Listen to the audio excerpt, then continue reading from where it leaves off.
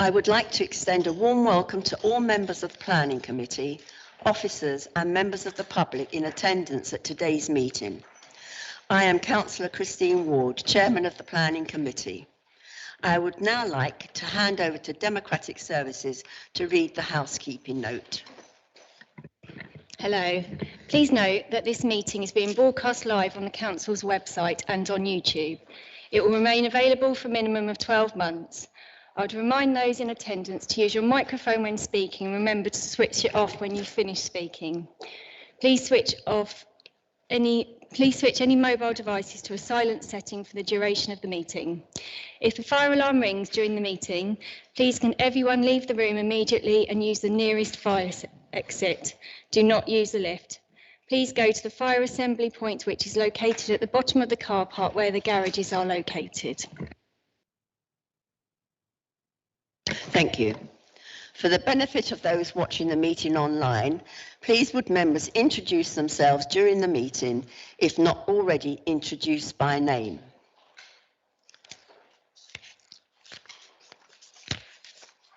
Seem to have different notes. Okay. Councillor Hopkins. I'm introducing you. Sorry, I seem to have not got the right notes here. Don't worry about everyone. Sorry? Don't worry about everyone going through everyone individually. Okay, I'm told I don't need to go through everybody individually. Okay.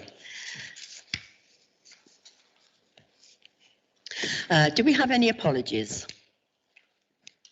No apologies. Thank you. And can we please confirm the minutes for the previous meeting? That was held on the 9th of November. All of those in agreement? Agreed. Thank you. That's agreed. Can I please have declarations of interest?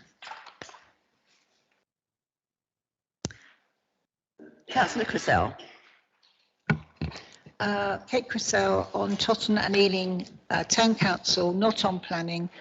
Interest on application 2210714.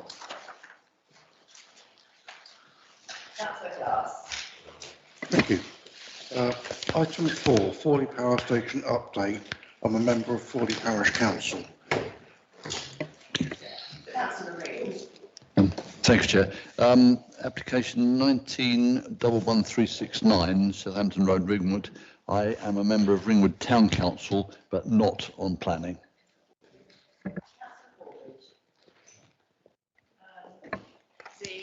Item 5, the appeal decision on the former Leamington Police Station. I'm a member of Leamington Pension Town Council, but not on planning.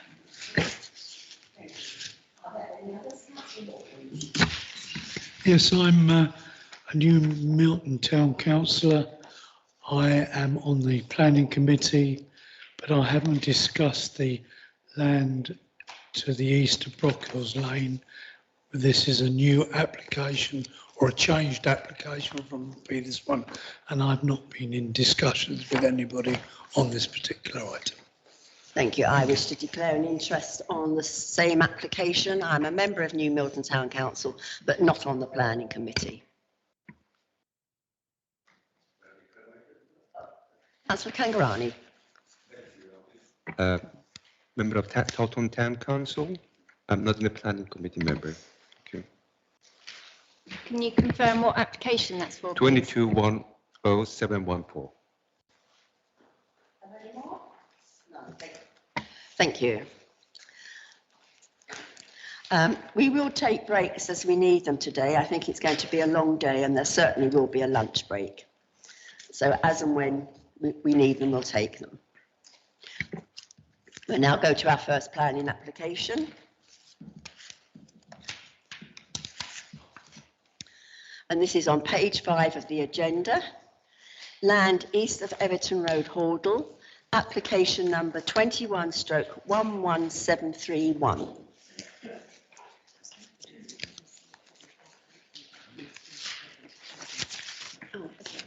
I'm just going to ask for a statement to be made. Members, just before we start the presentation, we have had some representation on the status of the ministerial statement concerning housing numbers. Just to confirm, before we get into any discussion on specific applications, the ministerial statement will be followed by a consultation on revisions to the National Planning Policy Framework, which the Council will, together with other councils, be able to make comment on. The actual ministerial statement doesn't alter your local plan, and in accordance with the Planning Act, you must make a planning decision based on your adopted policies, which is your current local plan, and any other material considerations. PIMS have confirmed that whilst you can give very little weight to the ministerial statement, it's there as a statement, just to confirm to you today, that ministerial statement does not override or change your adopted local plan. Thank you. Thank you very much. If we can go over to Warren Stevens, please, for the presentation. Thank you, Chair. Yes, I'm Warren Simmons, Senior Planning Officer for New Forest District Council. Could I just draw members' attention to the committee updates for this item, please, as agenda item 3A. There have been further representations from third parties since the publication of the agenda. These were raising concerns with regard to foul and surface water drainage, highway safety and protected trees. Additionally, the applicant has submitted a drainage technical note with respect to surface water drainage. That's been on the Council's web since last week in full. Thirdly and finally, just the correction of an error in the officer report, a typo at section 10.3.2, where the housing mix has been corrected, where 73 houses, 23 are 2-bed, not 1-bed, 38 are 3-bed, not 2-bed, and 12 are 4-bed.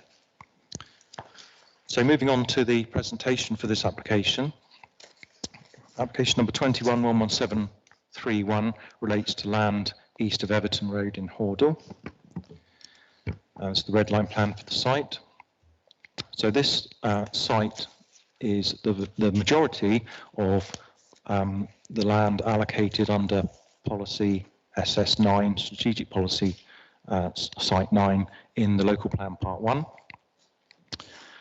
Just a bit of context here to show in Hordle the relationship of this site to the second allocated site, which is not being considered today. The SS8 allocation is to the south.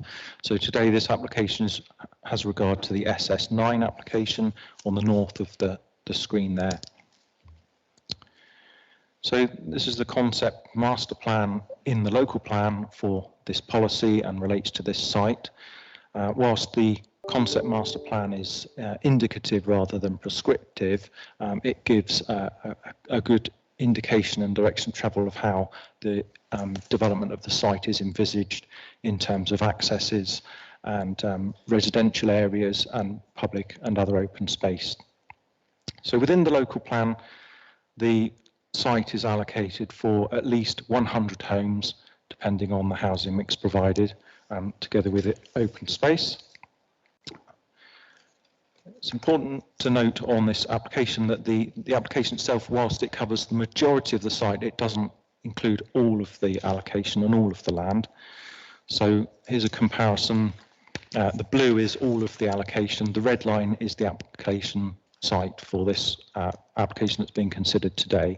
So the bits that that haven't come forward for reasons of land ownership, people not wanting to engage on this application, presumably, are over to the right. There is a triangle of residential land, which is part of the allocation. That's not come forward.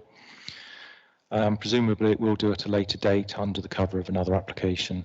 There's also a U-shaped area of what was envisaged as open space to the south of glass houses and some peripheral areas to the northwest, which haven't come forward. I do apologise, yeah. So the site as existing is shown on this plan. I've just tilted it to the side to try and get it in at a reasonable scale, but generally it's semi-improved grassland, grazing paddocks for horses, and it's generally flat with trees and hedgerows. An aerial photo of the site, Everton Road running along the western boundary, Silver Street running across the north. And otherwise there's glass houses, fields and woods. So the proposed layout is shown here, and in a moment I'll do a comparison of that slide to the concept master plan and how the site was envisaged to be developed. But in this layout you can see the primary and in fact the only access off of Everton Road, more on that later, the residential element here and the public open space with pathways and play areas on the land to the east. So here's just a comparison. The concept master plan is on the right, and the sort of pinky brown areas indicate those areas which were intended to be residentially developed. The brighter green was public open space, and the sort of more muted green is open space, informal open space. The red arrows indicate where primary accesses were envisaged, one off Everton Road, one off Silver Street, and other arrows indicate movements in and through the site. So as I say, the triangle at the eastern side hasn't come forward as part of this application.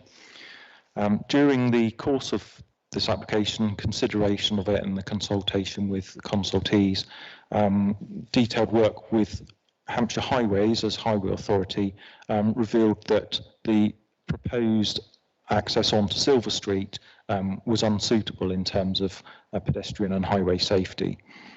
So initially the application came in for 103 dwellings with the accesses off Everton Road and Silver Street. So as a result of that, and to make other improvements to the open space, a revised application came in the summer, which reduced the houses to 97 and did away effectively with the Silver Street access, so Everton Road only access for this proposal. Also, improvements were made to the A&RG and layout, which I'll come on to shortly.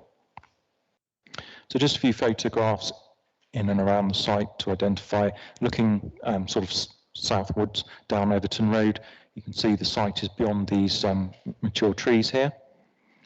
And then proceeding down Everton Road, the site is on the left, generally flat horse fields, which extend, so the Everton Road sort of frontage extends down as far as Cottages Lane. You can see the dwelling there just before Cottages Lane. And then looking back up Everton Road, there's an indication here where the proposed primary access is to be.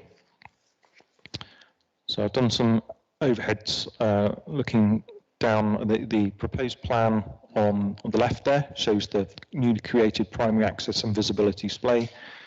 The middle screen is the aerial photo as it currently exists. And then just for reference, the site layout, proposed site layout on the right-hand side, indicating where the access is. So no access up at Silver Street, come on to that in a moment. In addition to the vehicular access on Everton Road, there are two other non-vehicular accesses, one towards the north, one towards the south. The northern one, shown here, is also intended to be a temporary additional construction access through the construction phase of the development. Once that's completed and it's no longer needed, it will be refinished as a pedestrian and cycleway only, no vehicular access. And then the one to the south connects the A&RG open space land to Everton Road. Again, a 3-metre wide pedestrian and cycleway with links to the pathways inside the site. So Silver Street, as it currently exists, is this field gate that you can see at the top there. So highways, Hampshire Highways were very clear that they didn't favour a vehicular access or any kind of pedestrian access onto Silver Street for reasons of highway and pedestrian safety. It's not a nice road to walk along. So the scheme was redesigned where that access has been removed. And in fact, the proposal will include landscaping, which will dissuade people from sort of pushing through and climbing over to walk along Silver Street, just in the interest of, say, highway safety. So there are some off-site highway improvements that have been agreed with Hampshire County Council. There's a list of them there. These will be facilitated by way of a contribution, financial contribution by the developer, and separate agreement with Highways to undertake the work. Yeah, the sort of improvements in and around the development to improve crossings and pedestrian safety, drop curbs, tactile paving, that sort of thing. There was some consideration of a bus shelter on the north side of Ashley Lane, but there was insufficient width to be able to do that, so that hasn't come forward. But a bus shelter for waiting at Ashley Lane on the southern side is part of those improvements. So just some views within the site, showing what's there at the moment, trees and fields. Then some proposed street scenes. I appreciate these are quite small to look at on the screen here, so I've done some zoomed in versions in a minute. But this is some typical sections through the site, giving an idea of what the proposal will look like.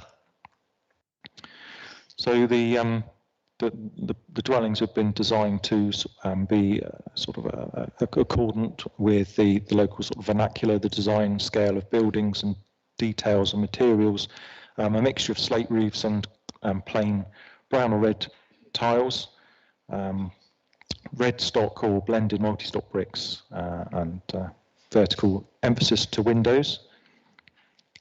Again, some more proposed street scenes.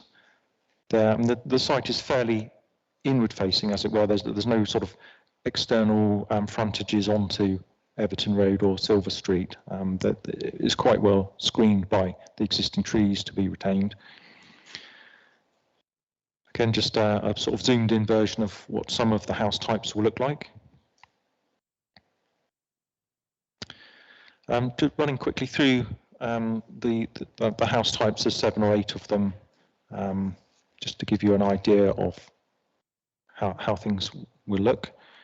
So a pair of semis there. This is one of the apartment blocks, 2.5 stories tall. So that's the tallest of the proposed types of buildings. And then some of the single dwelling houses, detached dwelling, different designs there. There's no design, there's no type E, we found out, so it goes from D to F. And G, there's a couple of rendered houses, not many rendered houses. They're the exception rather than the rule within the site. The detailing shown there with tile hanging to gables. So in the initial submission, there was consideration of how the house types could be improved in terms of their design detailing and fitting in with the local vernacular. So here's a couple of illustrations of how street scenes have been evolved and improved through the application process. So the top one is that as originally submitted, you'll notice that in the revised proposals there are chimneys added, there's more detailing, houses are less wide, gables are less wide to the road, so certainly good improvements in design and detailing in the revised scheme. Again, here's a street elevation. The top one is the originally proposed, the bottom one is the revised, better detailed, better orchestrated proposal. Parking strategy layout, the application is fully accordant with the council's most recently adopted parking standards. 213 parking spaces are proposed as a mixture of allocated, non-allocated spaces in garages and on driveways.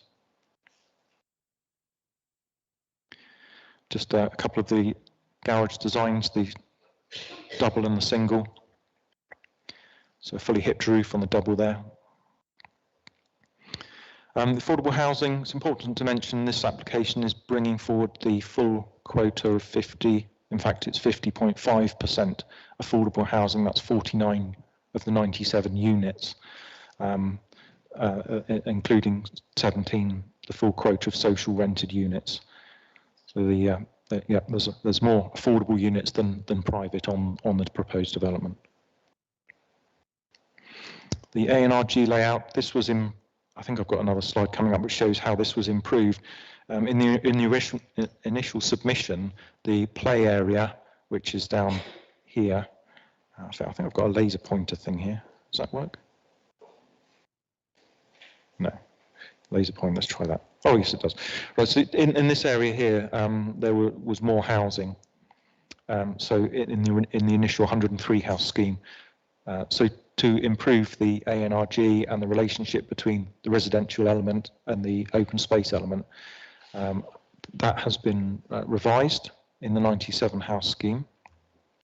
So there's an equipped play area with a nice bit of surveillance that can be seen from the houses and from the residential part before you get the opportunity to move into the wider sort of meadows and dog exercise area, walking area. So in addition to the equipped play area, there are informally equipped sort of play areas here and there, and boardwalks throughout the proposal.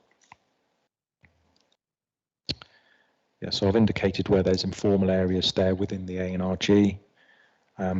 The application actually provides more than the required open space for informal open space. So it is a good ratio of the space provided to the number of dwellings and the number of occupiers who will be, living on the site.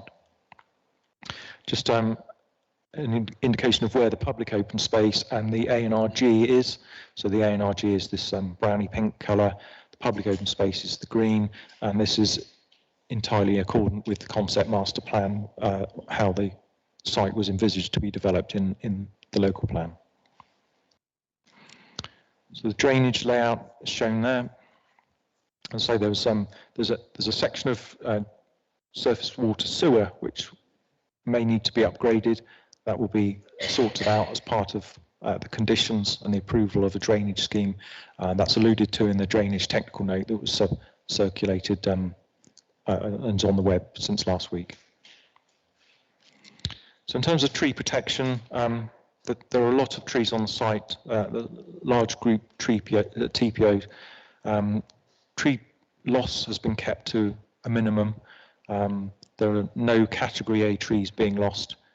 Category B trees kept to an absolute minimum, and well, all tree loss kept to a minimum, but clearly to bring the site forward for development, there needs to be a certain amount of tree loss, unfortunately, to facilitate the access and the visibility displays. So on the Silver Street end, which is now being landscaped and sort of shut off, the only trees to be removed was a small group of trees and overgrown shrub, which are indicated by the red canopies here. So those are the ones that to be lost. At the north end, the construction access, which will then become pedestrian and cycleway. There's some limited loss of trees, an overgrown hedge, one that's too close to the telegraph pole, some stunted trees and some overgrown shrubs and trees, which will be lost there. The main entrance, where the majority of the tree work will have to take place to facilitate the access and the visibility display northwards, those losses are detailed there. The tree officer has been quite heavily involved with the applications, visited the site, been involved in the various iterations of tree protection plan, and is content to offer no objection subject to conditions on the proposed development. And there's also a tree planting scheme to be agreed as well. And then finally, the southern end, the other pedestrian and cycle link into the site, where there's some limited tree loss down there, dead stems and overgrown coppice stools for the most part. There's lots of ecology and BNG enhancements which the council's ecologist is happy with and can be secured by conditions and through section 106 legal agreement. So yeah, in summary then, the report is far more detailed than my presentation here, but it sets out a detailed assessment and planning balance. The application has come forward to 97 dwellings on the site where the whole allocation is for not less than 100, but don't forget there's that triangle of land, residential land, which hasn't come forward with this application. That's capable of bringing forward at least 3 dwellings, so that the 100 number can be achieved. 50.5% affordable housing on this site, appropriate level of green infrastructure, in fact an over provision of green infrastructure. So the recommendation is then that members delegate authority to the head of planning to grant the permission subject to the section 106. The heads of terms are set out in full in the officer report, and the conditions that the set out in the end of the report. Thank you. Thank you very much. I can't see behind you. Can everybody see the screens, or do they need the lights turned out? Is that okay? So sorry. Can everybody see the screens okay, or do you want these lights turned out? I think so, yeah, if we can have those lights turned out. Yeah. Thank you.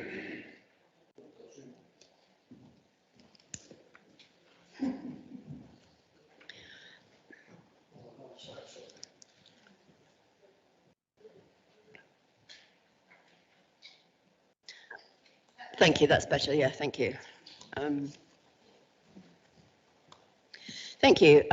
We'll go to the speakers. We have, first of all, Miss Alison Young Turley, who's the agent. We have Councillor Maggie Hill and Carol Hordle Parish Council, Councillor Alvin Reid from Hordle Ward, and we have a statement to be read from Councillor Carpenter.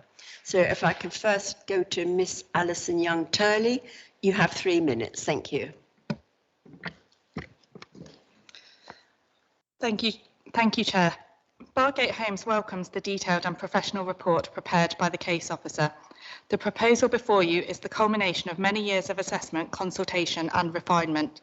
Land east of Everton Road, Hordle, was removed from the Greenbelt and allocated through the New Forest District Local Plan under Policy SS9. This site covers the majority of that allocation, with the proposal delivering 97 high-quality dwellings with over 2.5 hectares of alternative natural recreational green space. The ANRG will establish a permanent green gap between the 2 parts of Hordle and will be publicly accessible to all. It will provide a variety of interesting routes for walking and include specific areas for children to play and a dog exercise training area in order to mitigate the development's impact on protected New Forest sites. The proposal will provide a range of house types from 1-bed apartments to 4-bed family homes with a mix of tenures including market housing, shared ownership, affordable and social rent. The site will deliver 49 affordable homes, meeting the policy requirement of 50%. Bargate Homes is owned by Vivid, Hampshire's largest affordable housing provider, and so is fully committed to the delivery of these much needed affordable homes. A single vehicular access will be provided from Everton Road along with 2 additional pedestrian and cycle accesses connecting into the local network. All of the dwellings will benefit from either on-plot or allocated car parking. Electric vehicle charging points will be installed across the site. A number of off-site highway improvements will be secured through a Section 106 agreement, including enhancements at important local crossing points and bus stops. The Highway Authority raises no objection to the proposal. A high-quality landscape framework is proposed and many of the existing trees will be retained. The site will achieve a biodiversity net gain of 33%. A barn owl and bat house will be provided to mitigate the impact on these species. Nitrogen neutrality will be achieved through off-site mitigation. Design amendments have been submitted to the Council during the course of the application in order to address consultee comments and assist in overcoming concerns. The resulting proposal has 6 fewer dwellings than originally proposed, a larger ANRG and removal of the originally proposed Silver Street access, Amendments have also been made to dwelling design. My client is willing to enter into a legal agreement to provide the planning obligations outlined in the committee report. I hope that members can support your officer's recommendation and grant planning permission for this scheme. Thank you. Thank you very much. Wendy Grace, you have 3 minutes. Thank you, Chair. Thank you for listening to me to speak. I totally understand the government and their process of looking for dwellings, but I really think that Silver Street and Everton Road are not the best places, as they're going to cause a lot of traffic problems and many other problems, and there are lots of other areas that could be used. I've asked 16 questions to the developers because I had a Zoom meeting with them during COVID, and I hope that all of you have read the questions, but I'd like you to look at question 2, question 6, 7, 8, 9, 14, 15 and 16. Also, what a lot of my speech was going to be about the access onto Silver Street, because I own the property along the road and people walk along my front lawn now, but as the access has been stopped now, which I didn't know, I sent an email to the case officer 10 days ago and I had no response. So a lot of my questions were to do with the highways, because I know the highways would never accept Silver Street as a road there because it's too narrow. And when I was on the phone to the developers on the Zoom meeting, they said they were going to put a pathway in along that road so that people could walk. Well, people walk on my property at the moment, and I'm now going to put some fencing up so this can't be done, because there will be people walking along there and it's not safe. And I don't know if you all know that there's a TPO, there's a great big oak tree at the bottom of my garden, and I put a TPO on that oak tree about 20 years ago, so I hope that's in the notes. And also, the other thing that I wanted to bring up with the is the flats. So there are no flats in this area in Hordle, really. There's probably about 2 or 3, I think. And the light pollution is going, because I think the flats are actually coming behind my house, and the light pollution will be increased the activity. There's nothing at the moment, and these flats, if they're accepted, will set a precedence in Hordle and this area.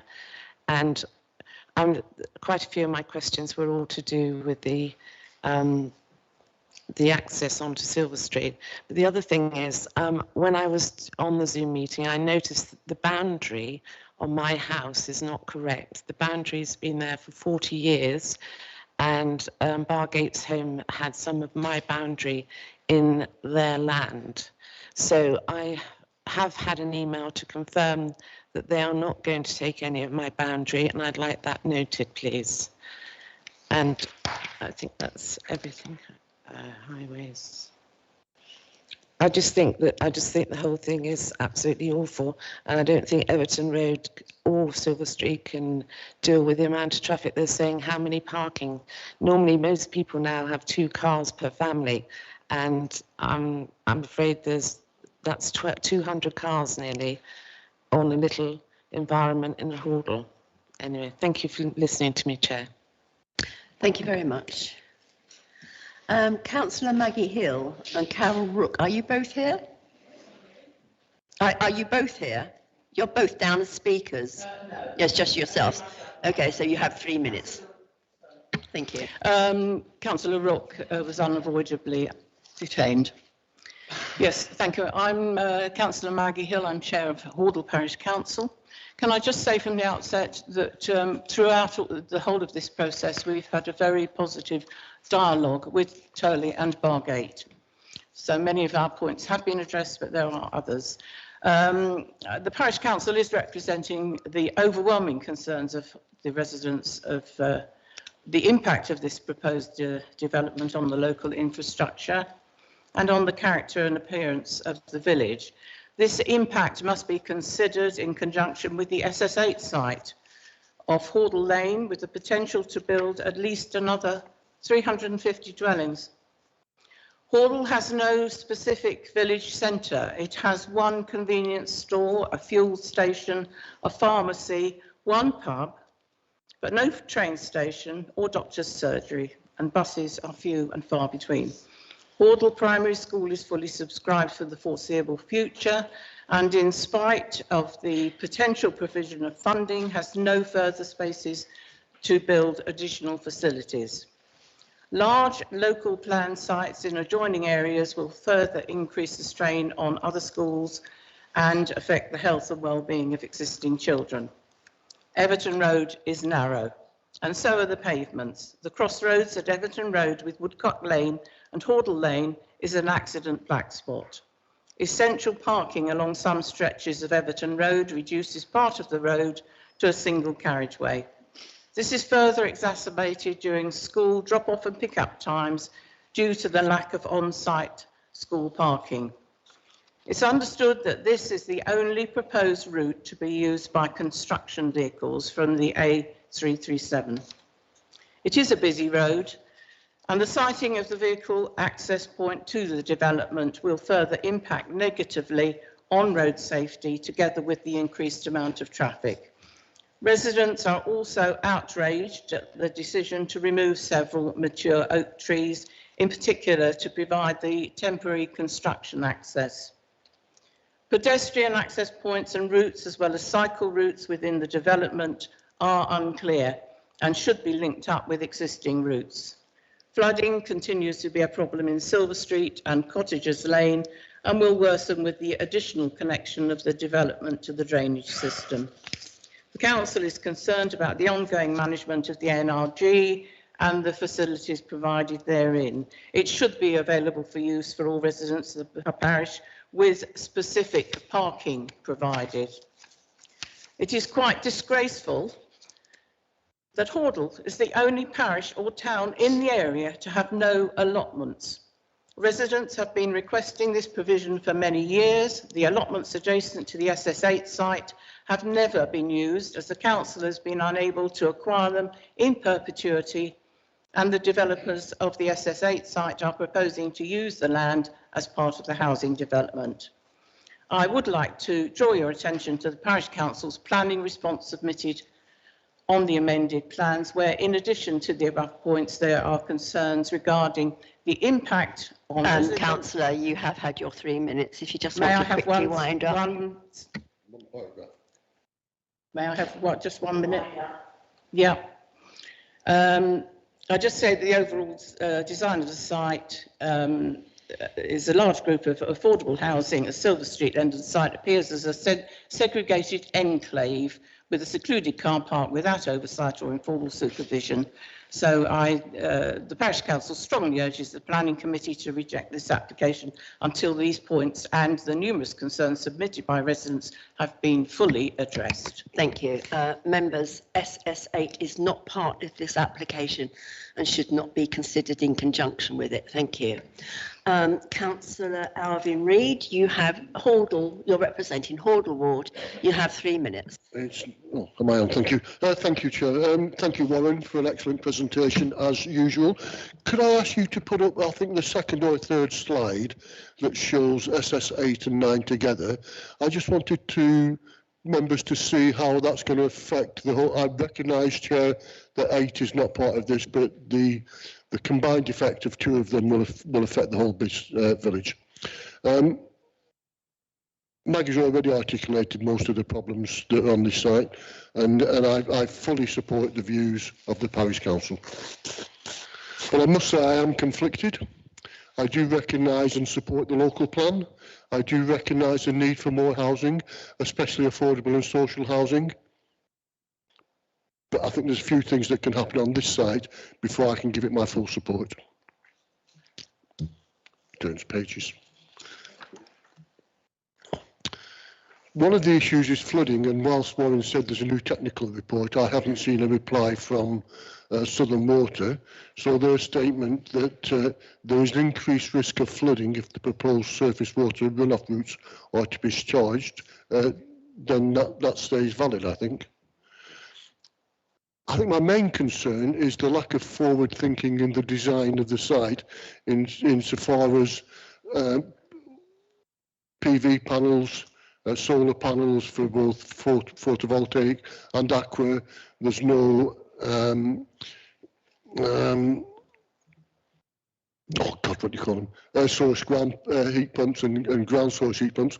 There's 2.57, I think the number was 2.57 hectares of ANRG, where ground source heat pumps be put under there to take heat from the ground to reduce the energy demand that this country's got at the moment, and start forward thinking about this climate situation we're in at the moment, and stop using energy and use renewable energy. That's my main concern.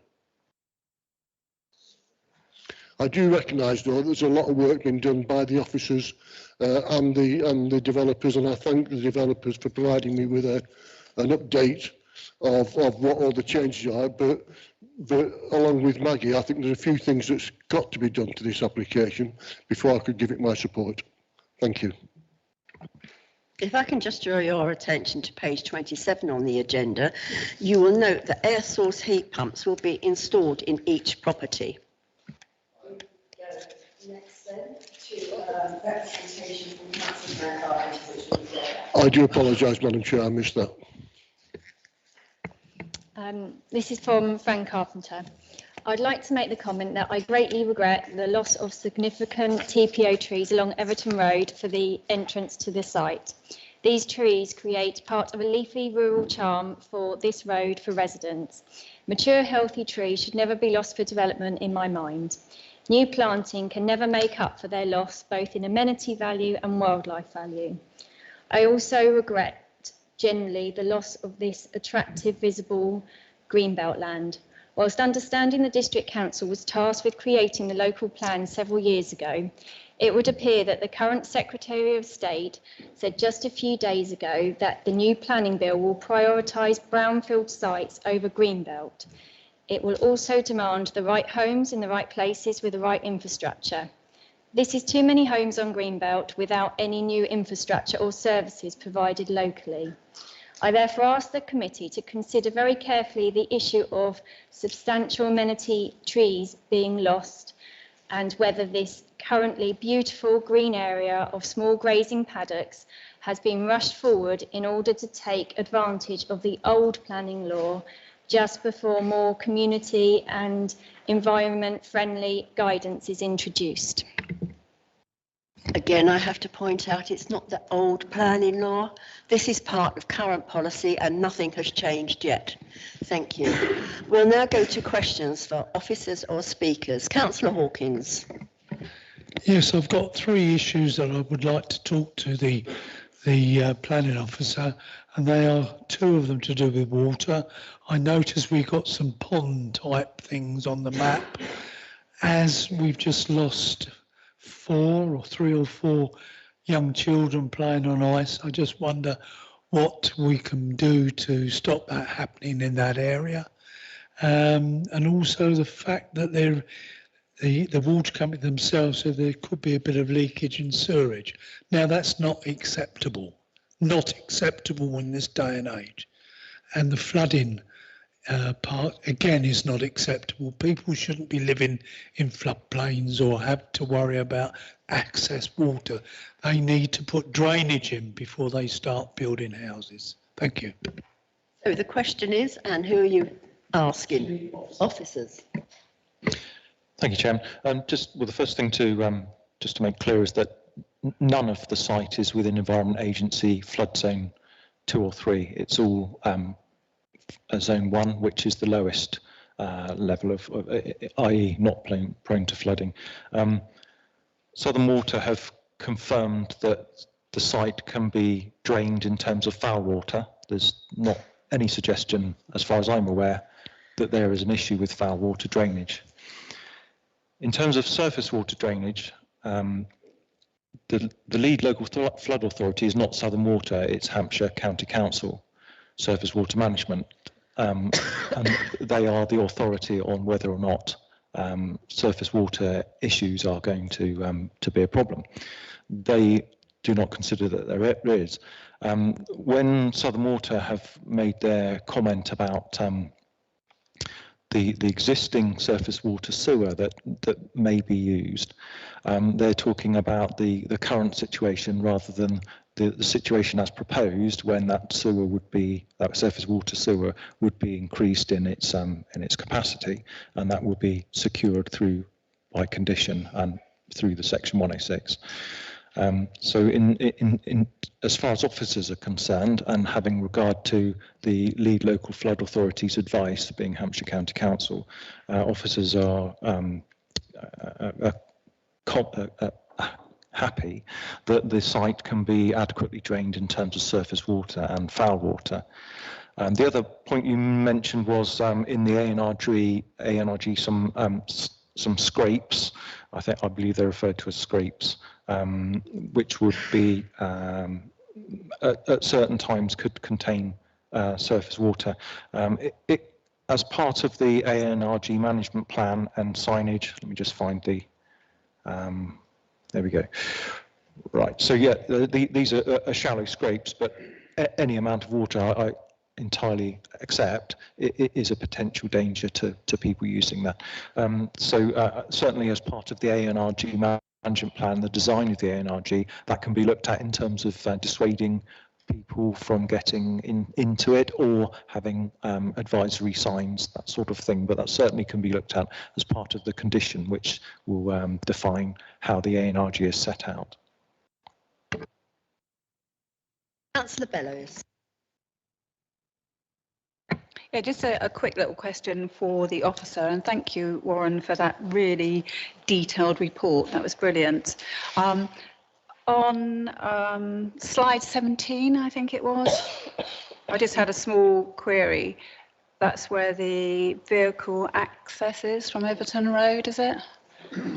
Perhaps it wasn't that slide, but I just wanted to know, I could see that there's a property, or there is some sort of drive right opposite the access, and I wondered whether that just goes to one property.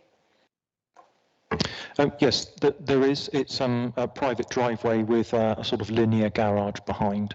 That serves one property. Okay, thank you. Councillor Bennison. Thank you, Chairman. I have a couple of questions to officers and then have a couple to... Okay. Page 23, you very quickly told us the amendment to 10.3.2 on the affordable housing. Could you just tell me again what the changes are?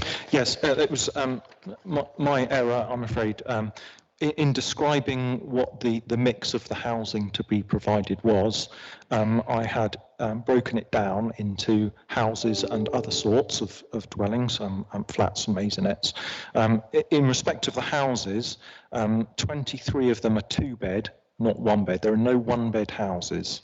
So the error was that it said 23 1-bed, 38 2-bed and 12 4-bed, but the actual proposal is 23 2-bedroom houses, 38 3-bedroom houses and 12 4-bed, so that adds up to 73.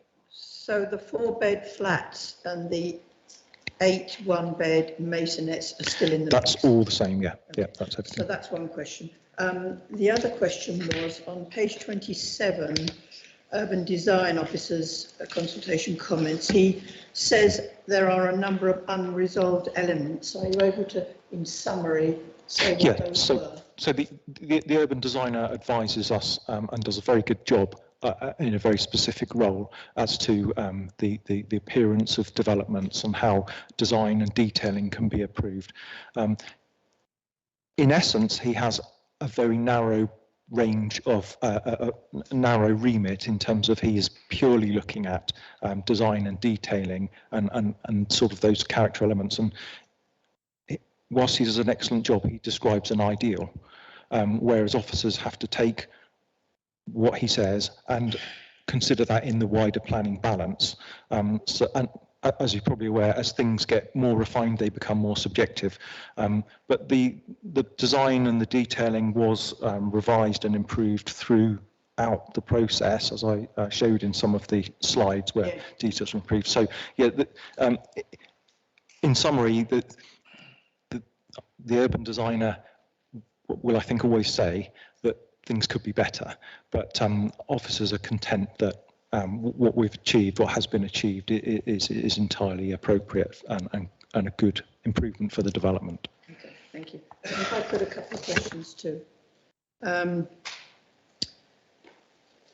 think you spoke about the construction access and that there was going to be the need to remove some trees in order to make that available. Is there anywhere else you could make this construction access where you wouldn't have to remove so many trees? And I'm not sure how many you said you would have to remove.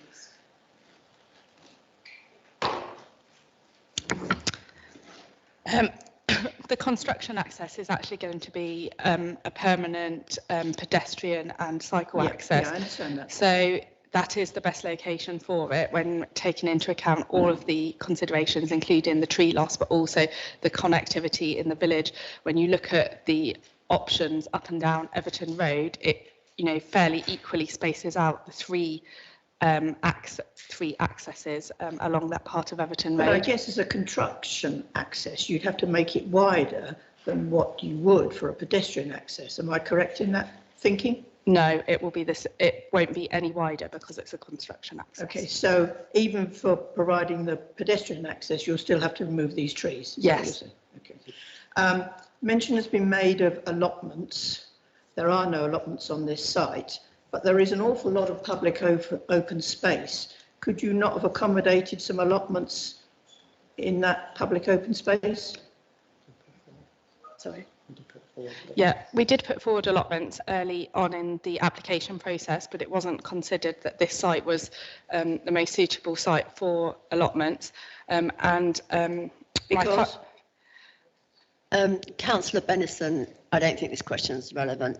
We're not here to redesign the scheme. No, but we're not here to it has been redesign the made. scheme. I just wonder why they didn't, why they discounted it. Sorry. Okay, I'm going to move on. Councillor Ring. Thanks, Chair. 3 points, please, for officers.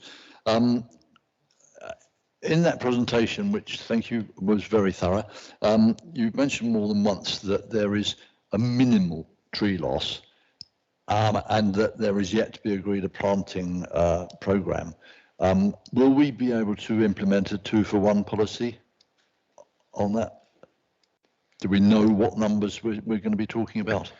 Well, the tree planting plan will be subject of details of a condition to be agreed with officers and in conjunction with the tree officer. And I think it's a more of a site-specific consideration rather than a blanket 2-for-1. So that I couldn't say that would be reasonable to impose as a requirement. So the net effect is probably a number of losses rather than anything to. Oh, I think the net effect will be there'll be more trees on site than is currently there. Certainly, there'll be a net increase in trees. Yes. Thank you. In the longer term, there is, in my mind, some concern from previous travesties on the longer term maintenance of public open space and particularly play area. Is it likely that NFDC will take that on, or will it be ceded to a management company? Maybe if I can come in on this one.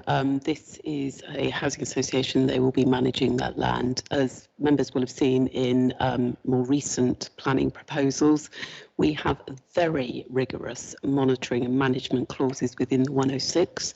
And members will recall that we took a paper through Cabinet which established some charging around that management and monitoring regime going forward to enable us to fully resource that as a council. So in terms of the planning outcome, regardless of who is managing that land, we will achieve the same planning outcome in terms of the ongoing management and maintenance. And obviously there are more stringent requirements for the biodiversity net gain set through legislation. So we will retain control one way or another. So Vivid Bargate will retain control. We will, as a planning authority, be monitoring how they are managing that land on an ongoing basis for the longevity of that site. Thank you. And then final one, if we could look at slide 7 again, please.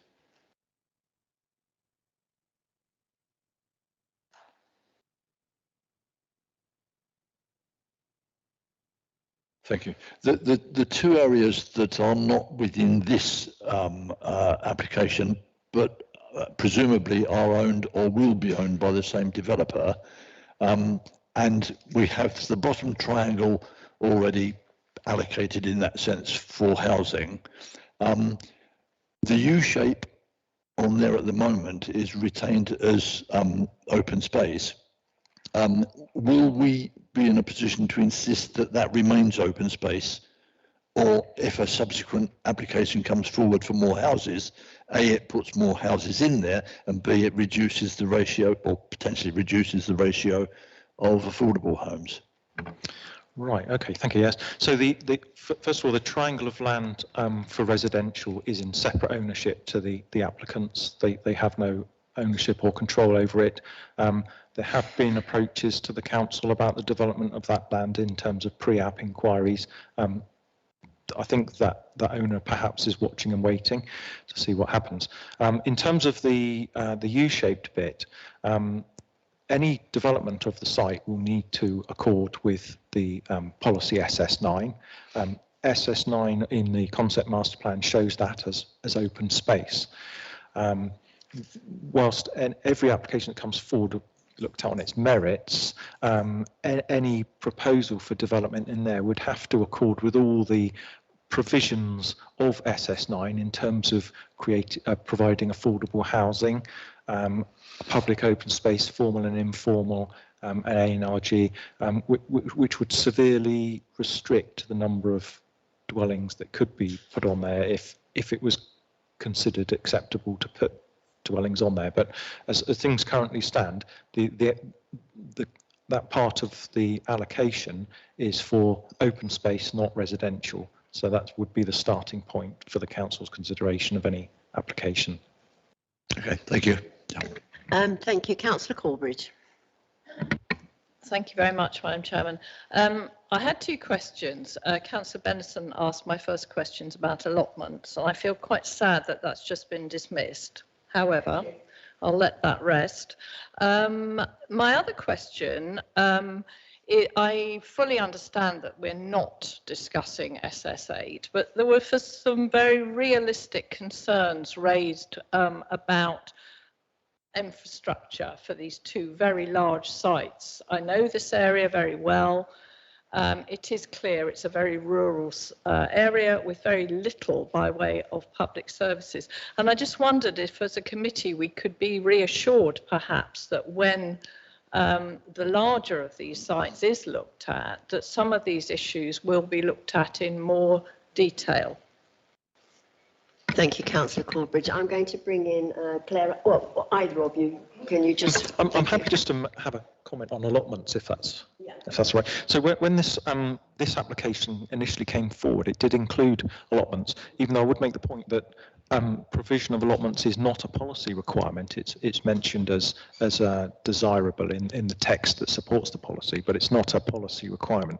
But the applicant did propose allotments in this bit I'm indicating here. There were two problems with that.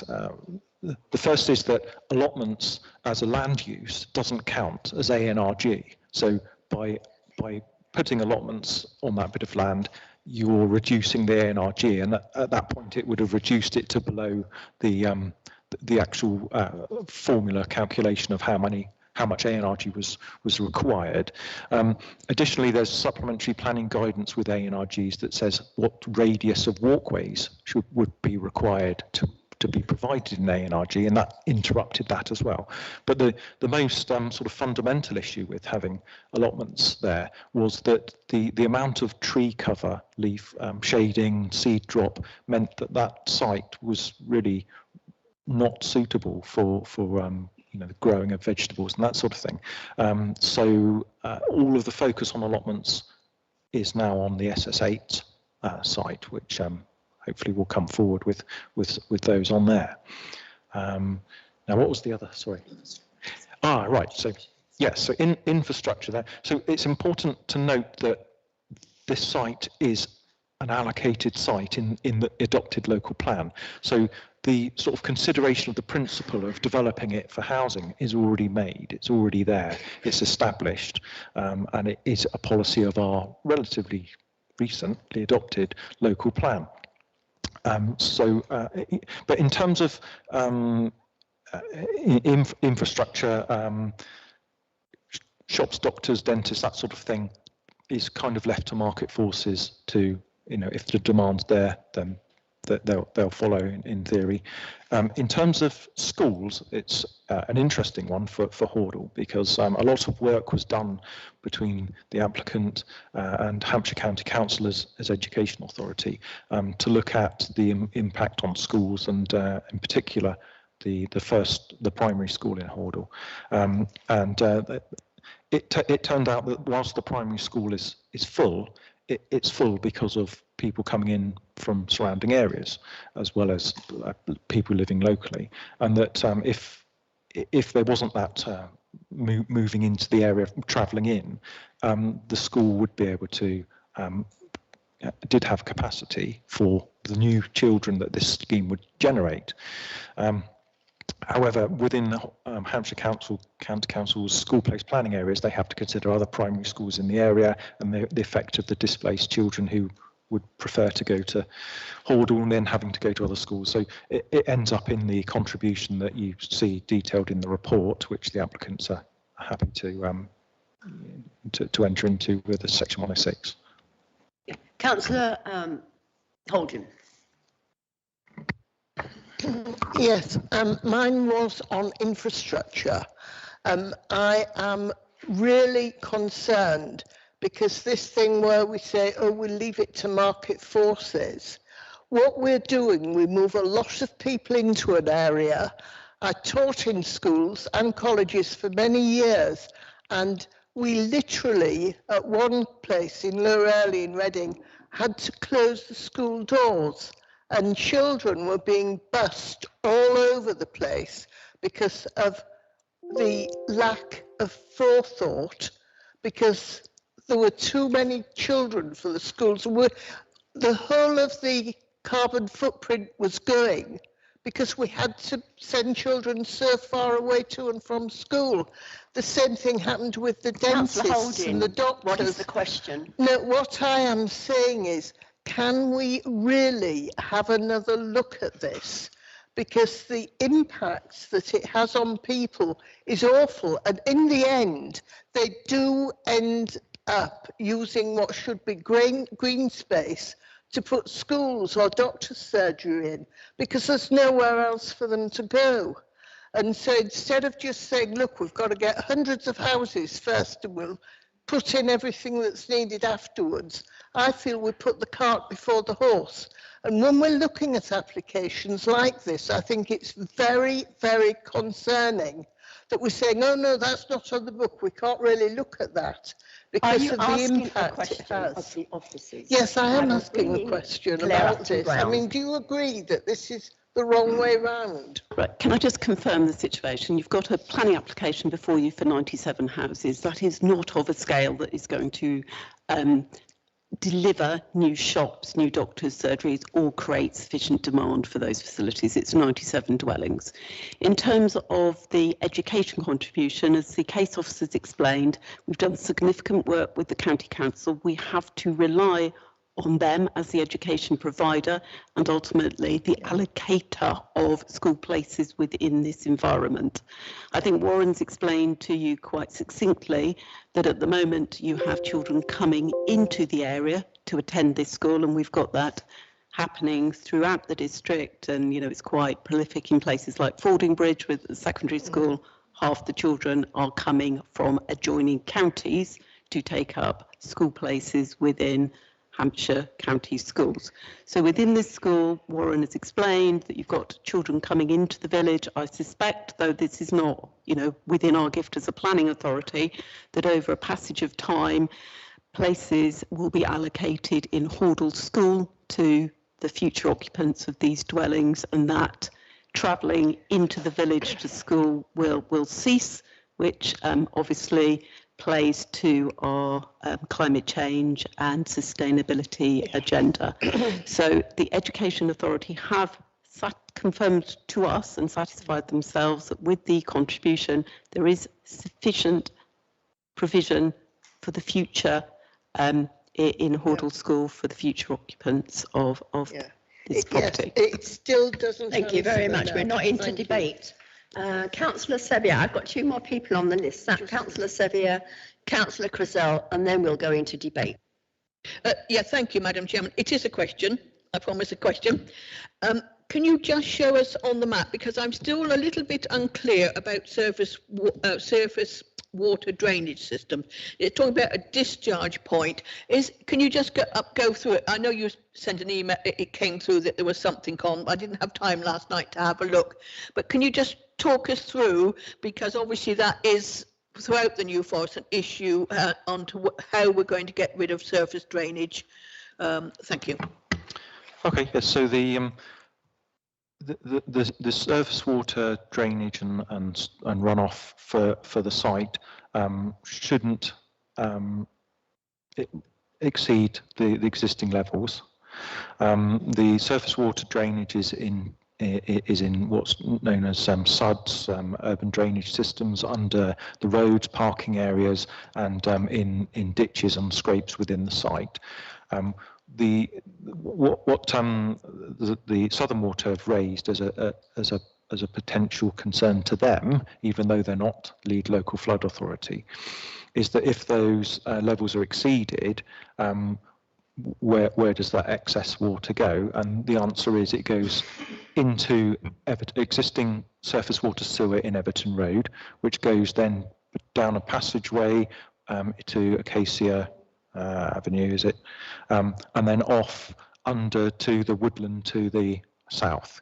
Now, the area of concern is that somewhat inexplicably, all of these surface water pipes are of a good size, apart from one section in the middle, which is of a reduced size, which so the drainage technical note and the applicant's drainage strategy will involve upgrading that short section of surface water sewer, which is for some reason a less narrower gauge pipe, and that will be done prior to the occupation of the site.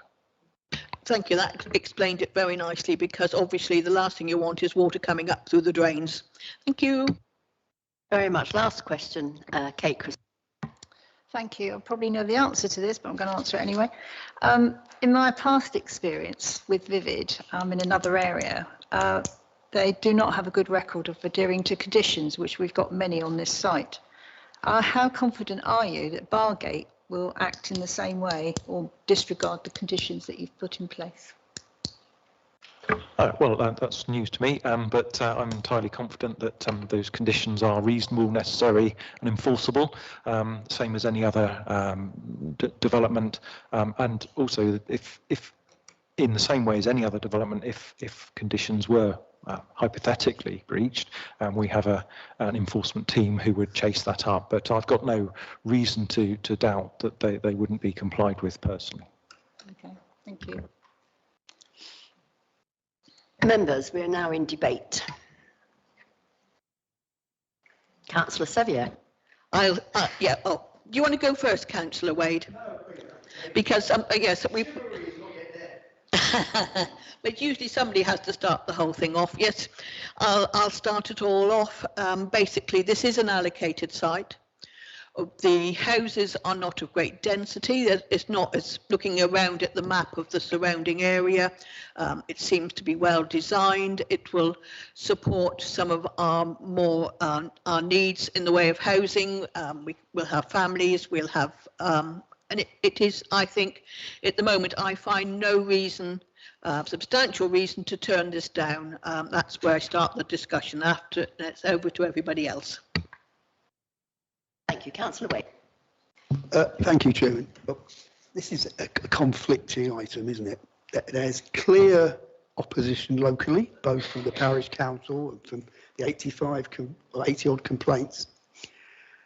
But we do need to build houses, but not at any cost or in any place. However, we have to look at this from a planning perspective, not an emotional perspective.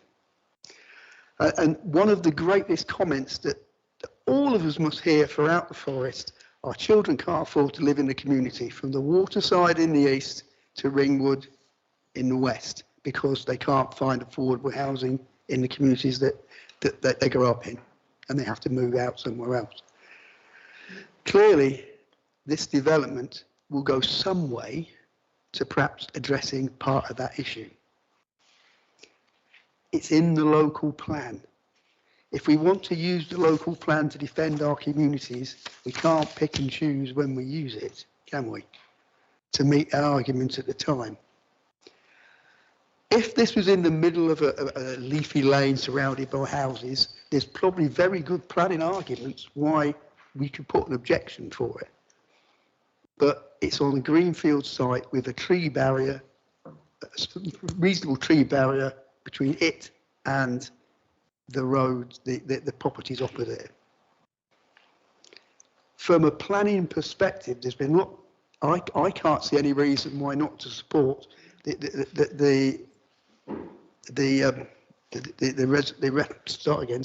From a planning perspective, I can't see any reason not to support the officer's recommendation. It's really detailed. I mean, all credit to him. His detailed report covers nearly every issue that you could think of. If there's a planning reason why we could object to it, then it's right to try and support local people. But there isn't in this. We have to follow the rules, and really we've got to support the recommendation. I can see no other reason why not to. I'm sorry. Thank you very much. Councillor Corbridge. Thank you very much. I mean, I will completely echo what Councillor Wade has just said. I mean, the problem with all these strategic sites is that actually no one wants them on their doorstep. But, in our hearts, we know that these kind of developments are required. And yes, there are matters of detail which may not suit anybody but everybody. But I also feel that Bargate have gone a long way towards some of the sustainable issues. And I was very pleased to see that air source heat pumps were going in as standard. Yes, I would have liked to have seen photovoltaic, what sits on the roof, but they're expensive, and obviously people are going to be allowed to put those in with under permitted development, I think I read. Although I do understand the local objections, I will very definitely be supporting this one. Thank you. Councillor Brand. Yeah, I just wanted to echo Councillor Crizel's comment that can we ensure that this is monitored throughout, because we don't want to be back here again in 2 years' time with a load of issues that we'd had last time coming back, I don't know, 2 or 3 times. Thank you. Can I maybe step in, because I think the comments been made about a very historic site. So just so members are aware, we do have currently 1 officer, and I'm sure that will be an area where we'll need to build capacity as these sites come online, that go out to sites on a sort of a really regular basis and make sure that all the conditions are discharged, and that everything's been built in accordance with the approved plans, and really simple things like the site officers, the plans they're working to accord with our plans. So we are proactively monitoring across the whole of the district to ensure that what we give planning permission for is what's being built. Councillor Glass. Thank you very much, Madam Chairman. I've listened to the arguments, and yes, I can see there's a lot of local objection. But taking it as a whole, it's detailed absolutely spotlessly to our planning regulations. It fulfills a need, and I think they've done the best job that's possible on that site with it. Therefore, I would like to propose acceptance. Thank you. Thank you. Do I have a seconder? Oh, spot for choice, Councillor Wade. We're still in debate. Yeah, we are still in debate. Councillor Benison, next please. Thank you, Chairman. There are many things about this that I'm pleased to hear. One being that the open space will be looked after by Bargate, but more importantly that this council will be monitoring that is kept up to speed, so to speak. Affordable housing, nice selection of affordable housing and spread across the site, which I always think is good rather than it being clumped together in one place. Allocated parking, I think my calculations are correct, 197 allocated parking spaces, which I think is good, with some further unallocated spaces. But I do have also some concerns. The lack of allotment space, I know you've explained why, but I think that is a pity. I don't think the other site is going to serve this site with regard to allotments. I'm looking at, I think it was slide number 7, I don't know if you can show that, and this is the master concept plan, and the areas in brown that are the development, that's the one, that are the development areas, and of course the bottom triangle has been removed from this particular application, and I think in our master plan we said 100, minimum of 100 houses.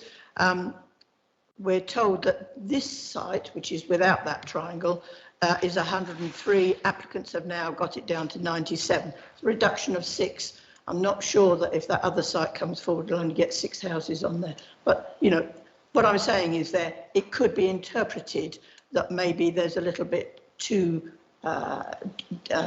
densification on the site that is being developed. Having said all of that, it is in the plan. I like the design of the houses. So I've listened to all the objectors. I don't think that there is anything sufficient there that we could actually refuse this application on. Thank you, Chairman. Thank you. Councillor Holding.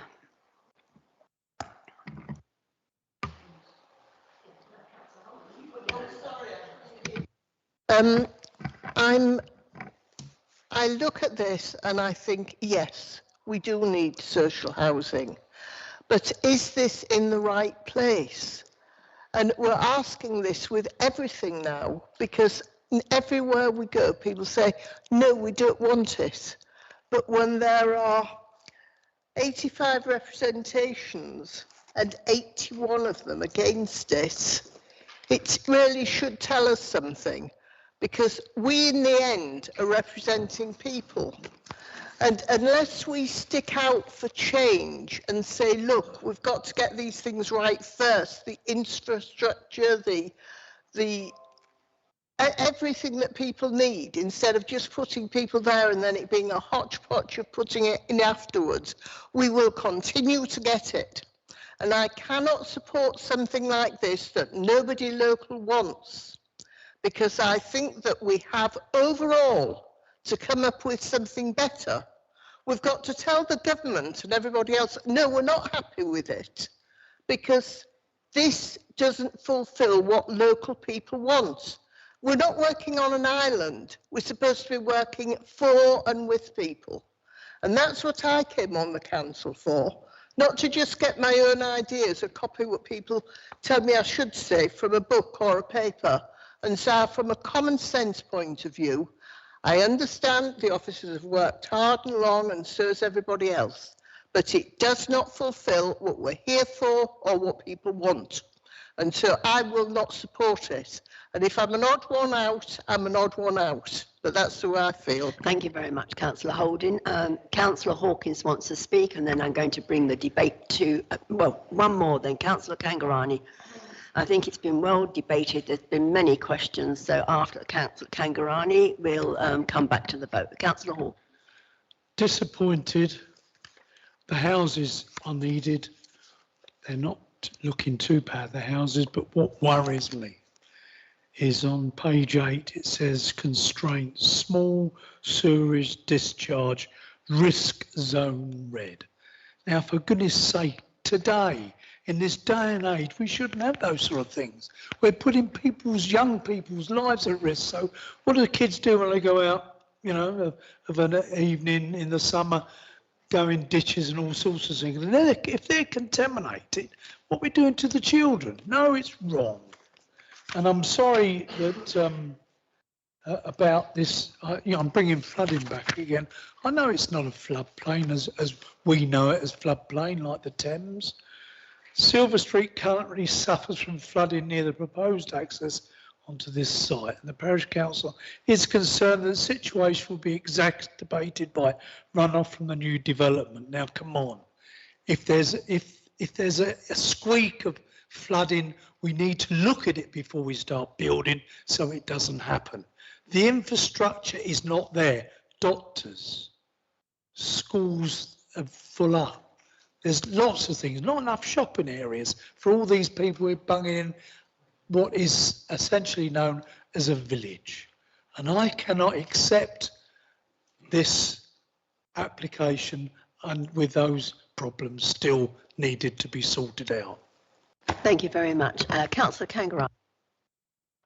Thank you, Chairman. I think during the debate we never addressed this lady's objection about her effect of this building on her properties, not from the officers nor from the applicant. That was happening to her concern. We would like to have some word on that one if possible. And secondly, when the highway says the traffic effect is not very severe, what that means? Does it mean, is it too bad or is it not very bad? Where we stop when he says it's not severe? That's my concern. And my final point is about there's one entrance to the site and all the traffic going to pass the houses which enter the site. Are there any protection for them, the noise and the safety and obviously the children running around? I just wanted to know also if there's any public transport throughout the site. Will the buses going to get in or out? How do people going to travel if they haven't got a car? Thank you.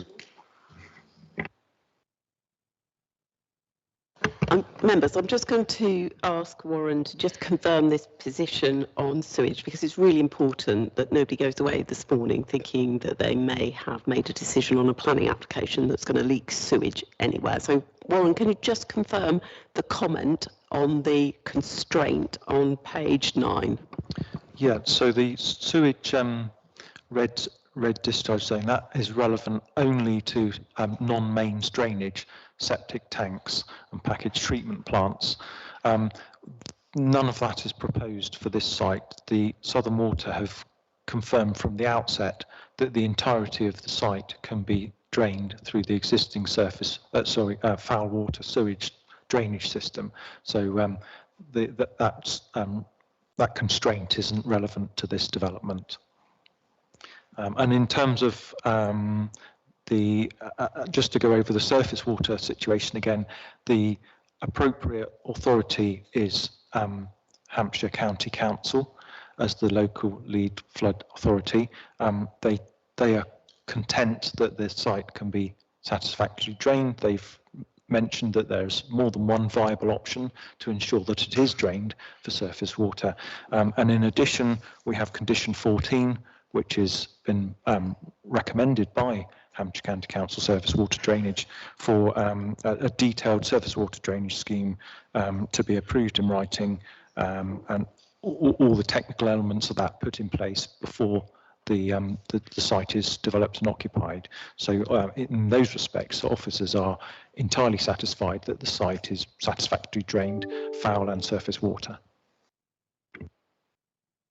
Thank you. And I'll come back to the speakers. You have 1 minute each to respond. Ms. Alison Young Turley, you have 1 minute. Nothing to add, Chair. Wendy Grace, 1 minute.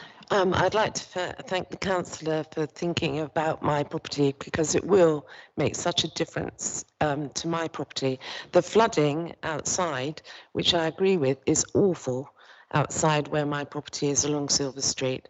I would like Bargates Home to confirm that they have written an email that they will not touch my boundary if this is passed, and also that the TPO is put down because it's a huge oak tree at the back of my garden and it cannot be touched.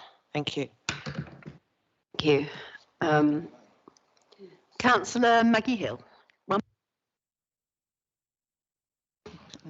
We're all here this morning to do our best for our residents, present and future. I have listened with interest to all the discussions. I am aware of the need to fulfil the needs and requirements for more housing, particularly affordable housing. However, my council considers this present application to be incomplete and detrimental to the environs and residents of Hordle. And on behalf of those residents, I respectfully request that you refuse this present application so that the concerns and criticisms can be fully addressed and rectified, and we can continue to work with the developers to achieve this end. It has to be right, it can be right, and you have the power to make it happen. Councillor Alvin Reid, 1 minute. Thank you, Chair. I'd just like to reiterate I fully support the local plan and the need for additional houses, especially affordable housing.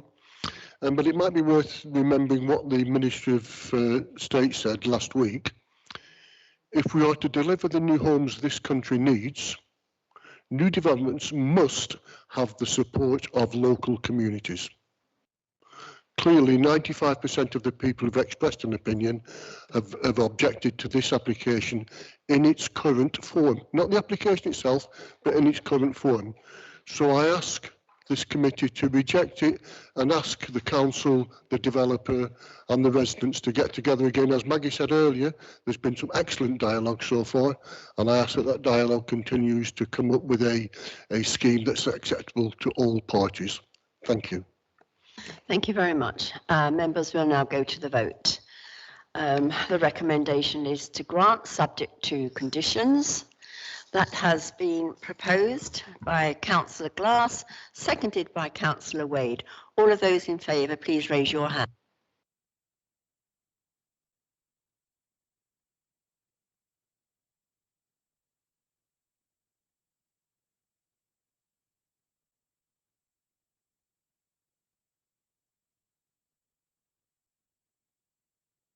Against?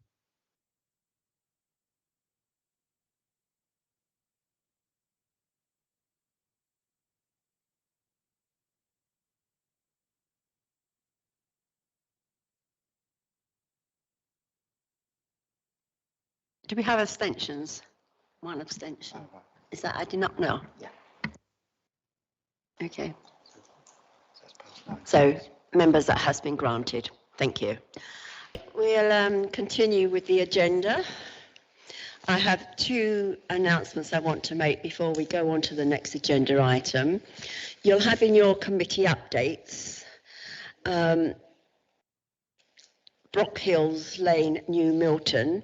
There's been a change to amend the recommendation to as follows. Delegated authority be given to the Executive Head of Planning, Regeneration and Economy to grant permission subject to the completion of the Section 106 agreement and any associated agreement to secure the delivery of off-site formal open space provision, and that no further comments are received by the 16th of December. That raise additional material or substantive objections beyond the representation already received in relation to the proposed amendments and made dated the 29th of November 22. And the other announcement, I'm afraid I don't like to have to do this, but an email has been sent to members. You may have received or not received this email, which states that that we as committee members have met with the applicant to discuss the application. I would like to make it clear that as planning committee, members have not met with the applicants to discuss this application. Thank you. So we now will move then to agenda item page 65 on your agenda, application number 21/11179 land to the east of Brock Hills Lane, New Milton. Can I have interest, please? That's myself and Councillor Hawkins. Just confirm the nature of the interest. I'm a member of New Milton Town Council, but not on the planning committee. I'm a member of New Milton Town Council. I'm also on the planning committee, but this is a new plan that's come forward and I have not been party to any negotiations on this application. Thank you. We'll now go to Richard Knapp for the presentation. Thank you. Thank you, Chair, and thanks for the first update about the change in the recommendation. There's just two further updates. The second update is that the correction to the seal contribution figure, which is £1 million, £186,000, £604. Second update, we've had 290 additional letters of objection since the officer's report was publicised, which basically state that the reduction in 2 houses doesn't address their previous concerns. So there's no additional comments raised compared to the comments in the officer's report.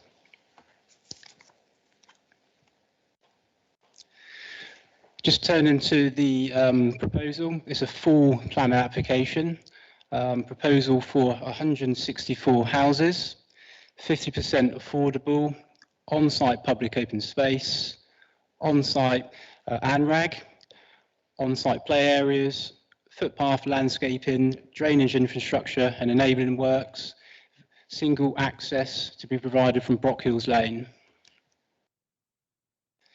This is the red line plan, the application site boundary.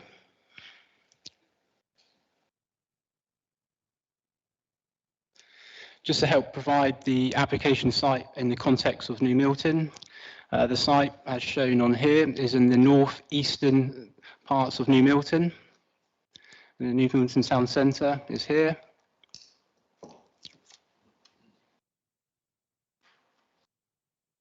This is a further site context plan. The application site, again, shown northeast of New Milton.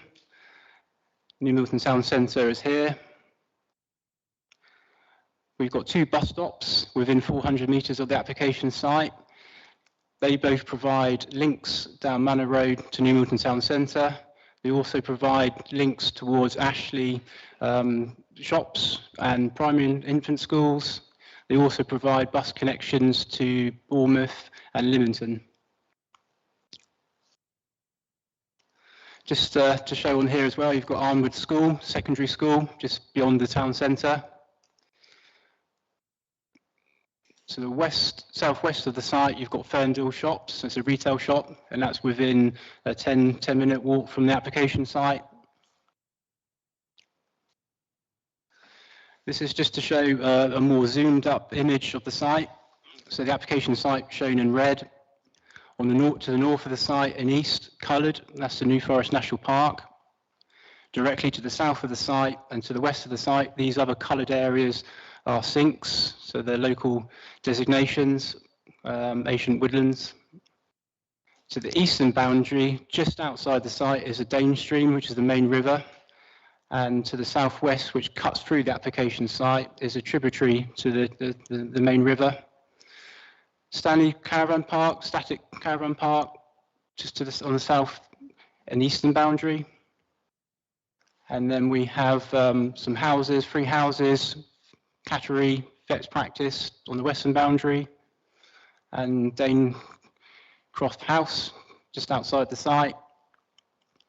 Hollandswood Drive, which runs to the west of the site. Sway Road, that runs to the north. There's Sway Road and Brock Hills Lane Junction. And then Brock Hills Lane goes south. Just another image, which aerial image, just to show the site more zoomed in. Predominantly, the site's used for paddocks, horse grazing.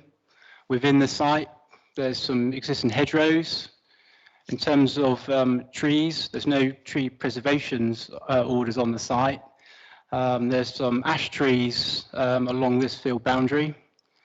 Predominantly the trees are on the boundary perimeter of the site, most of which are outside the application site.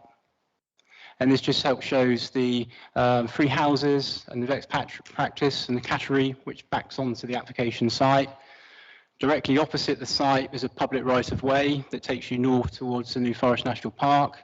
And this is the farm shop.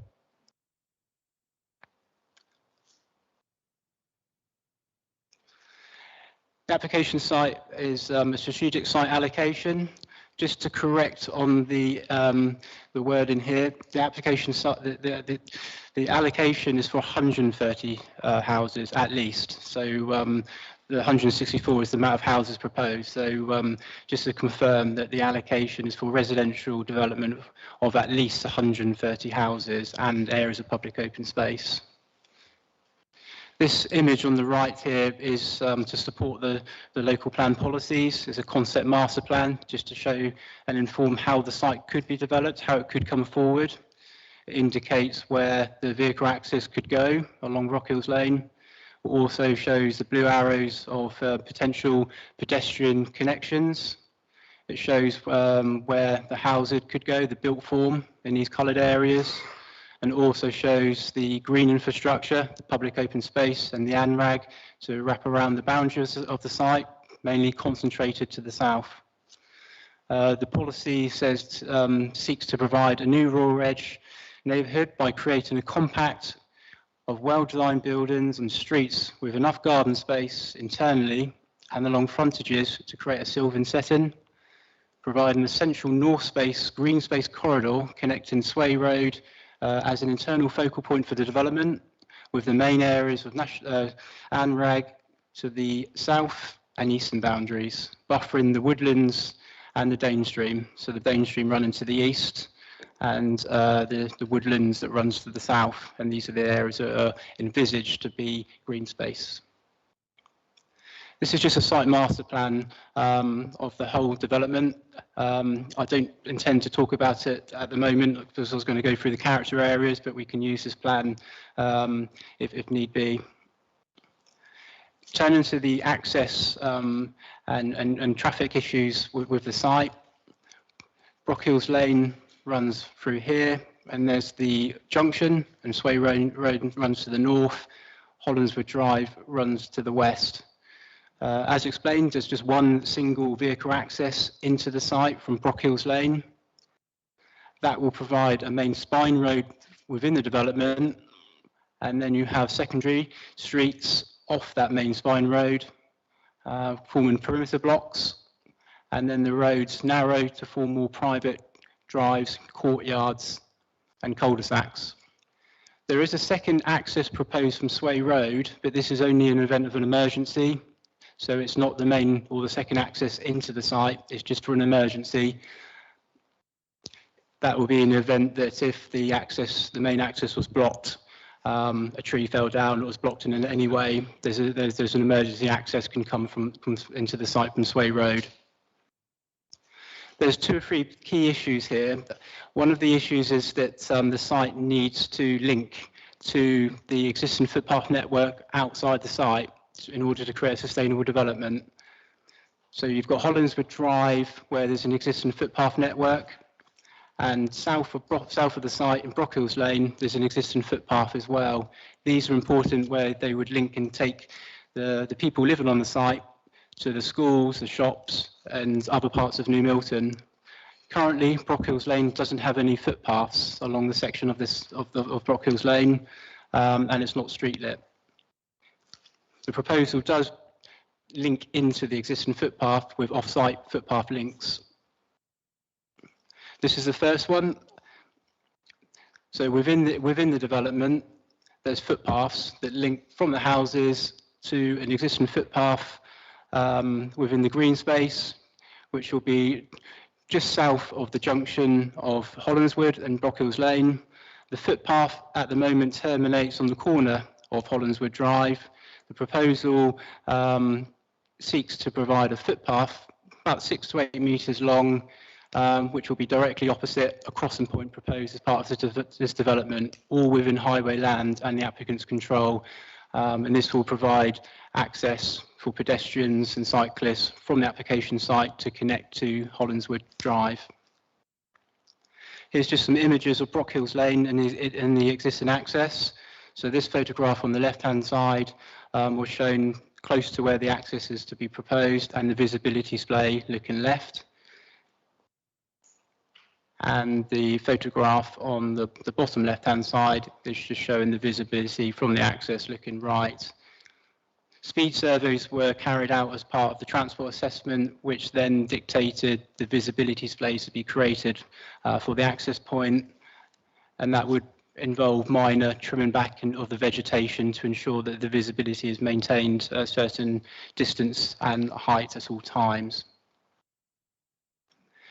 Just turning to the second footpath connections in Brockhills Lane. Within the development, within the ANRAG and in the green space, a footpath is proposed which will connect the main development area to the bottom left-hand corner of the application site. At this point, there's no footpath. This will help show this. So this within this photograph here, that's where the corner of the application site is. And at the moment, there's no footpath that will link the application site to the existing footpath in Brockhills Lane.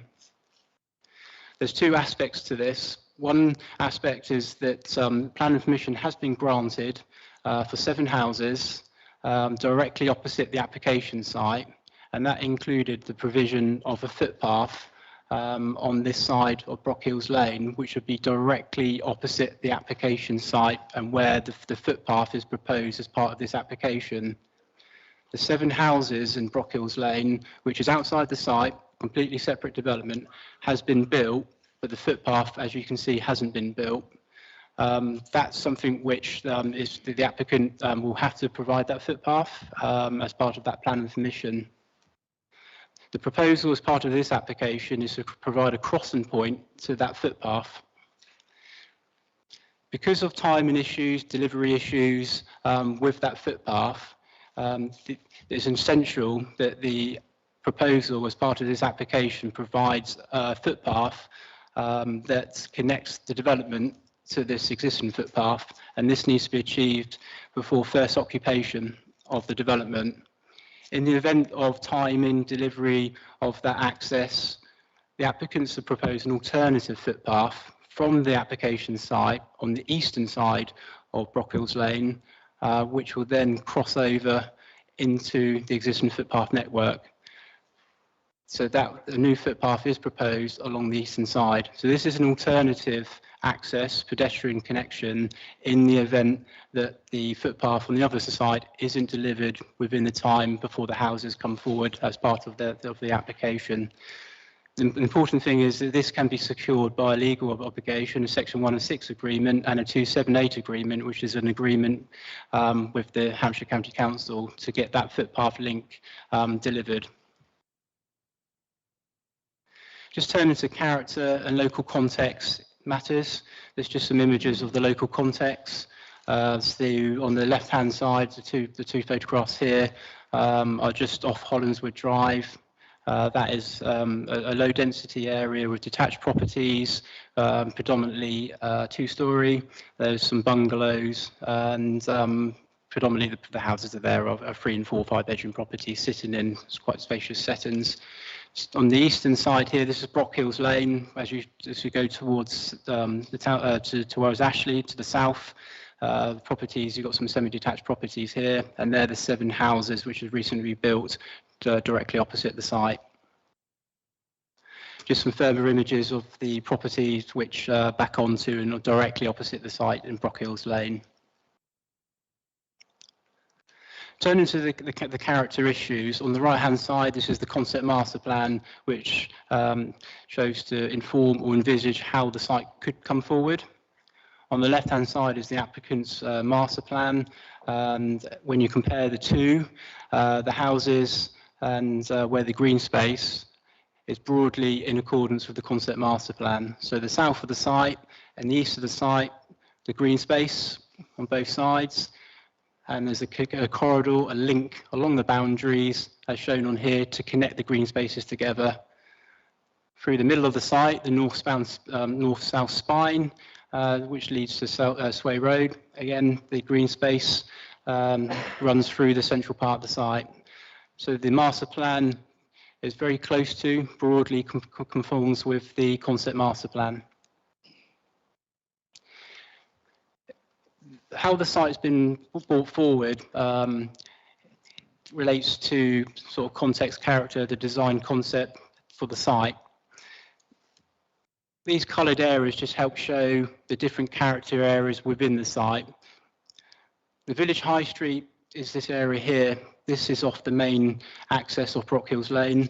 This is where the development is slightly denser. This is where buildings are closer together. There's more terraces. The gardens are slightly shorter. The front gardens are slightly shorter as well. And this within this area. Within the second coloured areas are village lanes. And this is where the development starts to loosen up. The houses become detached. There's some semi-detached properties. Garden areas are slightly bigger in terms of the front gardens and rear gardens. And the area becomes less dense. And then the Parkland cottages, which are on the outskirts, so abutting Sway Road and the rural edges, the development becomes even less dense. Houses become sitting on bigger plots with bigger gardens, and the heights of the buildings drop to 1.5 stories. So the eaves drops, the heights of the buildings drop to be lower in scale. It's just important to note that in terms of the overall heights of buildings across the site, there are a few bungalows, but most of the houses are 2-storey. There are 3 dwellings which go to 2.5 storey. So that's just one example of where the building goes to 2.5 storey. So there's just 3 of them within the site. So just sort of pinpointing the character areas a bit more closely. This is the main spine road that goes through the site, and it just shows the built form, the buildings staggered in height. There's variety in building forms, architectural detailing and materials to give a bit of variety through that street.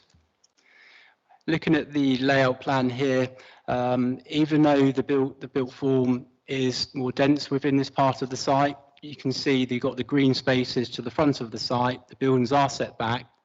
There are space for trees planting, grass verges and planting as well.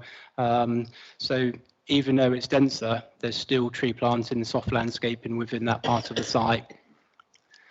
This was the second area, which is just off the main high street, the main village street, and this is the village lanes. And this image here just shows that the development becomes looser, deeper rear gardens, bigger front gardens, the space in between the buildings, gaps between the buildings, and it's predominantly detached, semi-detached and terrace. And this is just on the Parkland edges, so there's the 3 areas of the edges of development where, again, the development loosens out, it becomes more spacious, and this is the point about the heights of the building, the eaves of the building drops, so it provides a better rural edge to the development.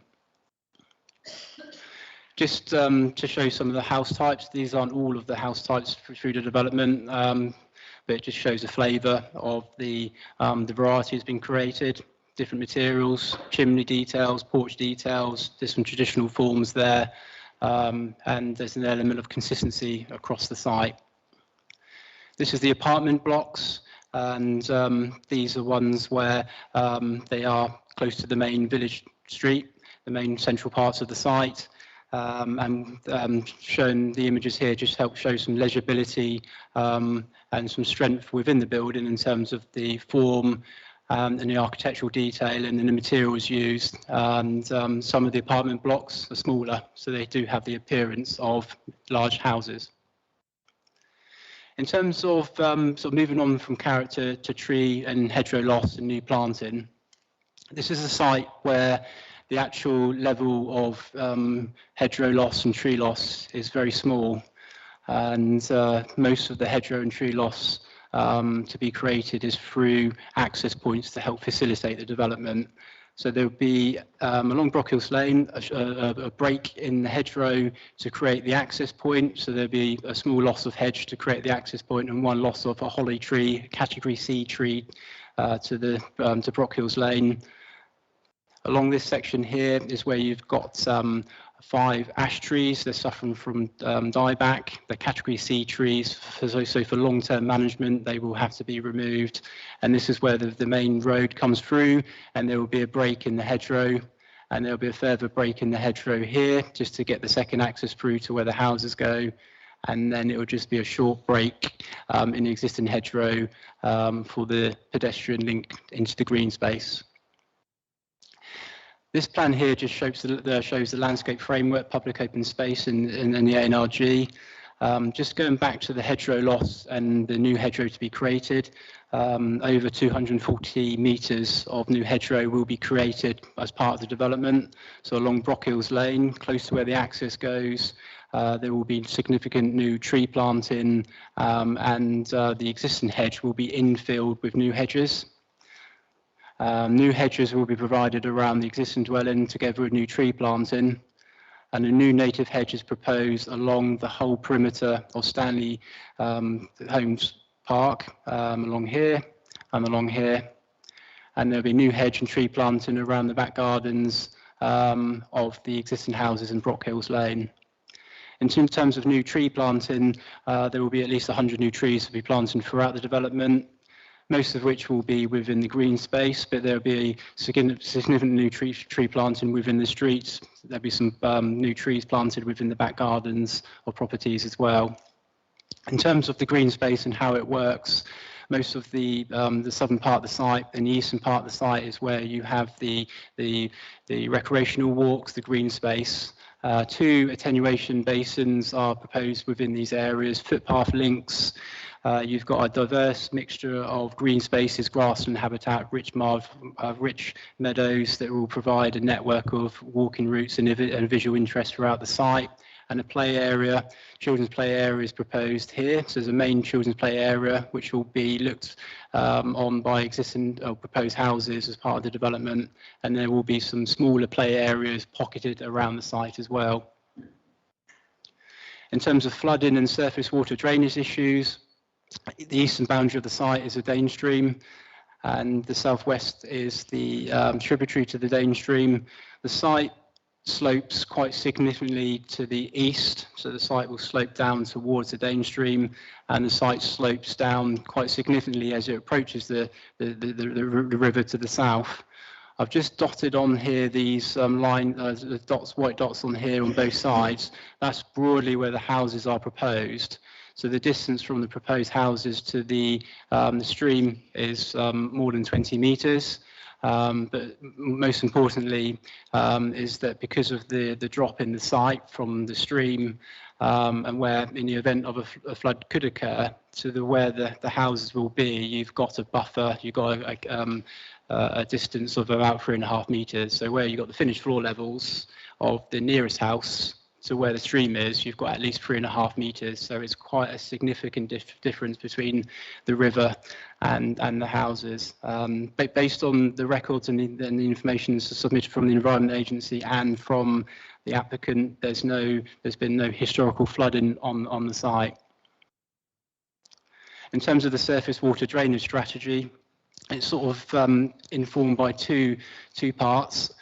One part is that all of the rain that hits the roofs, hits the roads on this part of the site, so the sort of the left-hand side, would all feed into one attenuation basin. From that attenuation basin, it will be fed into the existing river at a controlled rate. So based on the calculations that have been provided, there will be no increase in surface water that leaves or goes into the stream compared to the existing greenfield runoff rates. On the eastern side of the site is the second attenuation basin, and that will take all the water from the development into that second basin, and then that will feed into the stream, to the river on the eastern side. These basins have been designed to take into consideration urban creep, so when the houses may expand, more hard surface gets provided within the development over the lifetime of the development.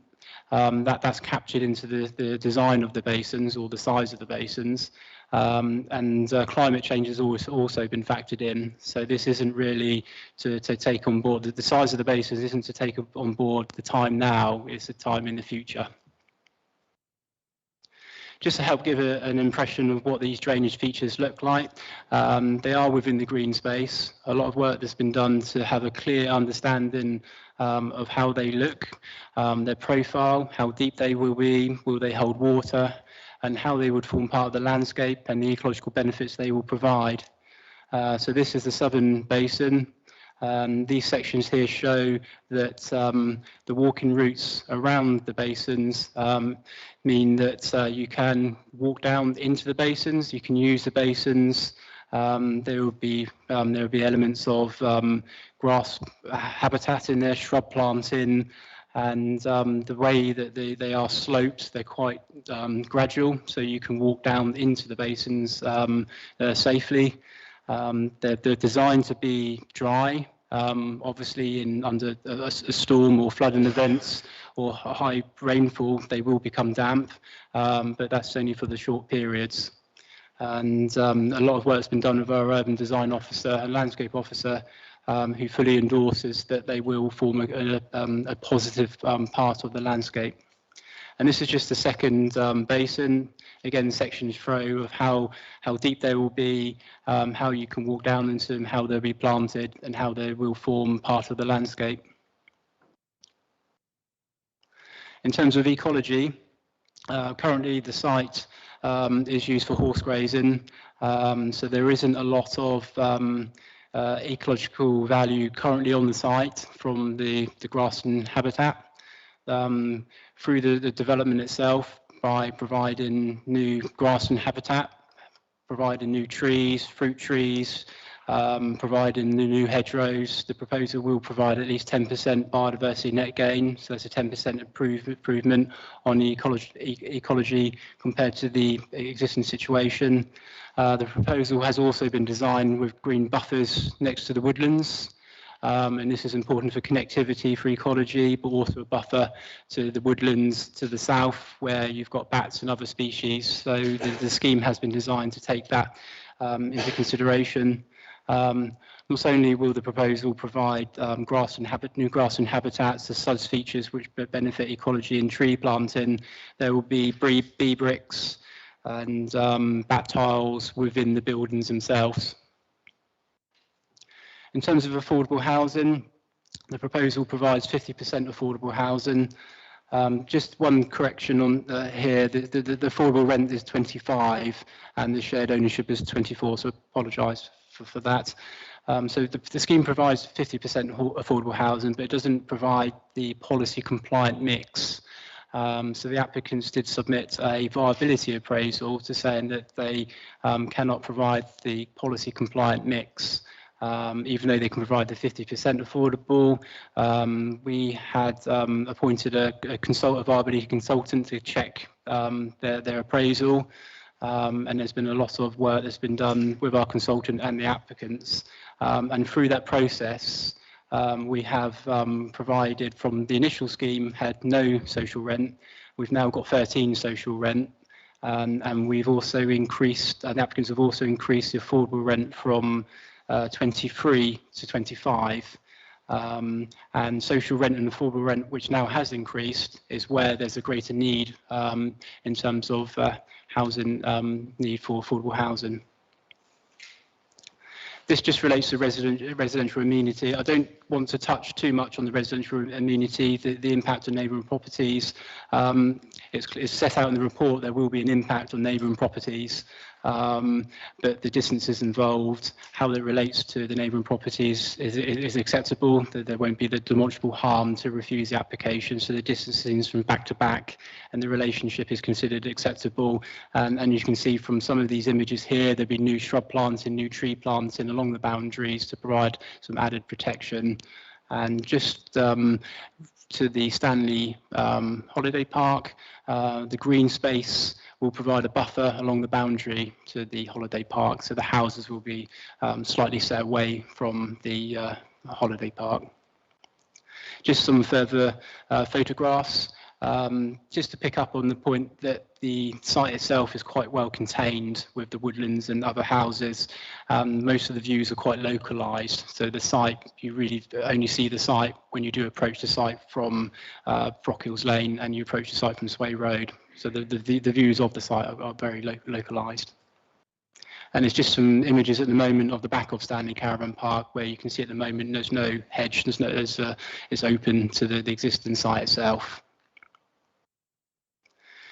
That image there just shows the Dane Stream on the eastern boundary, so you can see where the site slopes away as you go towards the stream. And this is the tributary to the Dane Stream. So at the moment you can see it's very overgrown and vegetated through here. So it's not a river that's flowing the same as the eastern side. So in summary, the officer's report sets out in detail the assessment, including the plan and balance. The site is allocated for residential development for at least 130 homes in the local plan. The proposal will provide 50% affordable, which equates to 82 dwellings, and there will be over 4.5 hectares of green infrastructure. So the recommendation is that delegated authority to be given to the Executive Head of Planning, Regeneration and Economy to grant permission subject to the completion of a plan obligation entered into by way of a Section 106 to secure those matters set out in this report. Such agreement to be completed by December 2023. Any associated agreement to secure the delivery of off-site formal open space. The second point which was raised at the start of the meeting about no further comments received. And then just the third point just picks up on in relation to conditions that just enables some changes to the word and the details of the conditions before any decision is reached. So that concludes my presentation. Thank you, Chair. Thank you very much for that presentation. It's very detailed. We have several speakers. Miss Karen Barnes, Turley Associates, the agent. Mr. Robert Lofthouse, planning manager. I'm not sure who's actually speaking. Thank you. And Ben Arnold from Penny Farthing Homes is here to answer questions. Stephen Hunt from Transport is here to answer questions. And then we have the objectors. There's three, but Mr. Neil Crawford's going to speak on behalf of all of them. He'll have 3 minutes. Mr. Alvin Reid will have 3 minutes, and Councillor Frank Carpenter's statement will be read. So first of all, we'll go to Miss Karen Barnes. You have 3 minutes. Thank you. Thank you, Chair, and good morning, councillors. My name is Karen Barnes from Turley Associates, and we are the planning consultants for this application. This won't be a long speech and does not seek to reiterate the officers' comprehensive reports and presentation. We wish to thank officers for their hard work over the 16 months since the application was submitted, and before that in the formulation of your local plan. Our efforts, particularly in recent months, have been focused to agree the tenure of the 82 affordable homes that will be delivered here, and which will make an important contribution to meeting local housing needs. This is a 50% affordable provision in accordance with your policy target and includes social rent, affordable rent, shared ownership and first homes. Also to ensure that the council's high expectations for the quality of design of homes and the landscape of the site are met. Revisions to the scheme since the original submission have included 2 electricity substations to facilitate EV charging for homes and the provision of air source heat pumps. We are pleased to now see the recommendation for approval to deliver development of this strategic site from your 2020 local plan. With me, as Chair has just said, is Robert Lofthouse and Ben Arnold from Penny Farthing Homes and Stephen Hunt from My Transport, and we're here to answer any questions you might have. We hope members will support the hard work undertaken by officers and agree with the recommendation and the resolution to grant planning permission. Thank you. Thank you very much. Mr. Crawford, you have 3 minutes.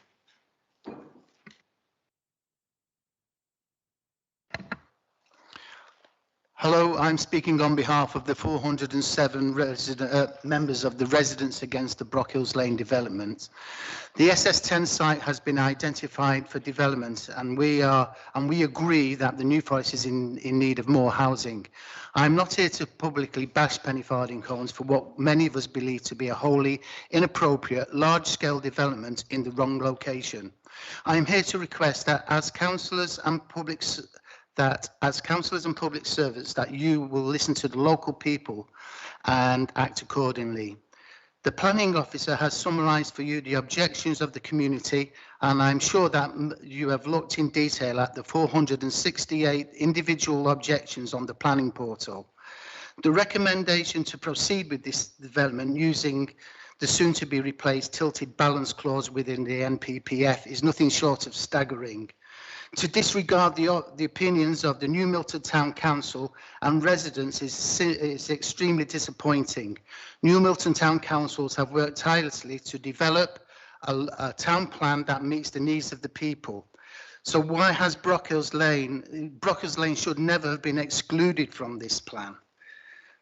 This development is too large and is simply inappropriate in design. Within the local master plan is the much larger site of Gore Road, which has better access, nearer to shops, schools, surgeries, and even the proposed youth club. By contrast, Brockhills Lane is a high-density build bordering the forest, out of kilter with the low-density, well-landscaped estates that surround it, boasting a cycle path to nowhere, 400 cars using a solitary entrance onto a country lane with a blind bend that is busier than the councillors have been led to believe, and a potentially fatal road crossing to encourage young families to walk their school, which is more than a mile away, I'd like to add. During the course of the recent months and weeks, many of you have received numerous emails from us detailing specifically the local and national policies that this development does not conform to. As of December the 8th, the government conceded to pressure from the parliamentarians and public on a range of planning issues, particularly those that relating to centralised mandatory housing targets that have led to poorly designed developments on greenfield sites just like this. So I ask, what's the rush? As councillors, you have a unique opportunity to ensure that New Milton is granted a development that is for the community as a whole, not simply to meet housing targets or the developer's bottom line. A development built for the community will be supported by the community, but this is not it. Thank you. Councillor Alvin Reid, you have 3 minutes. Councillor Alvin Reid is representing New Milton Town Council. Thank you, and thank you, Richard, for an excellent presentation, as we all expect from our brilliant planning department. Again, the Town Council fully supports the local plan, and we believe that this is an appropriate site to have a development. But it's just not quite right. There's a number of things it doesn't meet the neighbourhood plan, and the neighbourhood plan is a statutory planning document, and it writes in the report, just because it doesn't meet the neighbourhood plan doesn't mean we should fail. Well, I don't understand that one. There's some aspects of the house designs look really good, actually. Quite like that. But there's some aspects of the streets where you're going to have cobbled streets on the site, which are really nice to look at. But if you're in a pushchair or a pram or a wheelchair, they're not the easiest things to get along. Turns page. Our biggest concern, and Richard spent quite a bit of time talking about it, is Brockhills Lane and the lack of a footpath. It is a lane. It's not a road, it's a country lane. At its narrowest, I believe it's 4.4 metres wide. And on page 122 of the report, it says there'll be a footpath installed that's 2 to 3 metres wide. Well, the road's only 4.4 metres. How do you get a 3 metre wide footpath down there? And cars, and wagons, and lorries, etc., etc. So that is our major concern of the public safety and the safety on the highway. It may also be worth members asking the officer how often this developer reneges on the commitment for affordable housing on other sites. Do they always deliver what they've said they're going to deliver at planning application stage, or do they always come in with a viability assessment within weeks of getting planning approval and saying, oh, we can't deliver that 100% we said in the plan, we can only now deliver a smaller number? Well, surely large companies can look forward and develop a viability assessment that allows them to deliver what they say they're going to deliver, and we should condition in however way possible that they deliver what's in the plan. Thank you. And a statement to be read from who's representing? Councillor Frank Carpenter is representing. It's Frank Carpenter as a New Forest District Councillor. New Forest District Councillor. Okay, there have been many concerns voiced about this site to me by residents, particularly about the sheer number of homes proposed for this site and its single access onto this narrow country lane.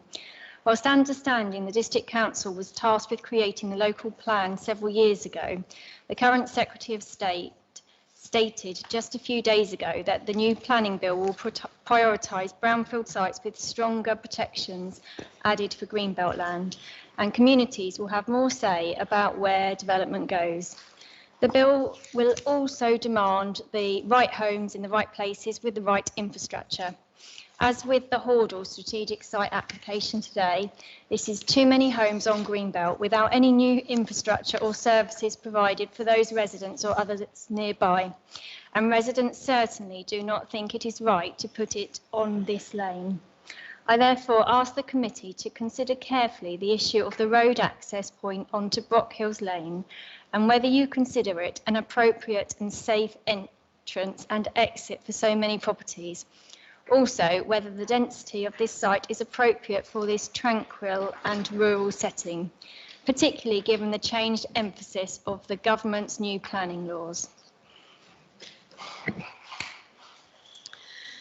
Thank you. Again, I just need to remind members that any possible future changes do not affect this application, which is part of policy.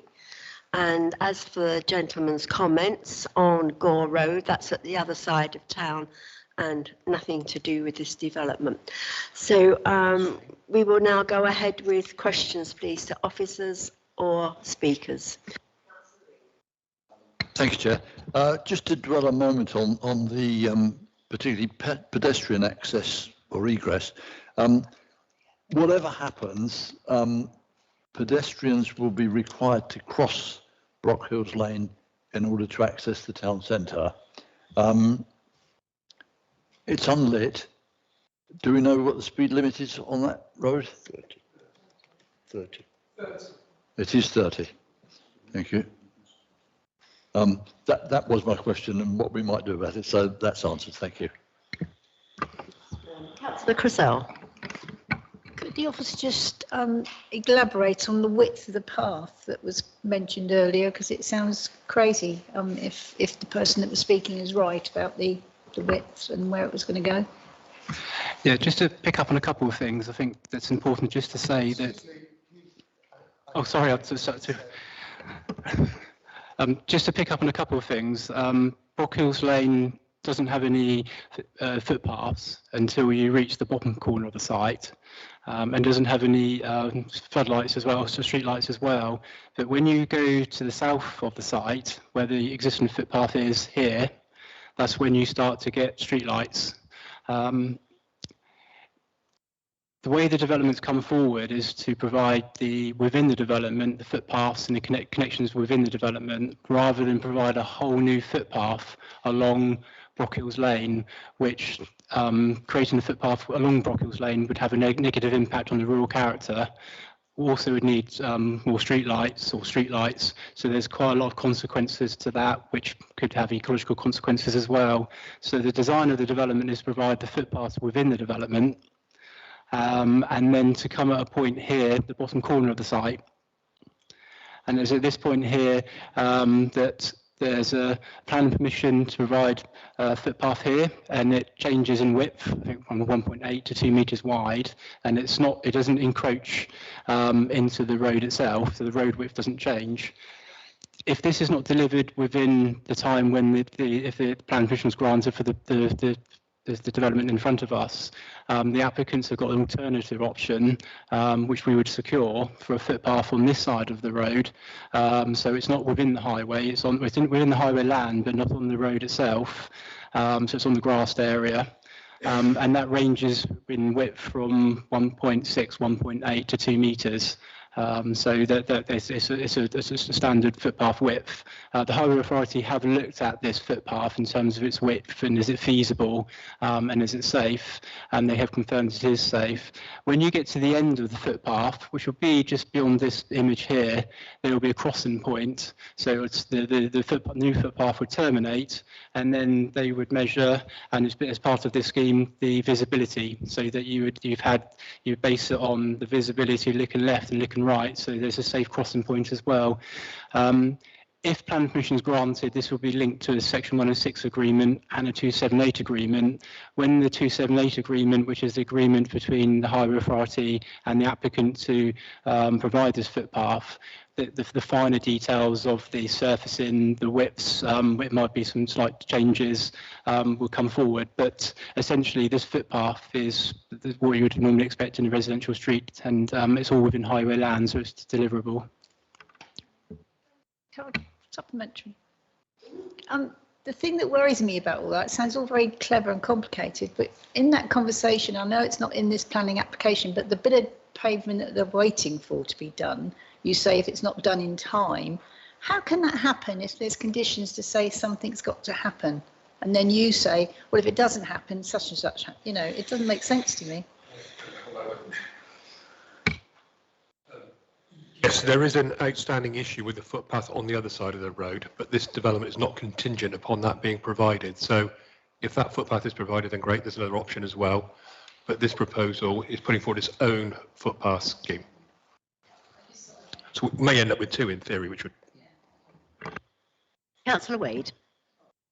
Thank you, Chair. Sorry, I'm going to be a bit boring and go on about the same topic, actually. Human nature being what it is, people tend to go the shortest distance. And when you want to cross the road, it's unlikely that they're probably going to walk a few hundred yards that way when they can nip across and dodge the traffic. What's the possibility of having rather than a safe crossing point, having a proper Pelican pedestrian crossing point as part of the development? Because that would not only slow down traffic, would provide mothers and babies and all the rest of it a way to cross in a really safe manner. Yeah, I can understand that, but I think with the Brock Hills Lane, it's quite, it's not a road or a lane where it generates a significant volume of traffic, so it's quite a likely traffic. It's not a road where that based on the traffic generation in Brock Hills Lane, as well as a number of houses proposed, it doesn't justify in planning terms to provide an actual crossing point. They're also looking at the width of the connection from Brock here, so the actual width to cross here will be such a short distance, it just doesn't justify a pedestrian crossing. It's just a crossing point. It'll be tactile paving on either side. Chairman, can I just come back on that? But I get that as Brock Hills Way now, but we're about to introduce a massive amount of traffic to the new development, which will not only people that live there, the average house ownership's 2.3 cars or something, plus visitors, plus delivery vans, plus all variety of other vehicles. So the traffic projections on that road will be much greater than they are now. And surely that then would need, and this is a question, Chairman, surely that then would need a proper controlled crossing point.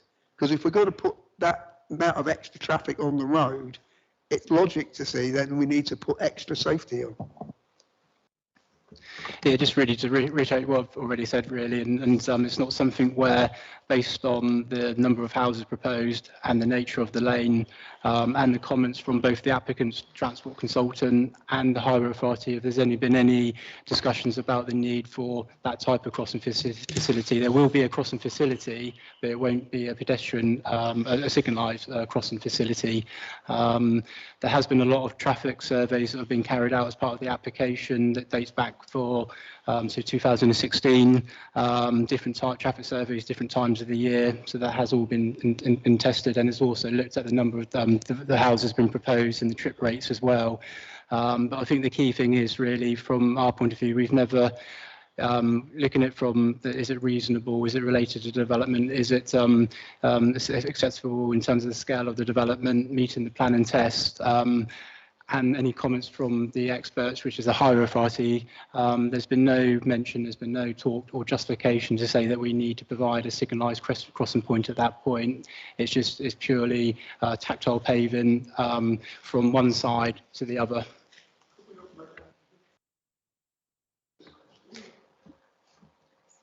I think one of the issues would be, is it technically deliverable? Would it pass a safety audit, bearing in mind the narrow width of it? But it's something that we, if members were minded to support the application, could discuss with the Highway Authority. For what it's worth, I do use the lane quite a lot myself. This isn't the only access out. I mean, a lot of the traffic already uses Hollandwood Drive, which is much bigger, wider road. Councillor Brand. I just wanted to gain some understanding, really. On this development, I think it's about 6.5 houses per hectare. In the previous one we looked at, we'd asked the developers to reduce the amount of houses down to 14.5 houses per hectare. So can I just understand why we're allowed to have more houses on this development than we were on the last development? So maybe if I can come in on this, across the district we are building at incredibly low levels of density. So there has been a piece of work done across South Hampshire to look at what is the sort of average density, and lots of other authorities are having to provide green space, and the average is around 38 to 40 dwellings per hectare. So we're at very, very low densities, and the NPPF is really encouraging councils to make effective use of land. So, it's that balance between the effective use of land and creating development that fits with the character of the area. So we have a special character across many of our strategic sites. So we are definitely on the very low density spectrum here. But we've also got to make sure that we're creating that balance as well as making effective use of land. Otherwise, we're putting more greenfield sites potentially under pressure to meet future housing needs. So on this site, the officers have worked really closely with the developers, the urban designs, all the specialists to actually come to what they think is an appropriate balance given the character of this site, which is, as you've pointed out, slightly different from another site that is a slightly different character. Listen. Thank you, Chairman. Just to pick up a final point on this footpath, will monies be secured through 106 agreements to pay for this footpath if it eventually needs to be put in place?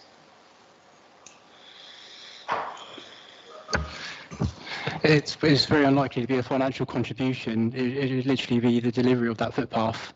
So the Section 106 agreement will be saying that footpath has to be delivered. So rather than a financial contribution to be paid to someone else to actually deliver the footpath, it will be for the applicant, as part of building the whole development, to actually provide that footpath before first occupation. So it's not a financial contribution to say put the footpath in.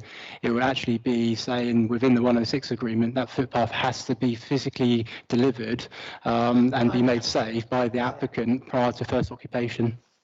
And second question, if I may, just on the open space. Again, can you tell me what maintenance provision there is? Is it going to be similar to the previous one, or in other words, who is going to maintain it in perpetuity? Because there's quite a bit of open space on this site.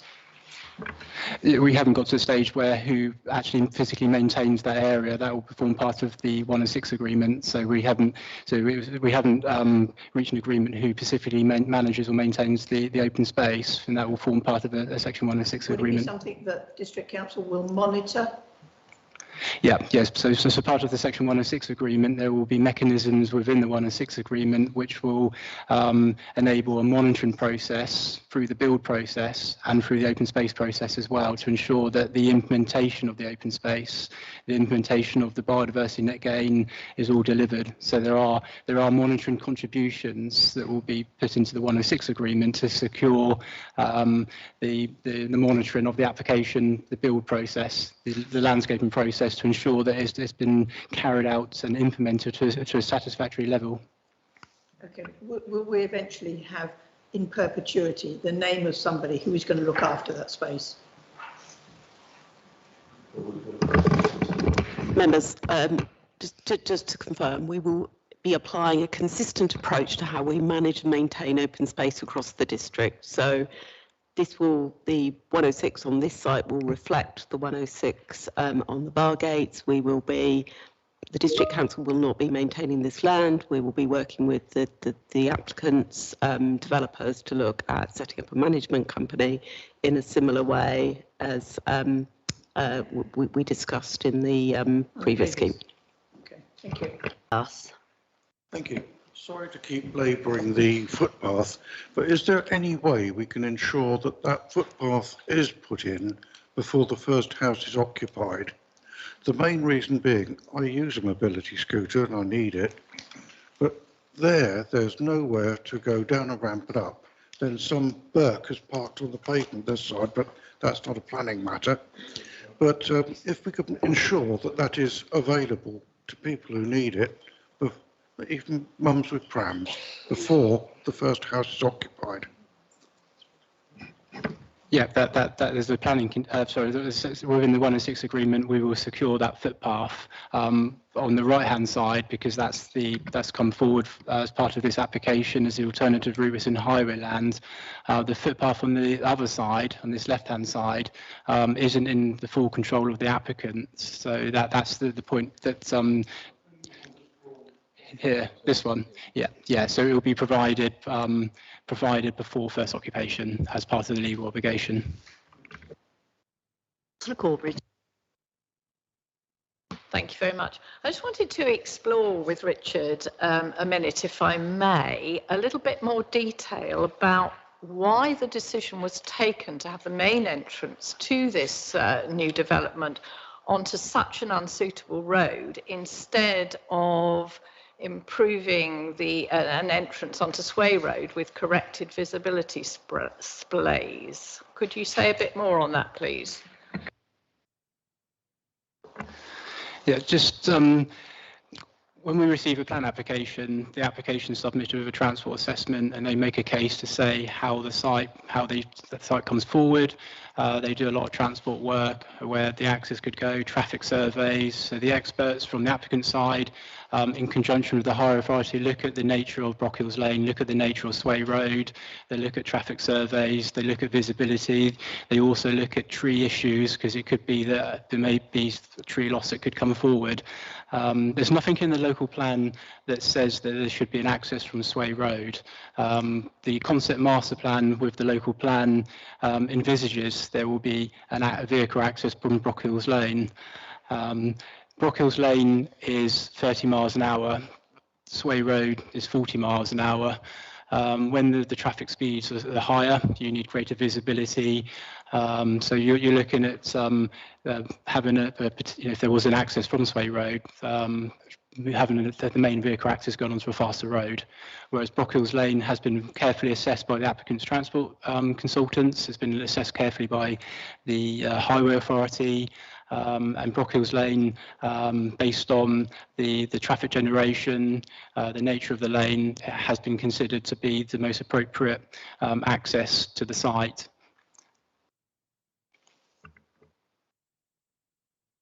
Councillor Hawkins. Can the officer tell me why there was no photograph of that bend?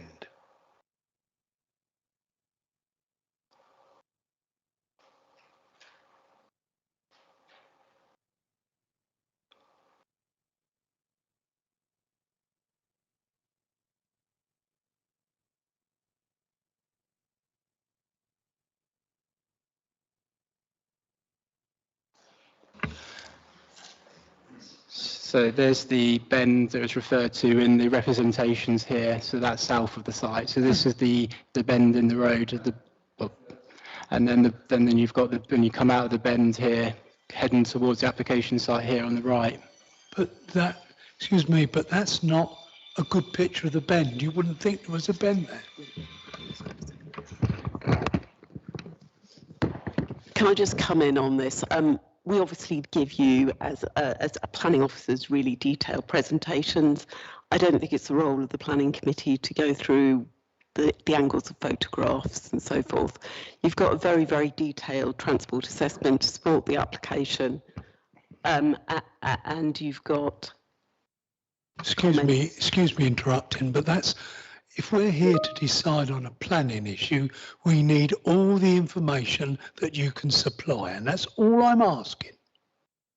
Because it gives you a better view of what we're looking at, where you're putting a footpath and the traffic situation. Because I call that suicide bend. And if you're going to bring young people and mothers in there going to school, it's going to head in for disaster. That's my reasoning for asking. Okay, well, you have the photographs that we've got. You have technical expertise that we've given you there, given the case officer, and within the planning report, their technical advice on the suitability of the access and highway safety issues for you to consider as a planning committee.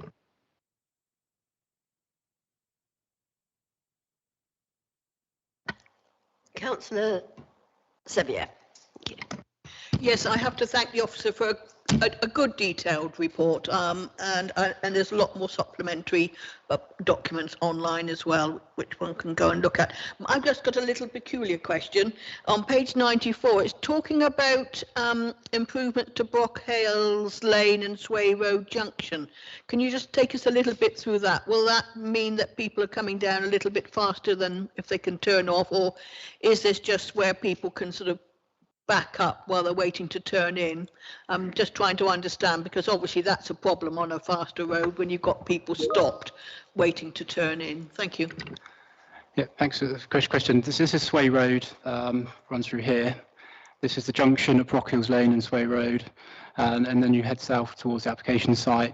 As part of the proposal for off-site works, there are some narrowing points, improving the markings on the road, just to help slow the traffic down along Sway Road. And at the junction on Sway Road and Brockhales Lane, there's a desire to put in a overrunnable island, because when people turn right into Brockhales Lane from Sway Road, they cross that middle section of the road. So the proposal here is just to add an overrunnable island, so that would ensure that people turning into Brockhales Lane will be missing or having a wider berth compared to the vehicles coming out of Brockhales Lane. To actually make it sort of like have a lane in the middle where people turning in have somewhere to stop, like we have here. I'm just asking the question. That would make that a little bit safer, but I presume Hampshire County Council haven't thought of that. No, I think it's something where a lot of the traffic work that come out as part of the transport assessment and the work with the higher authority, they looked at this junction, they would have looked at the nature of Brockhales Lane, and as part of the neighbourhood plan and the local plan policy, it does pick up on the point of, is there any enhancements that could be made to this junction, and this is the enhancement that's proposed. The Cressell. Sorry, can you leave me out? Thank you. Mr. Wade. Yeah, and I should have said earlier, it was a very detailed presentation. It was a very good report. Can I just come back on something that you just mentioned to Councillor Sevier? I believe you said earlier that Sway Road was 40 mile an hour, but you then said that they're bringing pinch points in Sway Road to slow the traffic down. But I can't do that unless it's a 30 mile limit, can you? I don't think you can do that on 40 mile limits. I'm not a highway expert. I think it's something where it may be a question for the applicant's transport consultant in terms of changing things, so it might be better for him to come in at that point. Yeah, so thanks for the question. I mean, effectively, you can introduce visual narrowings and things. So it's not a physical narrowing to Sway Road. It's basically something that you, as you drive along as a driver, you sort of perceive it slightly narrowed. So it influences driver behaviour in that sense, but it's not a physical restraint on the road. You can't do that if it's a 40-mile limit. It only influences it. So you, in terms of what we're doing along Sway Road, effectively we've discussed at length with Hampshire in terms of the existing speeds along there. They're around 40, so they're as you would expect for the posted speed limit. And effectively those works are something that we've discussed and agreed with Hampshire that they have a benefit beyond, you know, that there isn't any sort of requirement in terms of the visibility at that junction that the officers just explained. But it's basically just an improvement beyond what's there at the moment. I mean, there's quite a bit of evidence that when people go through things like gateway features and that sort of thing, it does start to increase their kind of perception of being in an urban area. So that's the intention. It's basically to, as people come west along Sway Road into the sort of periphery of New Milton, that starts to influence the behaviour. If there are no further questions, we'll go into debate. Councillor Sevier. Yes, again, this is a nice allocated site, close to a town as opposed to close to a village. I think the density reflects the surrounding area, and I'll leave it at that and let everybody else carry on from now. There we go. Councillor Corbridge. Thank you, Gemma. Sorry, I can't support this as it stands. I'd love to be able to, for all the reasons we've already rehearsed about the requirement for affordable homes, but I can't. I know this area very well. I really cannot see all that traffic tipping out onto Brockhill Road, and I know Brockhill Lane. I know that there have been traffic surveys. I know there's a lot of lack of agreement between the traffic density, but I have first knowledge of it. It's a dangerous road as it stands, and I know that we haven't got a picture of the bend. I wish we had, because it's a horrible bend. It's a poor road. The links that are supposed to be there for schools and towns and things, they're going to be actually traversing some really quite difficult terrain. I can't support that. The other thing I cannot support is something that Councillor Reid brought up, and that was the fact that there's no self-build. Now, I actually picked out from our papers that the developer argues that they can't provide for every type of build. Now, I would then go back to saying, why do we work on neighbourhood plans? This was part of New Milton's plan, and I object to, this is not the first time it's happened, that we can actually say, okay, yeah, but that's not quite right for here. So I'm very sorry, but I can't support this. Does anybody else have anything to say? Councillor Hawkins. When you visualise this particular lane, even from page 113, buses are supposed to be coming down there if you can find a bus, but 1 an hour. And they can't get that. When they go round that bend, they take the whole road up. How dangerous is that when you're saying, oh, we're going to put a pathway so that mums and kids can take their little chidlings down to school in Ashley? No, to me, you'll be creating problems with the people living in that estate. The houses are beautiful, it's nicely laid out, but if you step out onto that road and get killed, the homes are no good, are they? I cannot support this because it's plain suicide for those people who are going to be living on that road unless you get rid of that bend and put a proper footpath either side that takes you all the way down to Ashley where the schools are. Councillor Wade. It's an interesting contrast with the last one because they each had very detailed reports by the officers that covered nearly everything, and let's only pay tribute to both of them for that. We do need houses, but not at any cost, at any price. Sorry about the cliche to say it again. What worries me about this one, and I'm sorry to sound really boring again, is the highway issues. And because I sit on the county council and get loads and loads of residents complaining about road speeds and highway issues, I know exactly what an impact that has on people's lives when they live somewhere. There is massive opposition to this from the town council, and even more people complained about this than the last one. So you know, it's not something that's going to be an easy sell to local people. But we've got to think about the people going to live in these houses as well as the people that live there as well. I wouldn't support, I can't support it because of that lane. I think it's not safe. There are no pathways and there's no safe crossing as part of it. I mean, the human nature is what it is. We go the shortest route and we go as quick as we can, and we're in a fast world, and people will be driving up and down that lane at speeds slightly variable with what the limit should be. And I think enough other members have made that point. That really concerns me. And without that reassurance that it's a safe ingress in and out of the site with appropriate safety measures, I don't think I can support this, even though we do need the houses. And it's not like it's a site in the middle of a community where you can find planning reasons to reject it, because out there where it is, there aren't any, because it's a site not overlooking, not so forth. But the traffic bit really concerns me, and that's why I can't support it, in all honesty, because I fear for that issue. That's the reason, Chairman. So. Yes, it's a very well thought out plan. Penny Farthing do build some beautiful homes, but very often they are not affordable. We talk about affordable housing, but for affordable housing for most people can be quite a long way out of reach until, you know, they've been in an area a few years and built up some capital and what have you. But looking along that coast, we are losing all our beautiful villages that are becoming small towns. And I can see that it's almost getting like one city the whole way along.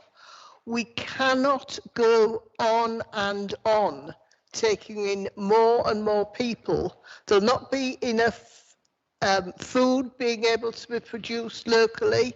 If there was ever a ban on, you know, food in and out, we'd be in a mess now.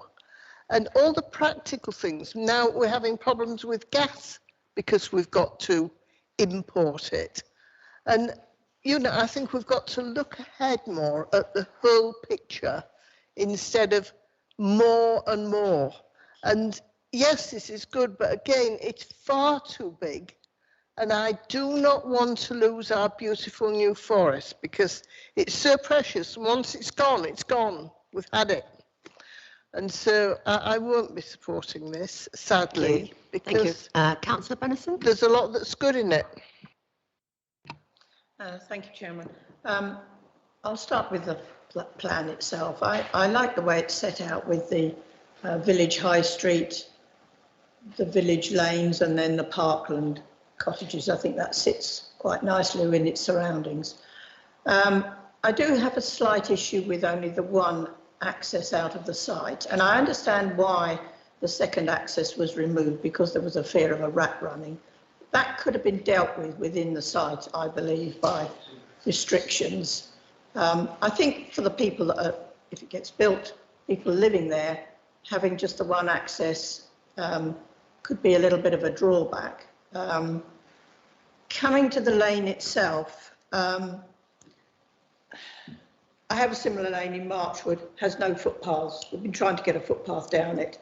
County have said they can't afford it, so the footpath's not there. So the people walk in the road. I'm not suggesting that people should walk in the road here, but that was why I wanted to try and pin down whether that path, which will be in the verge, which will be basically removing the ditch and culverting the ditch and putting a path down there, would actually somehow be nailed down with somebody actually paying for it.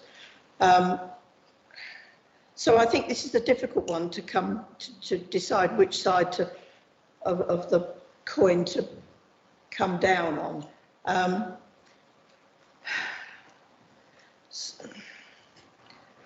I want to support it, but I can see there are difficulties there with this road. And I just wonder whether the applicant could look at a secondary access and the way to stop it becoming a rat run through. Thank you, Chairman. Councillor Glass. Thank you. I've given this a lot of thought, particularly on the lane, and I consider it very dangerous. There'll be kids on bikes, mums with prams, people walking up and down. If it's legal for us to do it on the considered danger of the road, I would like to propose rejection. Thank you.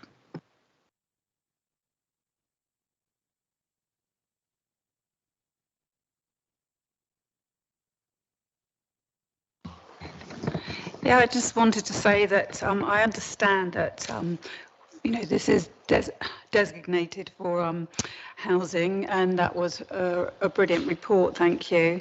But I do feel there's too many houses on this site, and words have been used to lull us, I think, into a false sense of security of like high street, village and parkland and things. Because it's not going to look like that, I'm sure. And also the road and the access, that is a narrow lane, and the footway, etc., I find very worrying. So I will not be able to support this either. Thank you. Thank you. We will need reasons, and we will need a seconder for your. Okay. I don't mind seconding it. Okay.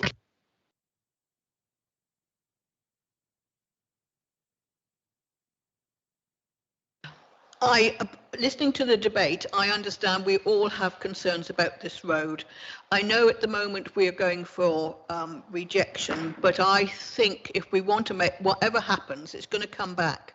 And I would like to think that perhaps if we could defer it when we ask for a better explanation. It's just the road bit. I think most people, I'm not presuming, but most people do feel that the road is the issue. It's been raised many times.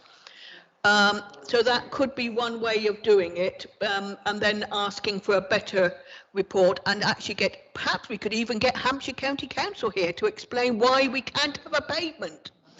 And I do feel that this is, as this area is becoming more built up, it's part of on the edge of a town, that a footpath, I would insist on having footways or pavements in Fordingbridge. We should insist, I think, that we should have some form of safety going along the road. That would be my suggestion, but that's up to the committee, obviously. But it's an issue that I feel we shouldn't reject it out of hand, because basically it's not too bad. It's about the best we're going to get. So I would think we should have a bit of a referral, but I'm going to get shot down in flames. I can see it now. Yeah, I am going to come in at this point. So, members, what you seem to be saying is that you've got real concerns about Brockhills Lane as a lane. Now, that does give you a little bit of a problem in that it's the only lane there is, and it's an allocated site. So, taking aside the photographic skills of the case officers, as always, when you're looking at something in a technical way, then if you were going to run a technical argument, then you'd need some technical backing for that. And I'm not sure what the solution is, given you've an allocated site with Brockhills Lane as your access point. So, obviously, members, it's for you to make the decision this morning. But if you were minded to refuse, I'd obviously have to advise you of real concerns about going into a refusal on a technical reason with no technical background to this. So you may like to consider the suggestion that's been made of having... No interruptions, please. Of having a deferral to actually, and maybe even to actually, for us as officers to take it away and look at some of the points that have been brought up and talk with the Highway Authority to bring it back to committee, to look at the art of the possible around some of the suggestions that have been made today around crossing points and bends, etc. Councillor Glass. Thank you. I think that's a brilliant idea to go for a referral, because the rest of it I really like, though obviously a lot of people don't. So I would be happy to alter my proposal to referral if my seconder would agree. Yeah, I'm happy with that. I would second the deferral as well for the very excellent suggestions the Chief Planning Officer's made to get a proper safe solution for that lane, because I think the rest of the application is fine.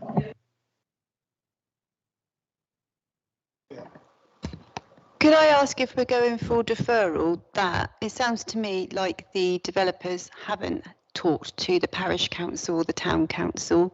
In the previous development, there seemed to be a good relationship between the two, which made us feel much more comfortable about what was happening, even though there was a few concerns. Can I ask, while it's being deferred, that the conversation does happen to listen to the other issues, which I'm sure some of those could get resolved at the same time?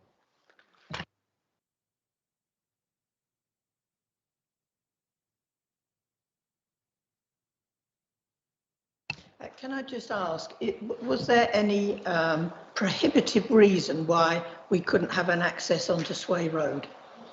Was there some highways issue or? So I think the reason is that was never presented as part of the scheme. I think the master plan that we promoted through the local plan didn't show that as part of the master plan. There's no highways issue. No, but I mean, I think you need to be mindful. If you start putting in a second access point, you then have to completely redesign the scheme. You can't just punch in a second access point. But again, you know, if there's a deferral, we can come back and cover that point when that comes back to committee. Well, if we are going to defer it, because that would probably halve the traffic usage. Councillor Hawkins. Yes, there was in the early days, nearly 4 or 5 years ago, when we as a town council came to here and spoke to the then people in the planning, said, you know, about putting an access point there. There was had to put a roundabout and offset the roundabout because there is a heavy plant people just over the road from there. And if just having a turnout with no roundabout would have caused tremendous problems. So they were going down that road and putting an off-angled roundabout so that it wouldn't upset the flow. And I just wonder why they've walked away from that. Again, we can go back over the history of that and come back and address that if members choose to defer the application. I can come back to the speakers. You all have a minute to respond. Ms. Turley, 1 minute. I'm going to turn into Mr. Lofthouse, sorry, for Penny Farthing. Thank you very much for the debate and the discussion today. Obviously, we don't want to have an application refused, and we're happy to defer the application to provide us and Hampshire County Council to provide you and your officers with more information about access issues. I think it's fair to say that during the local plan promotion process, access to the site was one of the key considerations when the site was allocated, hence in your local plan as displayed on the screen. Vehicular access is from Brockhills Lane. And that's part of your planning policy, but certainly we can provide more information to you, and your officers can provide more information going forward. Thanks also for the positive comments on the application, and we'll continue to work with officers if we get a deferral today, so that we can provide you with more information and evidence and potential further improvements. Thank you. Thank you. Mr. Crawford, 1 minute. Right. I'd just like to say that there's so much wrong with this estate, but I'm just going to concentrate on traffic. Now, I just spoke to this gentleman on his way in, and apparently he's the traffic expert paid by this gentleman from Penny Farthing. So you can argue, is this impartial? But this gentleman comes from Basingstoke, and when I asked him a simple question about the impact of the traffic on Hollingswood Drive going to Ferndown Lane, which is the main road into New Milton, he looked at me aghast as if he didn't know what it is. I don't think he knew the situation at all. But the thing is, the 164 houses that is predominantly aimed at families, and I remember from when my children were young, I used my car far more than I do now. And then this gentleman also predicts that from 164 houses, only 110 from the working age people that it's targeting will leave that site during peak hours. Now, the other thing is you've gone on to... I've had you 1 minute. I'm sorry. I need to stop you. The bend at Brock Hills Lane. I need to stop you. Thank you. Members, and we will go to the vote. So... Oh, sorry, Councillor Reid, you have 1 minute. Thank you, Madam Chair. Some of the points raised on the debate. We cannot deliver a Pelican crossing because the road is too narrow. It's 4.4 metres wide. It's dangerous. This is Suicide Corner, one councillor said. There's not a lot of traffic on that road. Well, it's one of the main rat runs going from the Sway Road through Trashley, through to Hoydle and all points east towards Lymington. Again, the Secretary of State, if we are to deliver the new homes this country needs, new development must have the support of local communities. 458 residents have complained about this application and have objected to it in your report on page 75. The Town Council object to it. We ask you to refuse this application, come back with a better solution. Thank you. Thank you. Well, we're not actually refusing it, we're deferring it. And that's been proposed by Councillor Glass, seconded by Councillor Wade. All of those in favour of deferment, please raise your hands.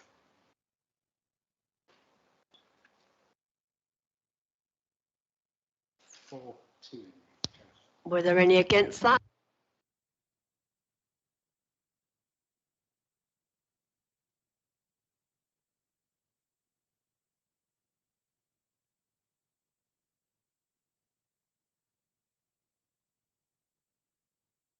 Thank you very much. That has been deferred then. Thank you all very much.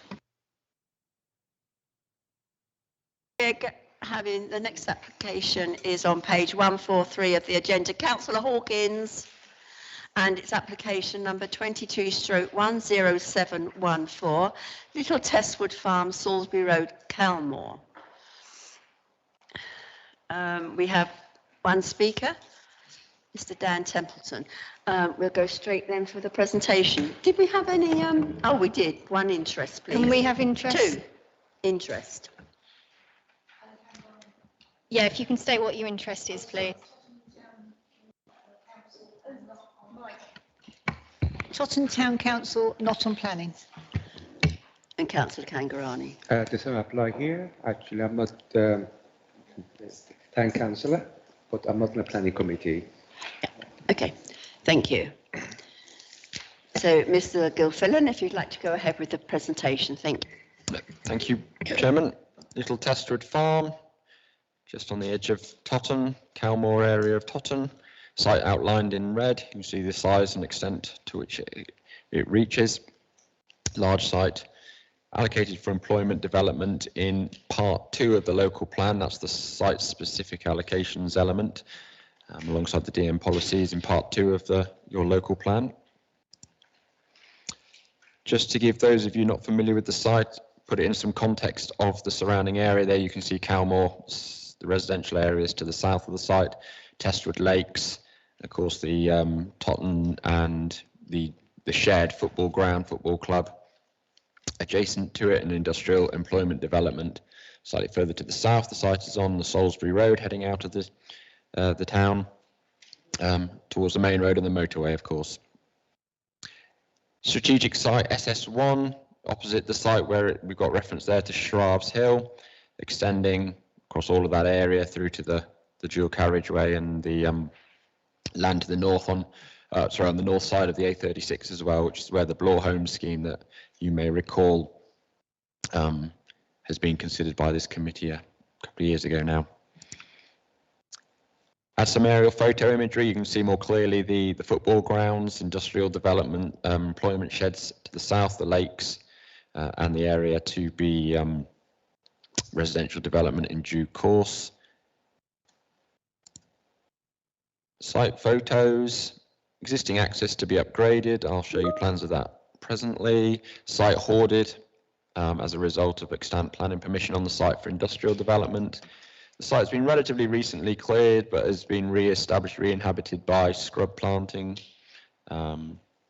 trees to the edges, and buildings in the distance. To the north, a little Testwood is an industrial building, large warehouse industrial building to the north, and a single residential property just on the edge of that photo as well.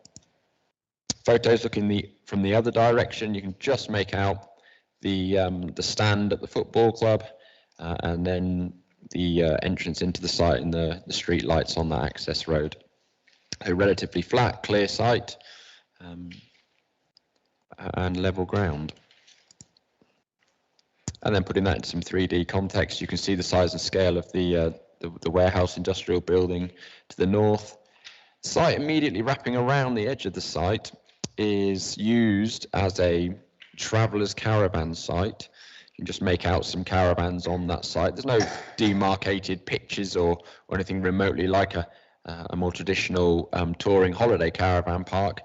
And there appears to be some sort of reclamation use going on immediately adjacent to the application site, precluding caravans from using this part of the site. As you can see, they are using the northern element away from the application site.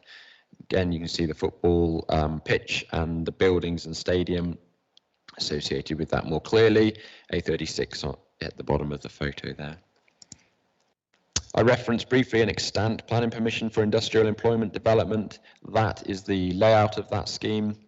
You see the sheer size of the buildings that have been approved, up to 5,800 square meters of office, manufacturing, general industrial type employment, industrial uses. There you can see the change that's already been approved to the access to facilitate that scale of development and the sorts of vehicles that it would attract. We don't want that.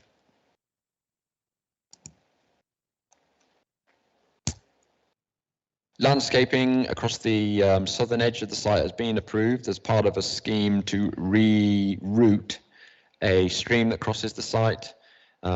This extant consent approved that, and that has permission from Hampshire County Council as the local lead flood risk authority to basically put a culvert underneath the road and then divert the stream around the edge of the site.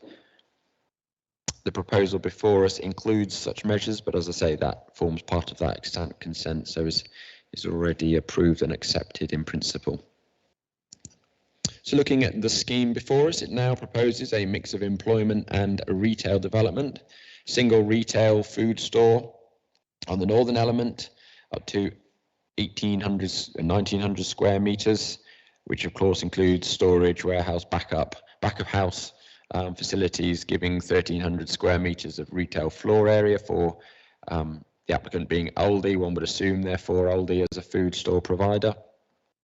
Car parking in front of that, and then on the southern part of the site, an employment building for B2, B8 type uses, general industrial storage warehouse, with its associated parking and compound yard at the rear with manoeuvring and access for larger vehicles. Servicing set to the rear of the site, away from where you're more likely to get public interaction with the site through visitors, whether shoppers or staff and visitors to the employment site, keeping those larger vehicles out of the way and avoiding conflict with those more vulnerable visitors. You see the access being widened as per the extant scheme, incorporates pedestrian refuges and crossing points to get pedestrians, visitors and cyclists across the road safely, right turn lane with hatchings as appropriate to preserve highway safety and get the large vehicles and larger volumes of vehicles in and out of the site safely. The extant scheme made a point about improving landscape along this edge of the site to the Salisbury Road frontage. This scheme repeats that and provides space for adequate landscaping to maintain that characteristic of the road as you leave Tottenham. Turning to some elevations of the food store. Anybody who's visited or knows of an Aldi store will be familiar with this style of architecture, perfectly suited to the site given the context of the large buildings around it, and certainly no need to try and enforce or introduce a more individual styled Aldi, going out of their normal pattern. Frontage to the car parking appropriate with the access, engaging with that public realm and public car, or customer car park, sorry. So not a lot to be said about that. It would sit on the site quite neatly, given the size of the site and the size of the extant buildings. Again, industrial units, entirely appropriate and standard form for such a form of development. There you can see the high garage doors, providing access into the building for any larger vehicles associated with future occupants. Putting the two into context alongside each other, you can see the larger size of the industrial building. You can see the watercourse diversion and the lower ground there following the stream, the higher ground, and actually the smaller size of the food store in comparison, equally reducing in size and scale to the north as you approach the boundary with the caravan site, reducing any potential impact on the amenities of those occupiers. And then on this bottom long section, you can see there's the single residential property adjacent and the much larger warehouse building in the background as part of that context and relationship in terms of size and scale. The key to this really is the retail element on an industrial employment site outside the town centre, the identified town centre. The applicant has been through the appropriate marketing of the employment site and undertaken appropriate retail and sequential test assessments of alternative sites and the impact on Totton Town Centre as the primary retail centre for this area. Those tests have been passed and satisfactory. Considered alternative sites and the potential impact on Totton Town Centre. Our officer colleagues have looked at that and are content that there'd be no undue impact on the town centre to the extent that this would be detrimental or harmful. The scheme secures those access improvements, and it preserves the amenity of those residents near the site and provides, of course, economic benefits of generating employment, environmental benefits of using land in the urban area, and social benefits alongside that employment. So the application is brought before you with a recommendation to approve, subject to the conditions in your report and those included on the update sheet that you will have received associated with preserving residential amenity. Thank you very much. Thank you very much. Mr. Dan Templeton, you have 3 minutes. Thank you, Chair. Good afternoon, members of the committee. I won't take up the full 3 minutes, I can assure you. My name is Dan Templeton and I act as the planning agent for Aldi Stores Limited. Aldi has been looking for store representation in Totton for several years and was pleased to acquire its interest in the application site at Salisbury Road. We first engaged in helpful pre-application process with officers back in October 2020. Following that advice, we prepared a comprehensive planning application that has addressed all matters relating to the site's development, including marketing evidence, to explain why the site was not going to come forward for a traditional employment development alone. The application therefore seeks to deliver a new Aldi food store alongside an industrial unit. We're confident that the development of the Aldi store will enable the completion of the employment unit, and I can advise you that advanced discussions are taking place with an occupier who are a local New Forest business with approximately 50 employees, and we're very hopeful that that will come forward hopefully after today's meeting. The application has also been supported by a retail assessment to show that the store will not have a significant adverse impact on the high street, and a transport assessment which shows how the site's development can be brought forward safely. The development will secure junction improvements to ensure that all road users can safely access the site, and that's including on days when AFC Totton are playing their home games. Overall, the development will represent a significant benefit for the town. Aldi has taken the time to meet with Totton and Ealing Town Council and to explain the proposals to them. We're grateful that they are supportive of the scheme, as are the overwhelming number of members of the public that responded to our consultation exercise. In fact, this application received only a single objection, and that was from a competitor supermarket. Your officer has diligently assessed the application, and we're delighted that they have recommended to you that planning permission should be forthcoming. I invite you to agree with your officer and to grant planning permission today. Thank you. Thank you. We have Councillor Wade. You wish to ask a question? No? Chair, it's for our officers actually. Are cycle racks included as part of this application? And if not, could that be a condition of approval? Because, you know, we don't want just people just to drive cars there. They want to be able to ride there, park their bikes somewhere safely without getting whipped while they do the shopping. Yes, cycle storage facilities are provided for the retail and the industrial building separately, yep. You want to...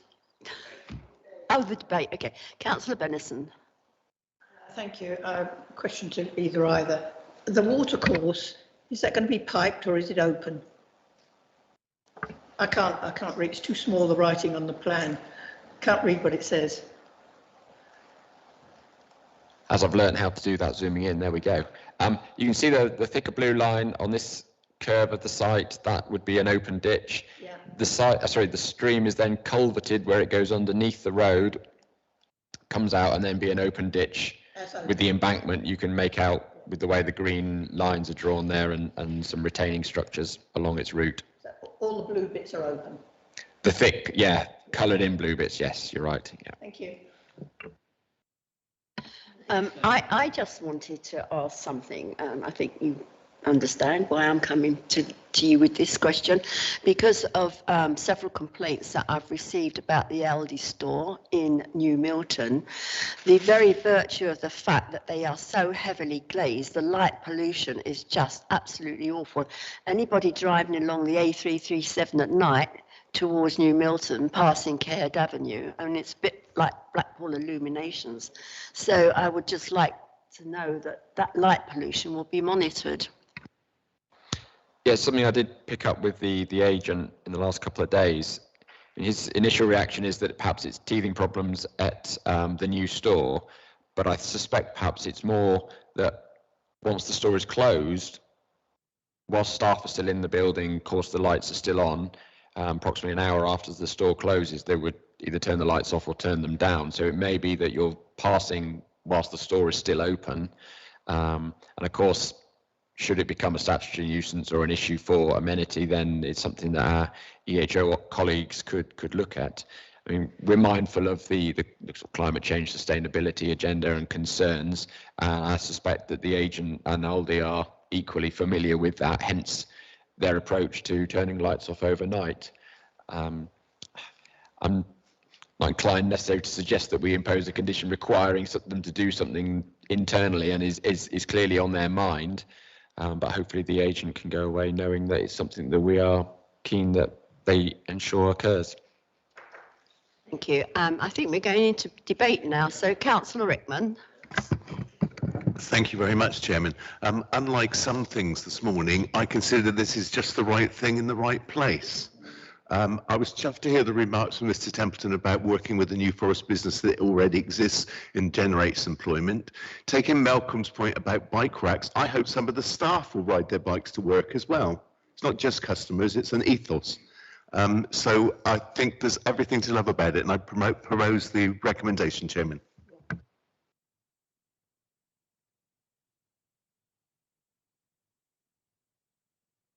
I will join the debate actually now. I mean, regarding employment, if you live in Totton and you've got a business in Totton, you know how difficult it is to recruit the staff. The hospitality is difficult. I've been talking to one of the leaderless staff. She said she was on a tail for all day because they haven't got the staff to serve the customers. And also, Asda shut one of the doors because they couldn't employ security people to monitor their entrance. Therefore, in terms of employment, I think going to create a bit of wage inflation in the area. There aren't many people to recruit in Totton. I know a few of the people who have small business in Totton, they have complained that they can't recruit the staff because there are not enough people. I'm just curious to know that what the consequence of that, having employing 50 more people in this area, that are going to reflect on the existing businesses, really. Thank you. Councillor Benison. Thank you. I was going to ask a question, but I'll make a comment now. I think the glazing's only on the front short edge. I think the rest of the building is solid walls. I think I'm correct with that, aren't I? I think this is probably, you know, an ideal space for Aldi to open a store there, given the amount of housing that's coming forward in the local plan, not only on the opposite side of the road, but on the same side, but further along. So I would think this store would do really well. Thank you, Chairman. Thank you. Councillor Sevier. Just a quick point on 146, the top top piece of wording says the proposed footpath improvements and access arrangements means the site could be reached on foot by nearby residents. Well, they can have a foot. Sorry. That was the only quick point I was going to make, Madam Chairman. Not really relevant, but it's very useful. Councillor Riley. I would just like to say that it'd be a great addition to Taunton having a supermarket of that. There's 1,000 houses coming in that area over the next few years, and it would be a really good addition to Taunton and give the local people a variety of shopping, like Asda and Aldi and all those supermarkets. Thank you. Councillor Crisell. I was just going to be naughty, Chair, and say that, yes, we haven't got any reason not to have it, but if you want the paving over at Fording Bridge, you can have that as well.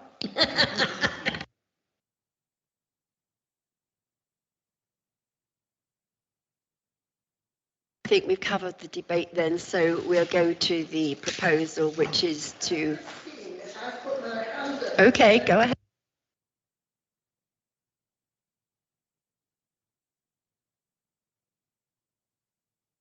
I'd like to say that I'm absolutely delighted with this. Again, you've had to wait 7 years. And what I've been banging on with other sites is that we need to do things as a whole from the beginning, because everybody's got to travel a distance from there to the supermarket, to the nearest one. And of course, it's petrol, it's people, it's everything. So congratulations on it, and I wish you every success. Thank you. I'll come back to you for 1 minute. You have 1 minute to speak. Thank you. I'll try and be very brief. Just in reference to your comment, Chair, about the new Milton store, Mr. Gilfillan did raise that with me.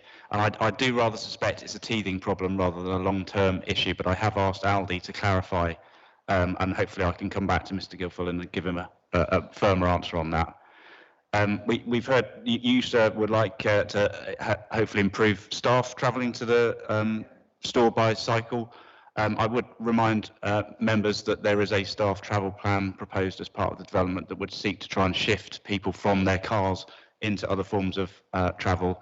And then finally, in the issue of recruitment you raise, Aldi would naturally like to recruit locally if we could. We will endeavour to do that as much as possible. We have, of course, now heard about the major development that's taking place across the road as well, which hopefully will give us even more employees to potentially tap into. We'll do all we can to make sure we recruit locally, but obviously we can only do our best. Thank you. Thank you very much. In that case, we'll go to the vote. The recommendation is to grant. That's been proposed by Councillor Rickman and seconded by Councillor Holding. All of those in favour, please.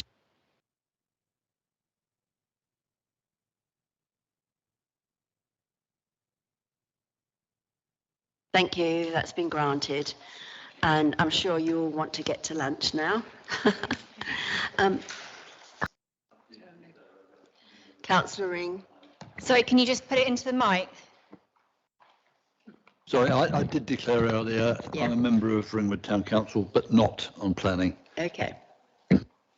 Thank you. So, Mr. Belli, we'll go straight to you then for the presentation. Thank you. Good afternoon, Chairman, and good afternoon, members. You've had a busy day. I'll try not to keep you too long. The first application that I'm presenting today is 25 to 27 Southampton Road, Ringwood. This is really an update report, members, because some of you may recall that the original report went to committee on the 11th of March 2020, and it's been held up since then because of the phosphate mitigation problems that the Wye Valley or the Avon Valley has been experiencing. So because of that issue, we weren't able to issue a planning permission. So the update report gives you an indication now that because there is a phosphate mitigation scheme for the Avon Valley, we are now able as a planning authority to issue planning permissions for residential development with a Grampian condition requiring the applicants to submit a proposal to us, which could be that scheme or it could be something else, but that's likely to be the upshot. So the recommendation is back before you for approval, but with that additional condition. And just to remind or to update members who weren't at that original meeting, the site is in the middle of the conservation area in Ringwood, facing Southampton Road. And it's a pair of cafes and restaurants, all in the same ownership of the applicant, with first floor accommodation, which is used for storage purposes in relation to the business uses on the ground floor. So those ground floor business uses would continue. What we're talking about is the upward extension of the first floor accommodation to provide a number of residential flats, 6 residential flats. So that's the outlook from the rear elevation. Not the prettiest of scenes, I imagine, but that will be improved and it will be resurfaced, and there are plans to do some further landscaping as well and to refurbish the back end of the building as well. So that will be an improvement as well in the conservation area. These are the existing floor plans. And essentially what you have, as I said, is commercial uses on the ground floor with storage uses above. And the proposal will be to put 2 new floors above that. And if I show you this slide, I think you'll get a better impression. You see there's a faint red line. I'm not sure if I can. Yes, there we are. You'll see that this is a cross section through the proposed new building. So the forecourt area on the pavement has some authorised seating for the cafe element. So there's the ground floor. This is the front of the building. This is the back of the building. The red line represents the existing roof of the building. So what they're doing is they're putting another half and 1 floor on, so it's another 1.5 stories if you like, but that will in itself create 2 floors for residential accommodation. And the reason it was before you in the first place was because the town council were unsure about the impact of the accommodation extension upwards and what impact that might have on the street scene. In fact, from the street scene, because of the way it is elevated back, going away from the frontage of the building, then these parts of the building will be very unnoticeable and it won't have a significant impact. In fact, the refurbishment of the building will have a significant improvement in terms of the conservation area. So that's the existing and proposed elevations. So here we are. Here are the roof extensions, if you like. So there's the cafes and then accommodation on the 3 floors above it. And so in summary, then, it lies in a sustainable location. It improves the appearance of the conservation area. Mitigation contributions can now be provided for the off-site mitigation, and the mitigation Grampian condition is now acceptable and can be imposed on the application. So the recommendation is for approval, and the conditions are all laid out for you on your pages from pages 208 onwards, and we have added condition 10, which is the condition relating to phosphate mitigation. Thank you, Chairman. Thank you very much. Do we have any questions? No questions. Do you want to debate this further? Councillor Ring. In terms of debate, I know this building well. What the officer has said supports all the thinking that has applied to it. It's a considerable improvement and provides some much needed accommodation. I would simply propose that we accept.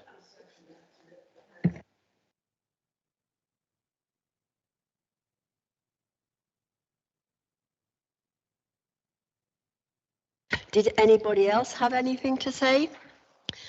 In that case, we'll just go straight to the vote then. So the recommendation is to grant, proposed by Councillor Ring, seconded by Councillor Hopkins. All of those in favour, please raise your hands. That's unanimous. That's been granted. Thank you very much.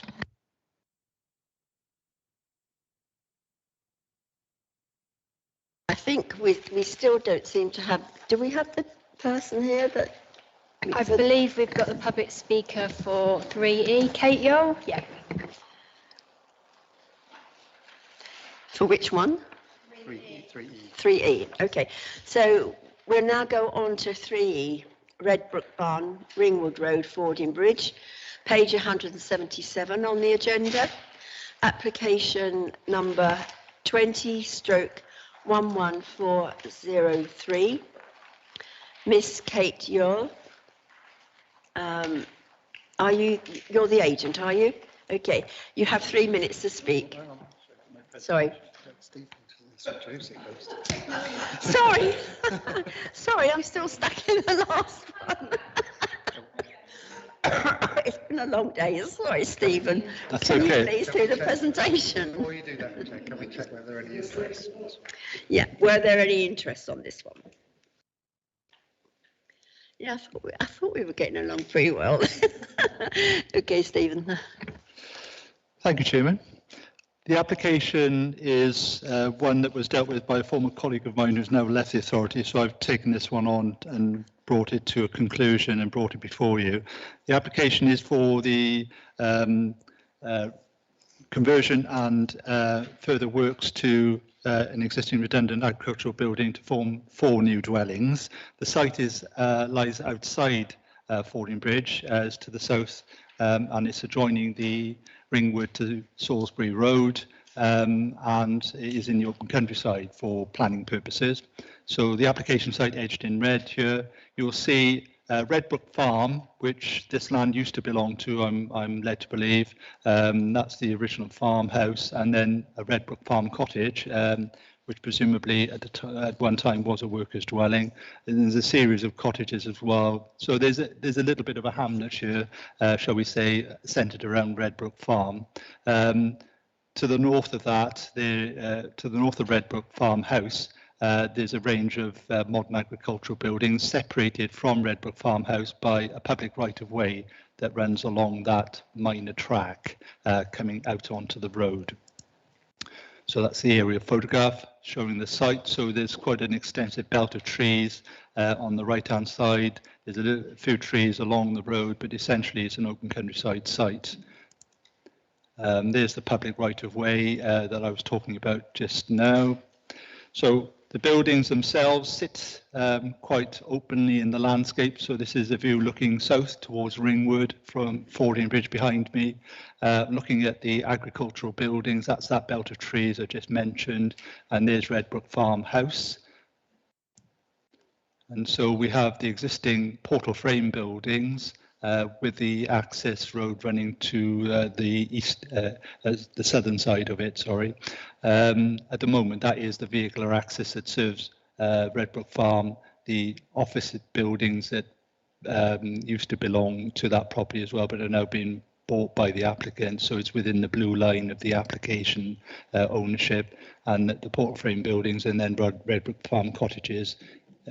In addition to that, there's some stable buildings and a stable yard at the back, also in the ownership of the applicant. And the applicant owns this piece of land that runs out onto the A338, but currently doesn't have an access to it, but he owns that land as well. So the proposal is to convert the existing buildings into 4 new 2-bedroom and 3-bedroom accommodation units. The proposal includes a new access point of the A338, which is shown here.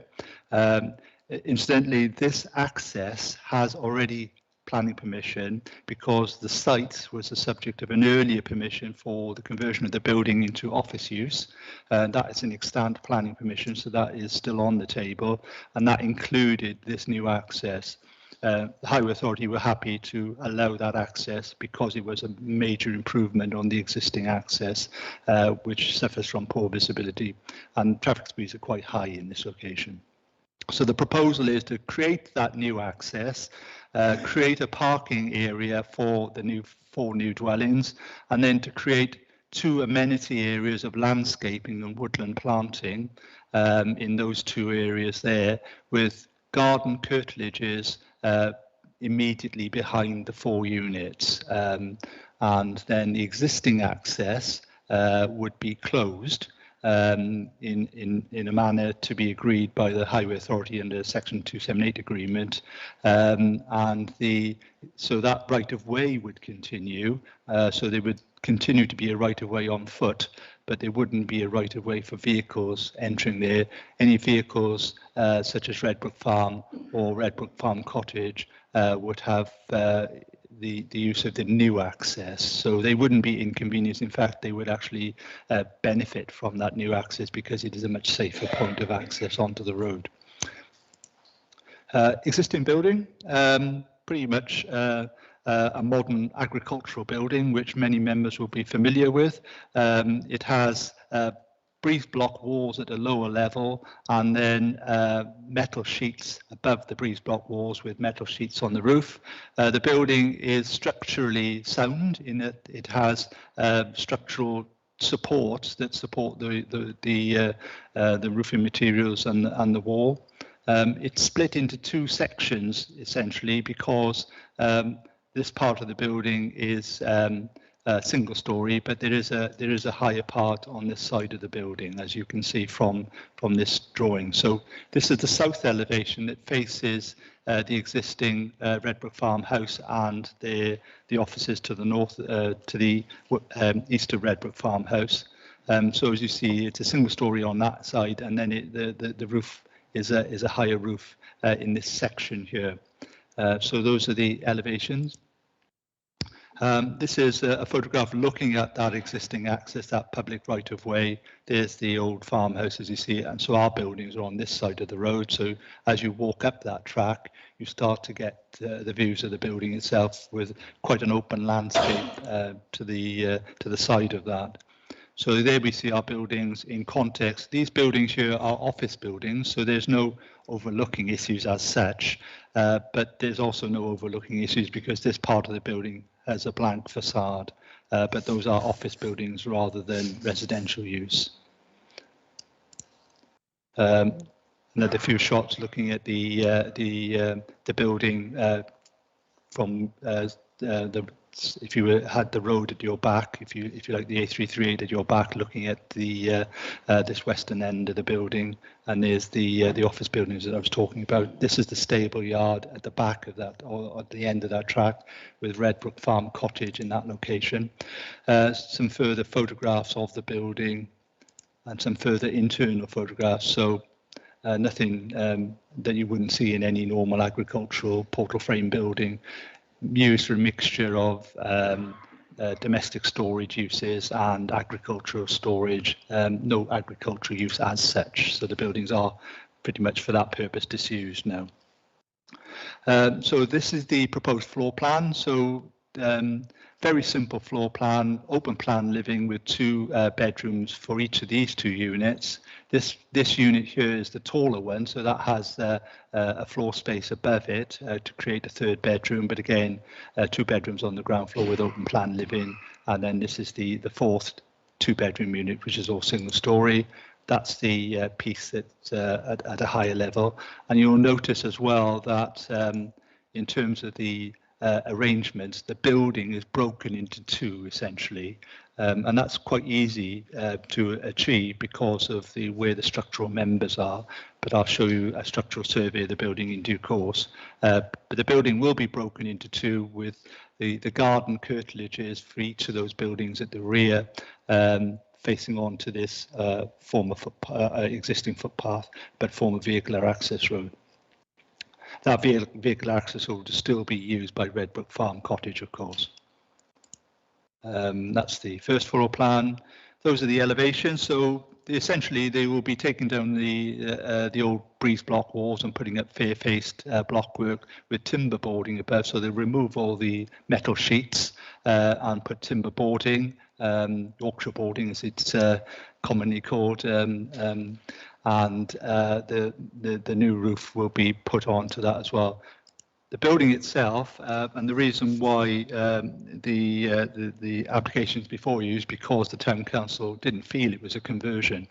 Unfortunately, case law has dictated the way officers deal with many of these portal frame structures, and essentially, if the portal frame structure itself is sound, there's no reason why you can't remove the walls and the actual metal cladding from the roof and the walls and replace it, provided you keep the structure of the building as it was.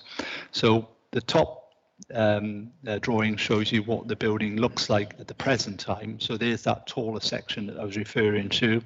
And what the applicants are proposing to do is to take out those 4 individual members or steel members that run from south to north, and essentially create 2 buildings out of one.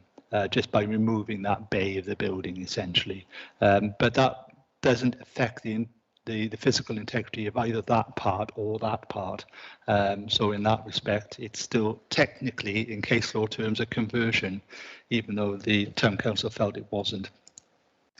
And that's a cross-section through the new buildings, whether they have foundations or whether they build on the existing concrete slabs.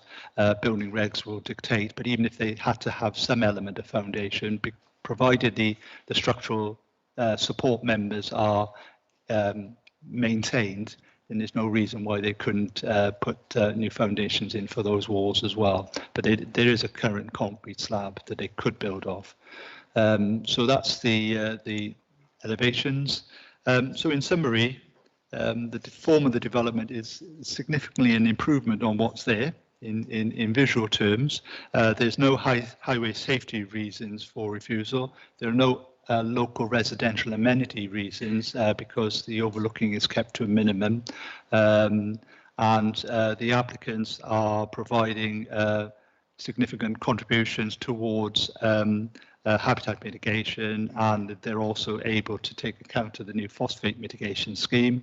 There's also an ecologically sensitive biodiversity net gain proposal included within the application. So because of that, the application is in accordance with your policies, and the recommendation is one of approval. Thank you, Chairman. Thank you very much. Excuse me. We can now go to Ms. Kate Yule. You have 3 minutes. Super, thank you. So thank you for the opportunity to speak in support of the application on behalf of our clients, Mr. and Mrs. Lewis, and the proposers to reuse an existing redundant agricultural barn. Could you just bring that a bit further? Of course, better. So the proposal is to reuse an existing redundant agricultural barn as 4 dwellings and is recommended for approval by the case officer. And the case officer explained, the barn sits within the context of a farmhouse, stables and outbuildings, and it's important we retain this form as it's part of the local character. The reuse of redundant buildings and enhancement of their setting is supported by the National Planning Policy Framework. The scheme provides a modest amount of new housing provision, and the NPPF applies weight in favour of sustainable development. The changes to the building would enhance the rural character, be in keeping with the area and comply with the NPPF. The existing frame will be insulated internally and infilled with fair-faced colour-through blockwork at the base, with hit-and-miss vertical timber cladding above. A new corrugated metal roof will be installed and will be insulated internally between and under the joists. The size and form of the barn remains unchanged. We've given careful consideration to the neighbours of Redbrook Barn. No windows directly overlook existing properties. Additional tree planting is proposed along the eastern boundary to give privacy to Redbrook Farm cottage, and the windows of the unit closest to this boundary are at ground level only. Windows and doors have been introduced where necessary for ventilation, daylighting and access. The south elevation of the unit closest to Redbrook Farm is blank. The landscape proposals have been developed through an understanding of the landscape character and include native hedges and boundaries that reflect the traditional field pattern. There are also areas of new tree planting and a wildflower meadow. This will increase the biodiversity of the site. As discussed, the new access road onto the A338 is proposed to increase visibility and enhance safety and will be used by all existing residents. The public right-of-way is retained with bollards installed to stop vehicle access. There's a footway to the bus stop, improving links to nearby Fording Bridge. Fordingbridge Town Council have raised an objection over whether the scheme is a conversion. Additional information has been provided and it has been agreed with the case officer that this is within the spirit of prior approval and that since this is a full planning application, policies from the NPPF are also relevant. The case officer concludes that the proposal would have no harmful impact upon the rural character of the area, highway safety, ecological interests, neighbouring amenity, flood risk or protected habitats and is in accordance with policies of the development plan and is recommended for approval. We hope that the committee will accept the officer's recommendation and approve this application. Thank you. Thank you very much. Questions either to officers or speaker? Councillor Hawkins. Yes, I would like to ask the officer if they're putting new sewer system in to take away the... Yes, they are installing a new package treatment works. That's shown on the plan here. If I enlarge it for you, there's an existing package treatment plant which serves the office complex and the house, I believe, and they will be installing a new one, and one of the conditions requires details of that to be submitted. Thank you very much.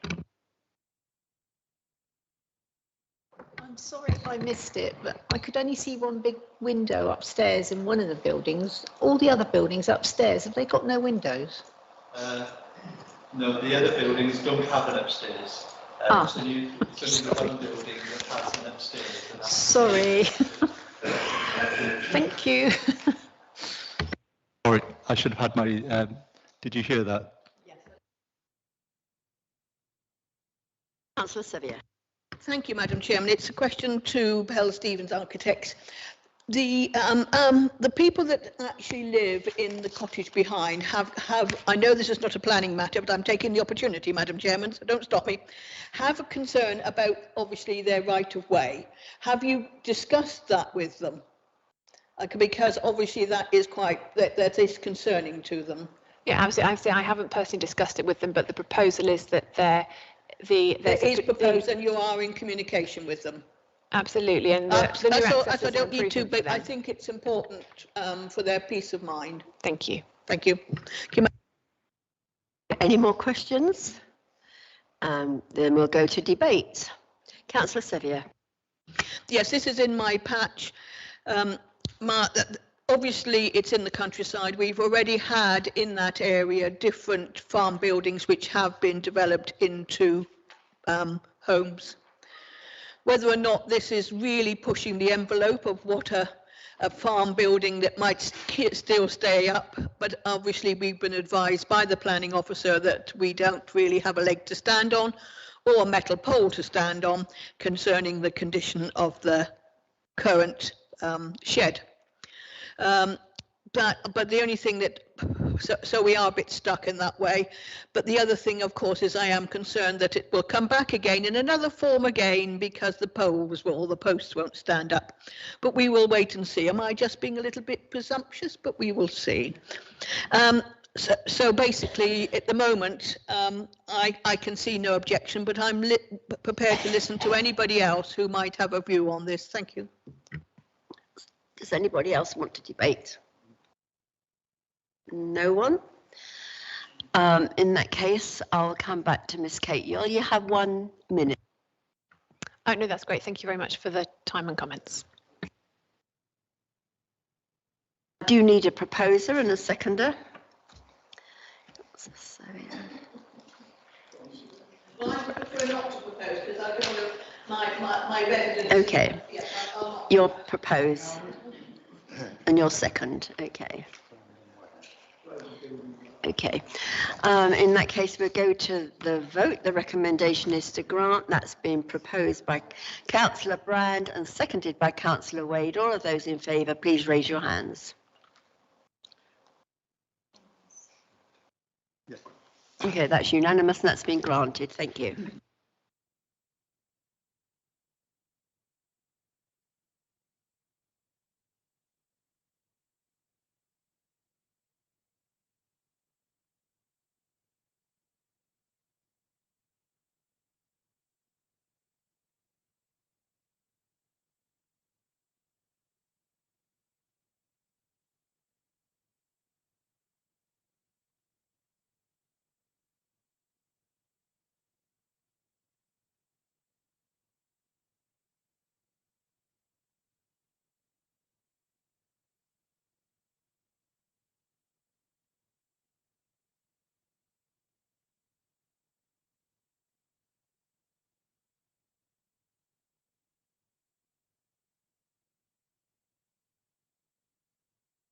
Jackie's here, so we'll go to page 213, application number 22/11065, Pheasants Walk, Poplar Lane, Branscore.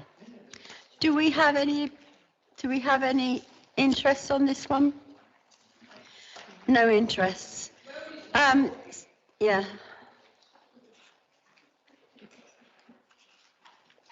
We have one speaker on this one, but if we can go to Jackie. I please. believe we've got two speakers on this one. I think we've got Councillor Manns from Branscore Parish Council. Oh, yes, sorry, he didn't. Yeah, sorry, I did give permission. What was the name again? Councillor Manns.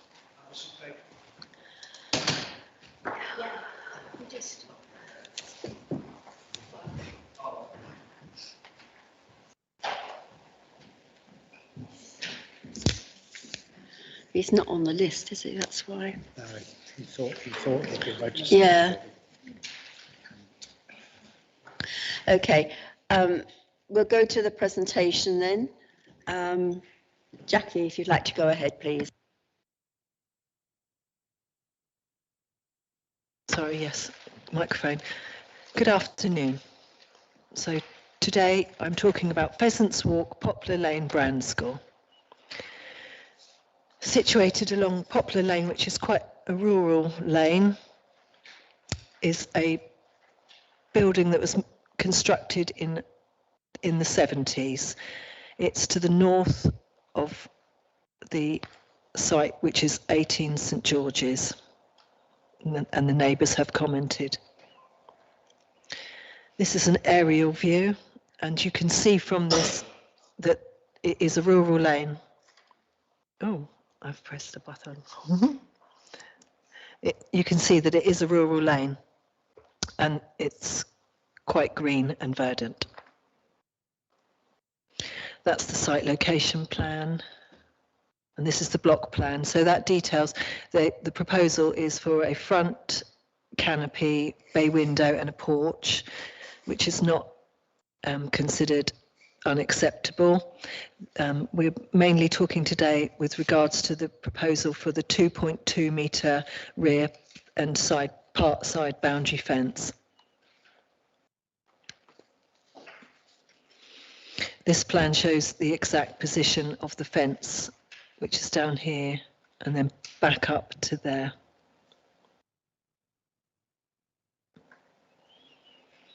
These are the existing plans, and that's how the front looks at the moment, and that is how they would like the front to look. And these are the floor plans. So again, it's quite a modest proposal to the front, and it emulates what is already on a neighbouring property. And this is the roof plan that just shows that front extension. To the rear, these are under construction from a previous consent, as you'll see from my photographs in a minute. This is a picture of the front of the property. This is the rear garden. So this is the side fence. Ooh, wobbles. And that is the rear boundary fence. You can see here that there are established shrubs that already are above the existing fence line. And over here is a large tree, which is outside of the jurisdiction of the applicant. This is a picture. So this is the neighbouring garage at number 18. And this is the existing fence to the rear boundary of the application site. And here you can see that the shrubs are higher already than the fence. This shows the difference in land levels. So the house is quite high here, and this is the neighbouring garage, and this is the fence that's existing, which is at 1.7 at the moment. This is back into the application site, so the building materials are for the previous permission. This is the side boundary, so they're going to clear this and put in the fence. And these trees are clearly way above the existing fence line, and so are the shrubs. That's the other side boundary, just for information. That's already higher than the rear fence at 1.9. This is the property which is called Pheasants Walk, which is the application site, and you can see that that's to the north. The sun rises here, comes round and sets here, and you can see that number 18 is already in shadow, which the main factor here is the trees that you can see that are shadowing it. So any sort of shadowing would come back into the garden of the application site, and you can see that the shadowing is already there. And I recommend grant subject to conditions. A 2-metre fence could be done under permitted development, so we're talking a difference of 20 centimetres. Thank you. Thank you very much. I have 2 speakers.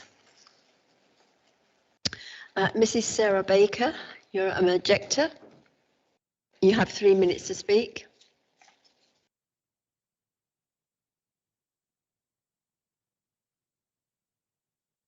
Ask about that last picture we saw, because I've had 2 mature oak trees that have had to be removed.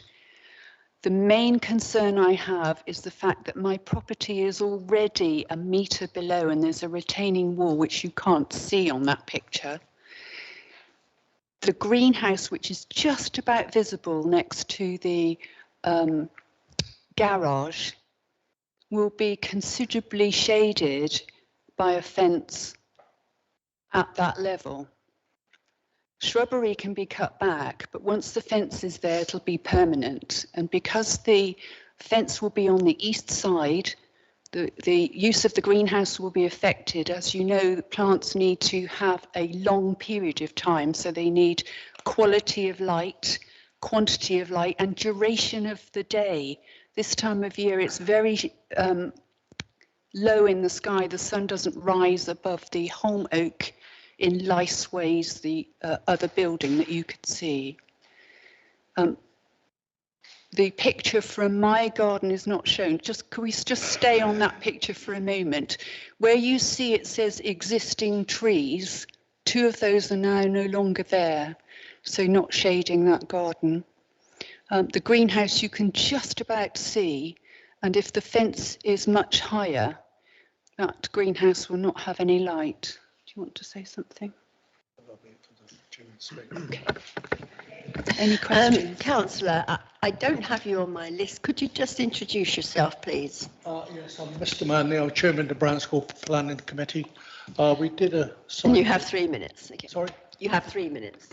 Right. We did cite to 3 members of the Planning Committee just to check on this plan. And the St George's Drive is on the lower end of Burley Road. As you go up Burley Road, you meet Poplar Lane is halfway up. So the difference in the height between the garden in St George's Drive and Poplar Lane is roughly 1 metre. If you're going to put 2.2 fence on top of that, then you're up to 3.2 metres. Then 3.6 is 12 feet, and Mrs Baker's property is 20 feet from the fence that is going to be erected. So if you've got a 12-foot fence going around her property, it's going to be like being in a prison. So, and as she's a keen gardener, then it's going to create shade onto the garden. So that's why we refused the plan. The original part of the plan for the porches and whatever, we were quite happy with. It's just the fence at the back garden we're not happy with. We think it's too high.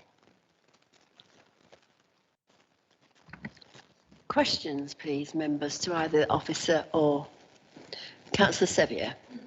Yes, could I ask Mrs. Where are we? Yeah. Yes, that's right. Well, yeah, it's down the bit bottom here. Yes. Sorry, I've got too many. I'm nearly as bad as the chair when it comes. Well, look at the papers. I've got an excuse. Yes, Mrs. Sarah Barker. What height of fence would you be happy with? I think a normal height of fence. Well, that is not. Yeah, so I would want to say 6 foot, but I don't know what that is in metric. 1.8. 1.8. Yeah. Because I do appreciate that it is that having a higher fence on there makes it twice as high, and the need may not be there. And the applicant is not here to tell us why she wants such a high, or they want such a high fence. Thank you. As the officer said, a fence of up to 6'6" wouldn't require permission anyway. So that's 6'6" from ground level on the applicant's side. The fact that the neighbour has a lower garden, although obviously a concern to them, isn't a factor for us. So in effect, what we're talking about is 20 centimetres on this. And also, as you'll have seen from the planning, from this photograph as well, in terms of the way in which the sun moves around, I think it's really unlikely there'll be any loss to the greenhouse of light. But yeah, that's based upon the sun going around from the east to the west. So it's 20 centimetres is what we're talking about. I was just wondering whether a compromise. It's always worth asking for a compromise, but. Well, the existing fence is already there. Yeah. And that height is 1.7, 1.8. Yeah, 1.7. Yeah. Okay. Councillor Benison. Thank you. Could we go back to the previous photograph? I think it was the previous one. Yeah. So that is with the boundary with Pine Cottage. Is that correct? That fence. No, the fence that's yes. This fence. That is with the boundary with Pine Cottage. No, that's no. 18 Georges there. Oh, so that's along the back. Yeah. That's their side That's elevation. sort of what I would call the bottom fence to the application house. Yes, the application, that is their rear boundary there. And can you go to the other photograph that showed the fence at the back, but still under construction? That one. So, no. That one? No, that one.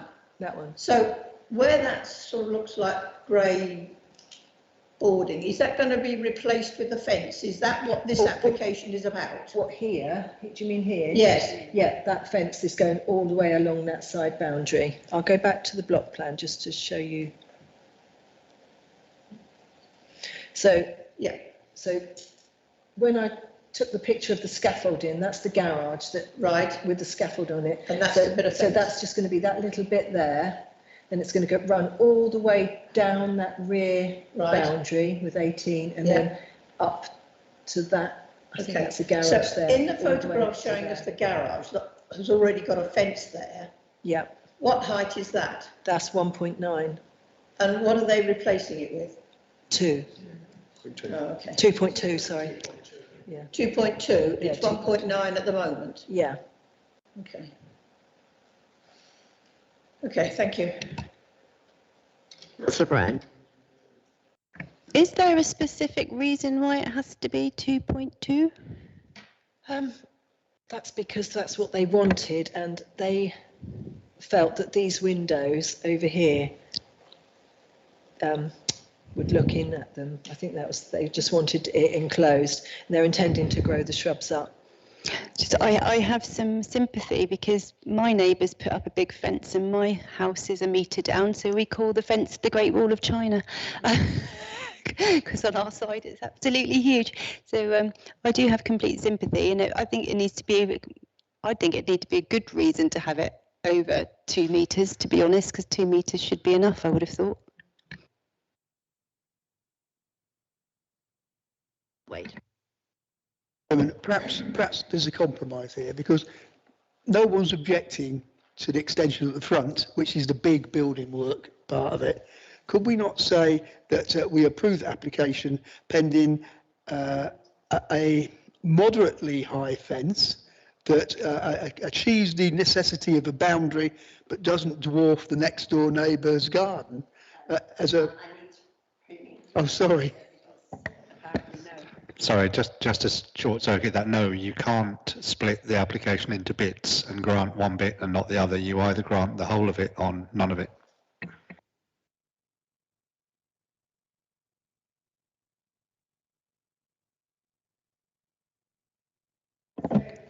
Got an idea.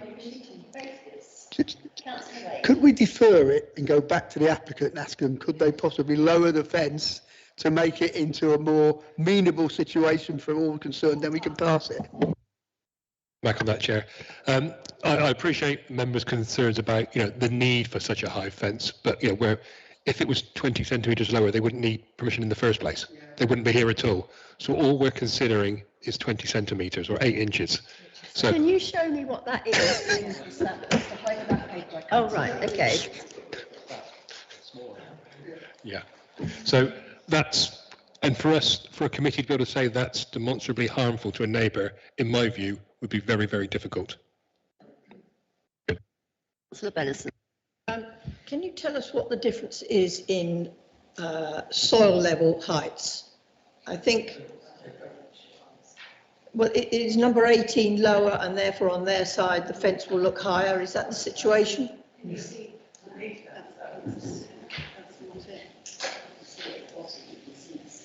So the fence is already up on like a brick plinth. So from number 18 size, if you were to measure it upwards, it could be considerably more than 2.2 metres. Is that the case? How much more do we know? It would be 30 centimetres more than it is now. What's that in old money? Sorry. Can we use the mic? So a foot and 8 inches really higher than what it would be if it was on a level plane. Yeah, there's a 1.9 metre fence there at the moment. This would then take it 30 centimetres higher. Yes, but the perception from number 18 is...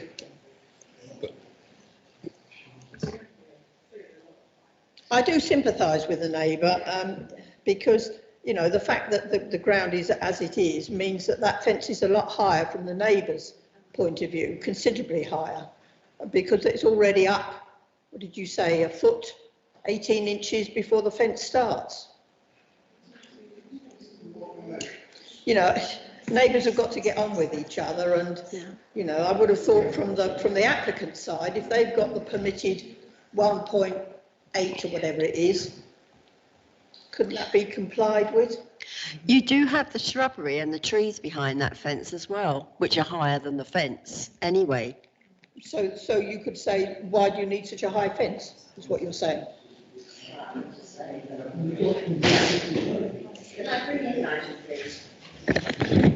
Sorry, Chair, but several members have referred to an idea that the applicant needs to justify why they need a higher fence.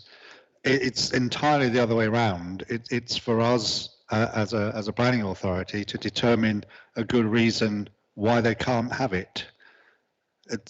They don't need to justify why they need a high fence. They just need to apply to us for it, and we need to, if we want to refuse it, we have to find a reason to refuse it. But as Dave says, 8 inches to a foot difference in height is not going to be easy to defend.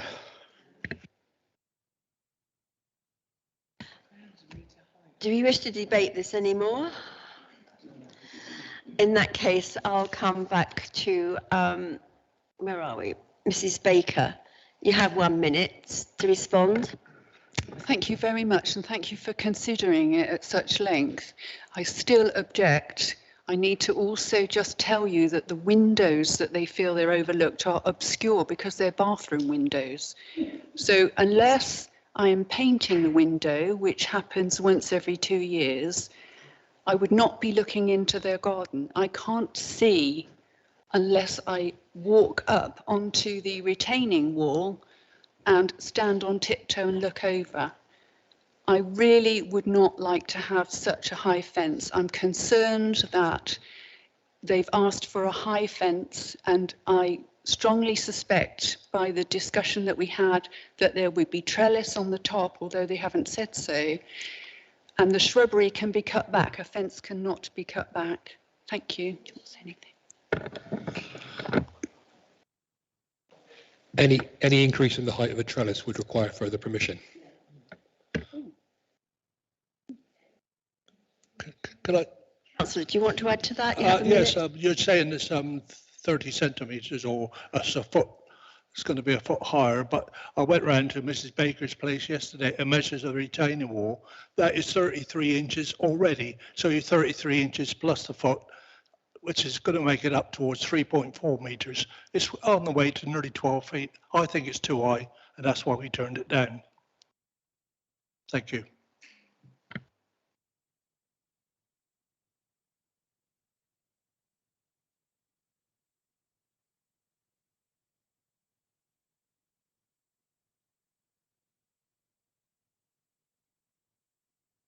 I think it's very unneighbourly, and I'd be inclined to say, sorry, chums, you can't have a fence that high. You can have everything else, but not the fence. Put it up under permitted development rights. We can't split it. I know we can't, so therefore we refuse it. You want to refuse it? Do you?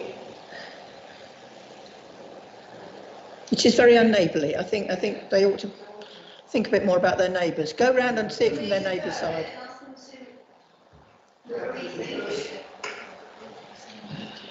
Chair, we could do, but again, I think refusing. I mean, we have to be mindful of appeals and our appeal performance. You know, we get judged by that for central government, and I think, as I said, trying to refuse and justify refusal on 20 centimetres of fence, we might not like it. It might be unneighbourly, but what planning harm is it causing? It's 20 centimetres from their side, no, but it's not from the neighbours. Chair, can I come back on that again?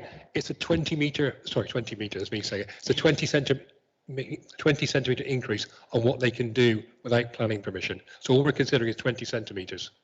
So what I'm saying is let them do it under permitted development. No 20 metre extra, 20 centimetres extra. Still, that 20 centimetres is so objectionable that it should be refused, and the front extension, then, you know, members are entitled to come to that conclusion. Just repeat that again. Well, you're talking about the whole application, which isn't just the fence. I know.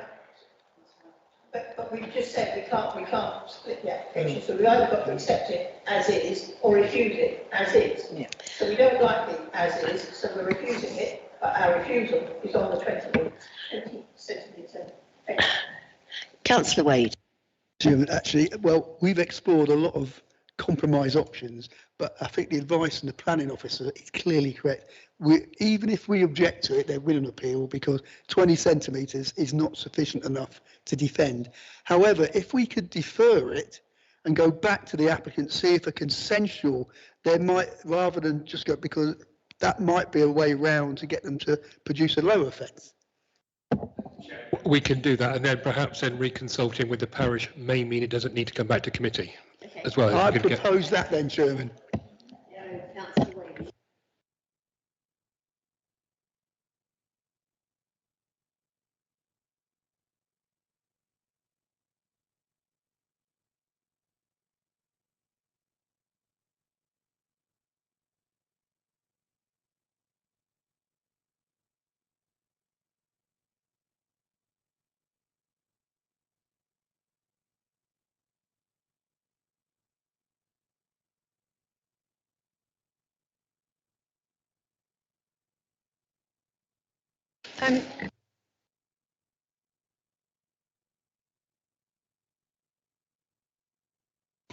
Sorry for anybody that didn't hear that because I didn't have my mic on.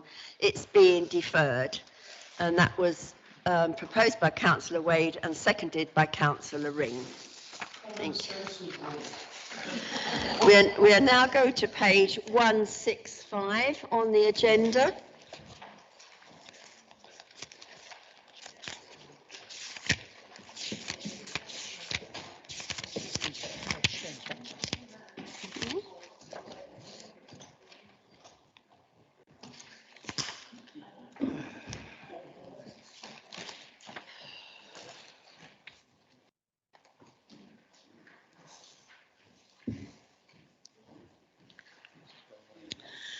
This is application number 21/11058 on page 165 of the agenda, Hillview Farm, North End Lane, Hairbridge.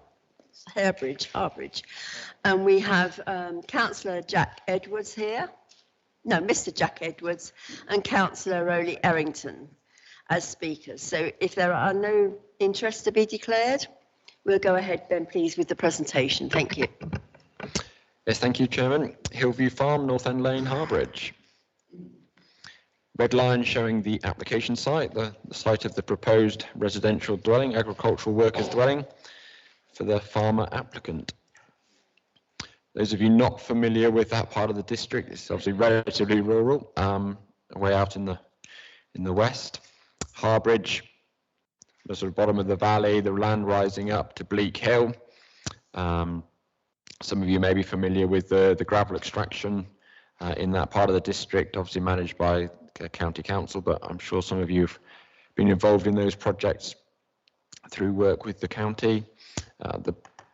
Make out the red line of the application site and the property on there, and the blue line, extending off the plan, and obviously a much larger area of land that is the area that the applicant farms.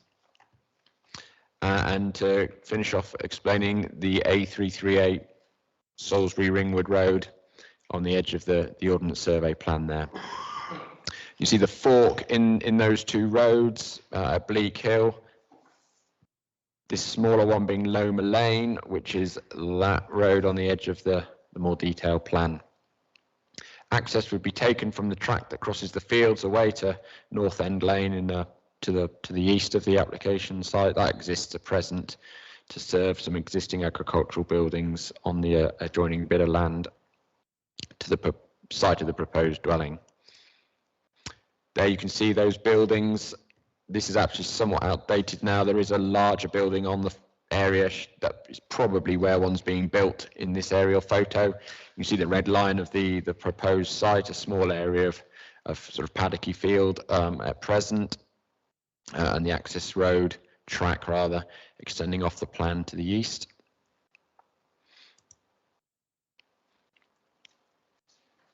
There you can just about make out, this is a photo from North End Lane, but you can just about make out the existing buildings on the site. You can see the extent of trees in the backdrop, defining the area, and a feature of the skyline as you look up onto that area of the district from the river valley. You can also get a sense really of the scale of the surroundings and the distance from the roads. They're slightly closer from the north. You can see more clearly the existing buildings on site, the scale of them, obviously agricultural in their style and appearance. The proposed house would be beyond this building, which is the one that I suggested was being built in the aerial photo, and the land on which the house will sit is beyond that cluster of buildings. So there's the corner of those buildings on the site at present. Red line being the application site and the curtilage for the property. So that will be its garden area, drive and parking area. You can see the footprint of the house quite clearly. Floor plans, all relatively standard residential property. Nothing out of the ordinary for such a proposal. 135 square metre property, 2-storey, 4-bedroom. Perfectly suited to the needs for the applicant. Very simple images of the elevations, nothing out of character or adventurous or that will stand out on the skyline or be out of character with the appearance of the residential properties that are in that part of the district. Perfectly suited and entirely reasonable and appropriate. Two key elements, of course. Need for agricultural workers dwelling has been demonstrated. As you hopefully see from my report, we've had an external consultant review the need and the business model and the farming business that the applicant operates.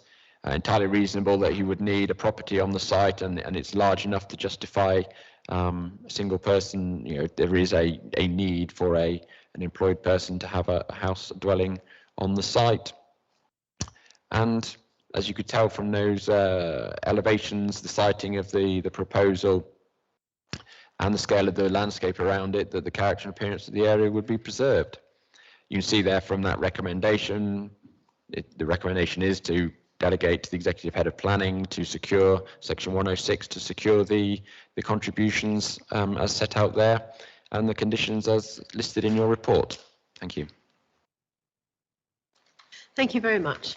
If I can call on Mr. Jack Edwards, you have 3 minutes. Thank you. Thank you.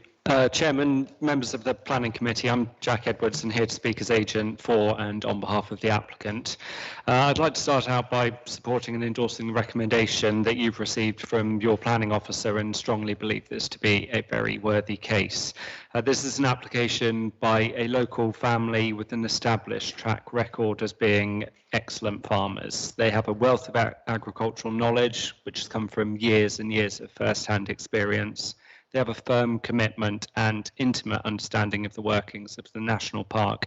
In fact, the applicants are fifth-generation commoners, and one of them served as an Adjuster for many years. The lack of dwelling on site makes the management of the farm and livestock incredibly difficult. In the last 3 months alone, they've lost 1 cow and 3 calves.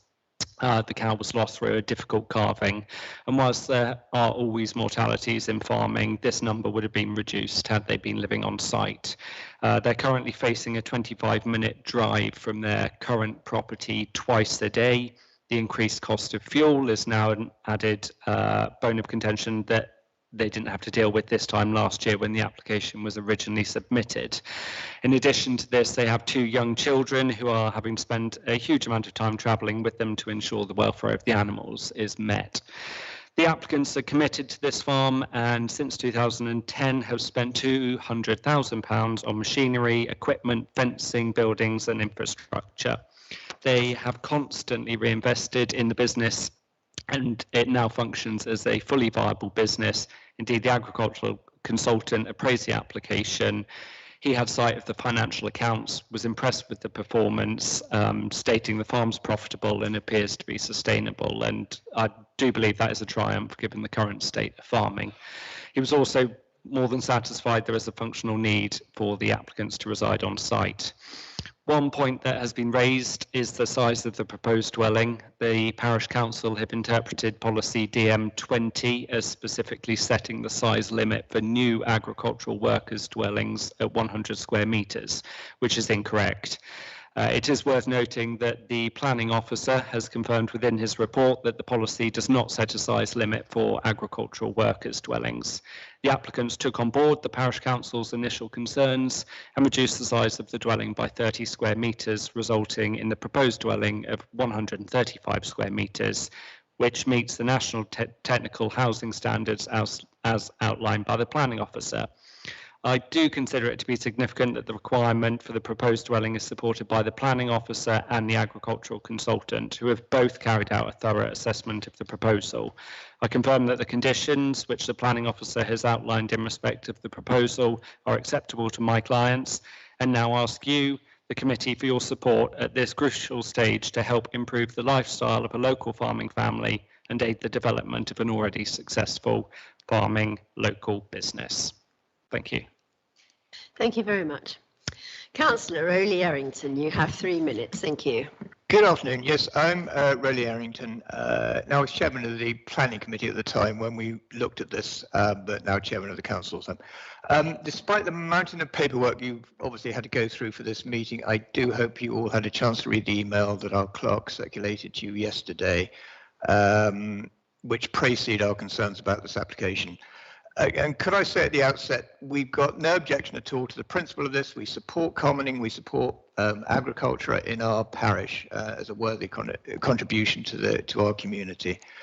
But to keep this short, and this is where we are at odds with the planning officer to some degree. The 2 applications, we've had 2 goes at this.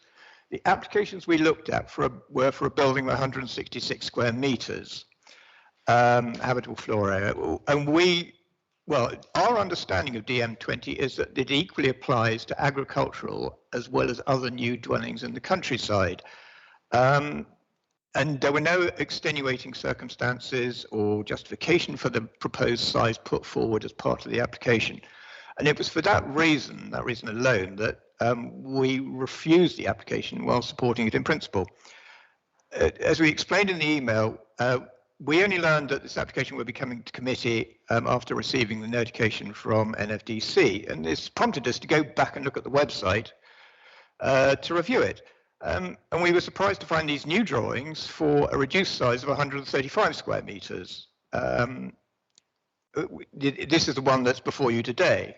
So, but we looked at one for 102 goes at 166 square metres. We talked to the planning officer about this, and he said he didn't feel it'd be necessary to let us know about the revision because, as far as he was concerned, our council's mind was made up, and therefore there was no point in contacting us or asking us to look at the plans again. We think this is a very presumptive mindset to have from the officer's point of view, and a disappointing attitude to adopt.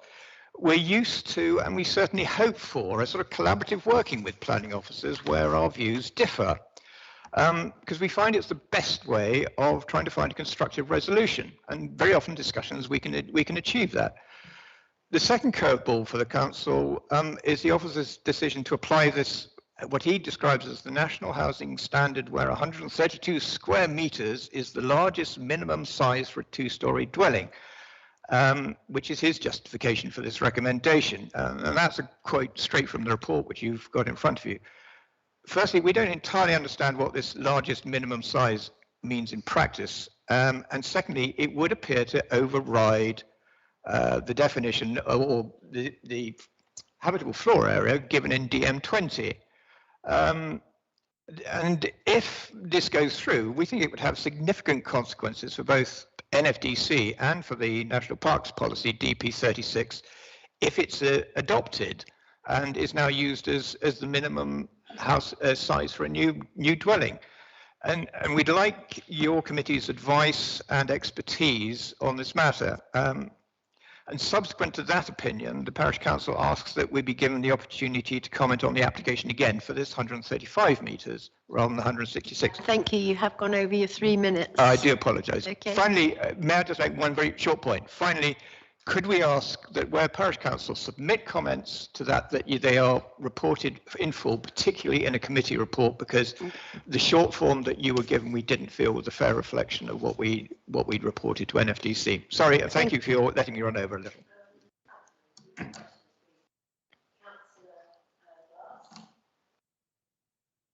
Thank you, Madam Chairman. Reference page 171, phosphate neutrality. Paragraph 2, it appears that we don't meet the requirements that this group, Natural England, would like for phosphate neutrality. Can you explain whether we have or we haven't, and if so, what we can do about it? Sorry, I missed we don't, what did you say? We don't meet, did you say? Well, according to what Natural England are saying, without mitigation, has likely significance 171 paragraph 2 of the phosphate. With regard to the current proposals, Natural England agrees with the competent authority that the plan or project for new residential developments without mitigation has likely significant effect on the River Avon Special Area of Conservation, SAC. The site is also listed as Ramsar site and notified as a national level as the River Avon system, and the River Avon Valley sites are of special scientific interest. So can we explain whether we've mitigated that and where we've got that verified? Yes. I mean, this is very much as we approach all residential development in the district now, whether it's in the eastern part of the district where the impact is nitrates, and now the western where the impact is phosphates on the River Avon. We now have the opportunity, or developers have the opportunity to buy offsetting credits at the Bicton Farm, Bicton Fish Farm site, whereby they can offset their impact on the habitats along the River Avon due to increased phosphates. That Bicton Farm will strip out the phosphates that it used to add to the river and avoid any increases as a result of the additional residential development. So much as we've been doing with the nitrates on the eastern side of the district for a couple of years now, with developers buying credits in mitigating projects across the eastern part of, well, I suppose central Push area, isn't it? Portsmouth, Southampton area, along the River Test and the Solent on the Isle of Wight, to mitigate the effects of those developments. So I'm chairman of the Push Overview and Scrutiny. Oh, yes, you're right, of course you are. We now have the project available to mitigate impacts from phosphates on the western side of the district. So the initial response from Natural England is one of objection on the basis that when the application comes before us, it very rarely has that mitigation built in and secured, but highlighting that it needs to be secured. And condition number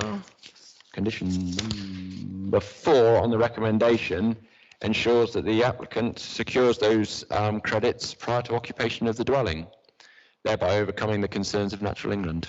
Thank you very much indeed. Councillor Sevier. I have 2 questions, Madam Chairman. First of all, to our officer.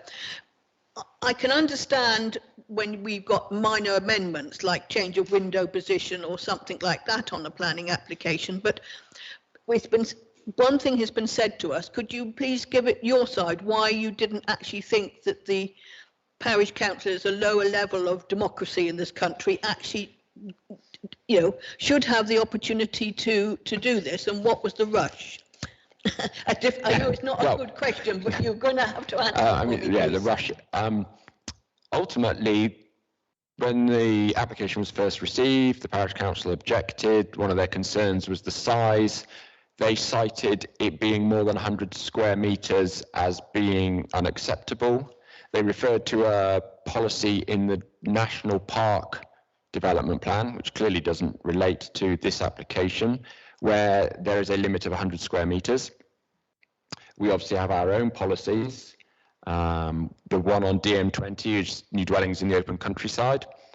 That actually imposes the 100 square metres solely in respect of extensions to dwellings and replacement dwellings. Now, this is neither of those. We then have our own version of the agricultural or forestry workers' dwellings policy, and nowhere in that policy is there any reference to a size limit.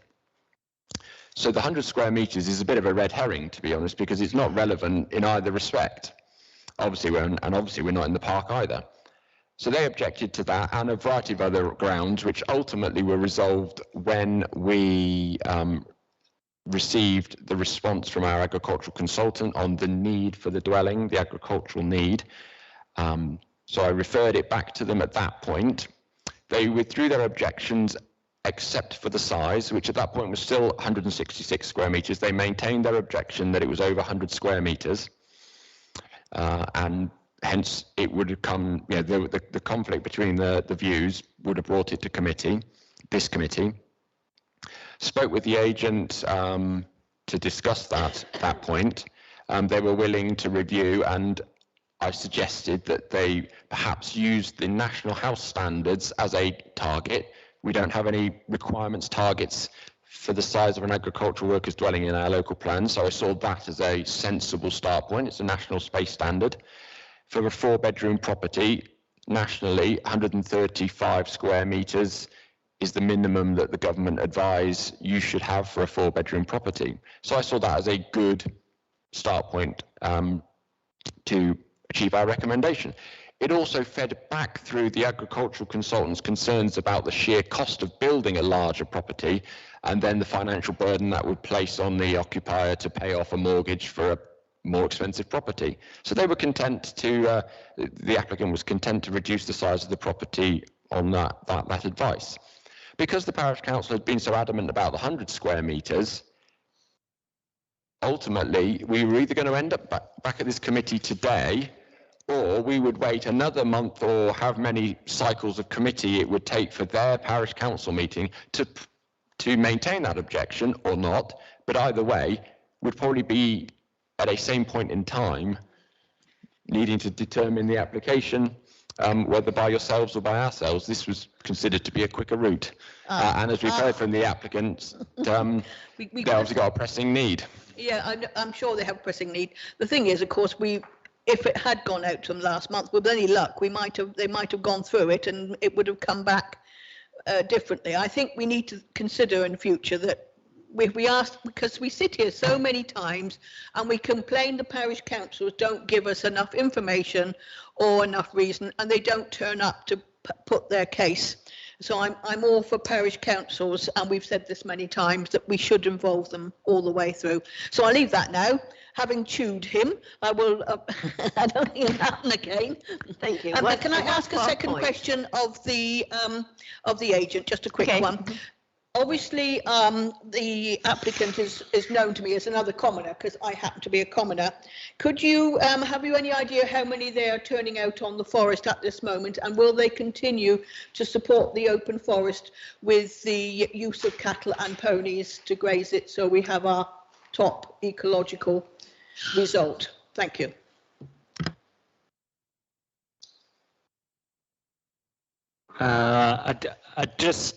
I've just reviewed what I...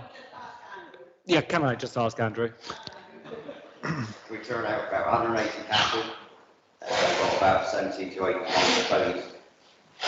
That was 180 cattle and 80 to 90 ponies. And he will. And pigs, and there'd be no doubt that he will continue to turn out on the forest. Thank you very much. Councillor Wade. Mine's quite a simple question. Excuse me if it sounds a bit dim, but this is a working farm. Has there ever been a farmhouse on the site before in the past? Do we know? You might not know the answer to that question. I'm not aware that they're certainly not in this part of the site. I mean, I showed you the. Oh no, sorry. I was going to say the extent of the blue line extending, unfortunately, off the plan I've provided here, but I'm not aware that there was a residential property within that. Of course, a farm holder owner could have lived in one of the houses that's on North End Lane, but subsequently vacated. Councillor Ring. Thanks, Chair. I was merely going to ask what agreement we might reach on the question of square metre occupants, but I think that was adequately answered by the officers. Thank you.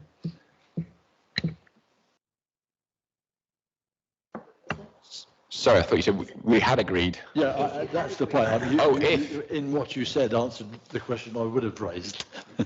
Right. That was a comment.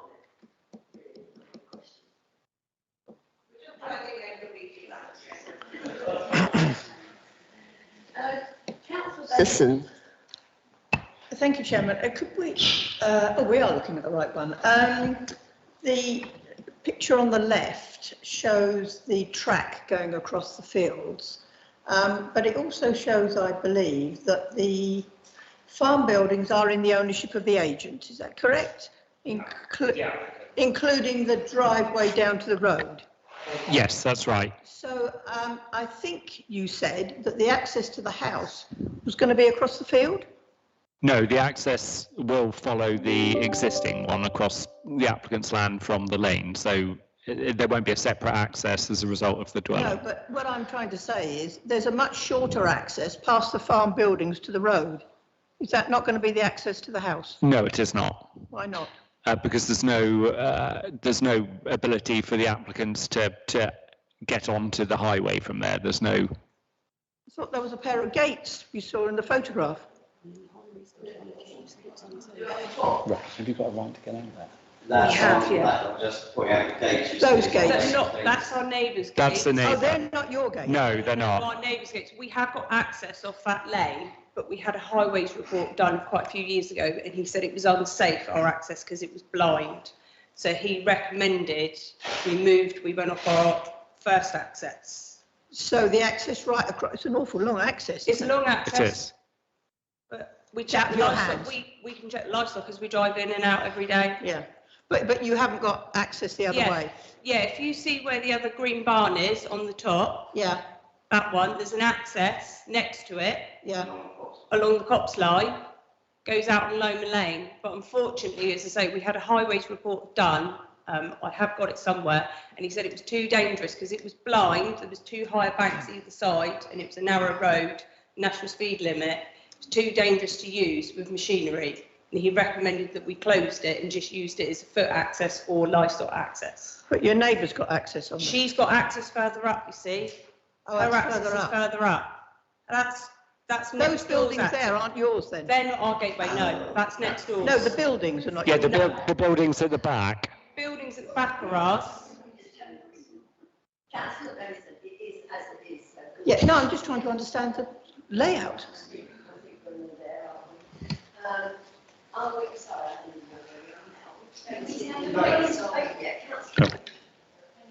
Chairman, Beg your pardon? yeah, sorry, Chairman, we all know that the farming community across the nation has had a pretty tough time recently. And so have many farmers in our own district. The reason I asked about the farmhouse was because I probably guessed there hadn't been one there before. The country's awash with farmhouses on site, because it's easier for farmers to do their business when they're on the site of their business. Clearly, that is a facility that farm currently misses. I get the impression there's a young family involved, so they need a certain size of property. And it's about the quality of life for the farmer and his family. It's about being able to run his business more efficiently. So, Jim, I'm going to propose we accept the offer's recommendation and grant this proposal because it's the right thing to do.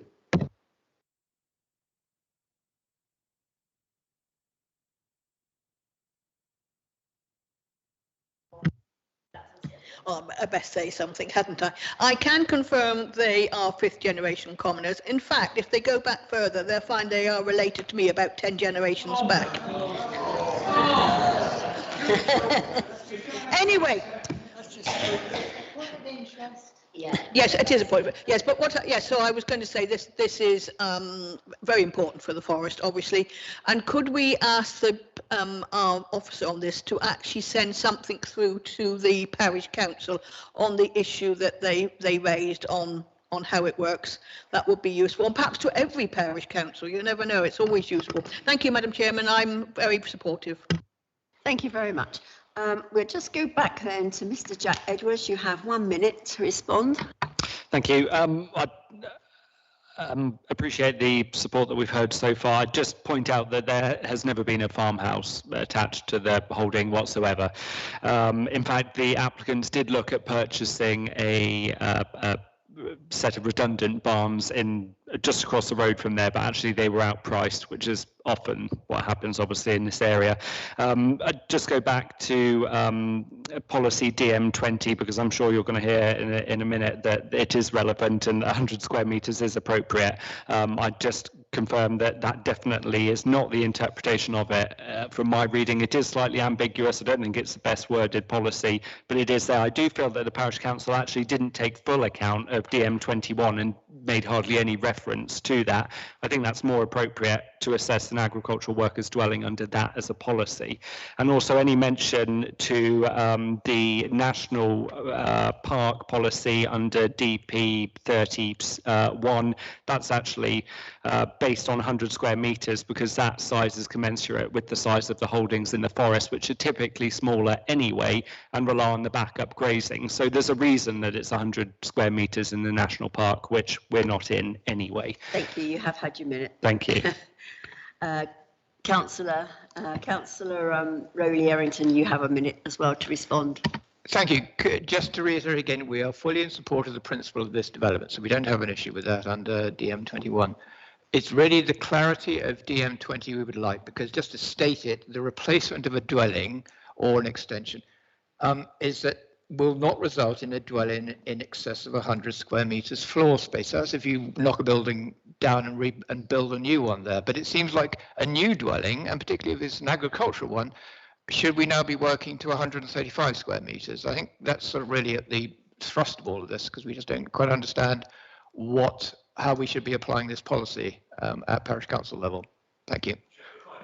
Back on that, there is no hard and fast rule for the size of an agricultural worker's dwelling. It's proportionate to the holding. It's proportionate to the worker within that holding. You know, that the farmhouse, the manor house is obviously going to be bigger than the herdsman's house.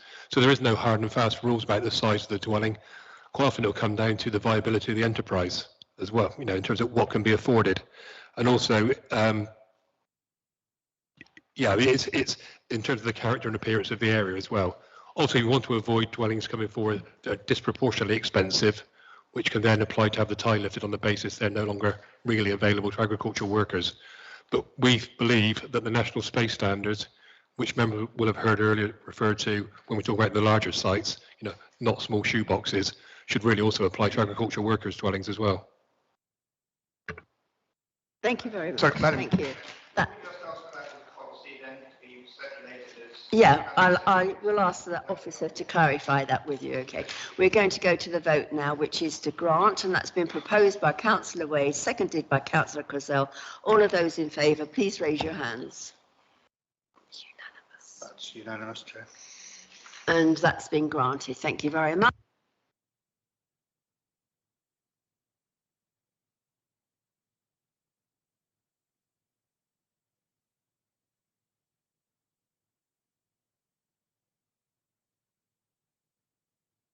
Gosh, I've got that one.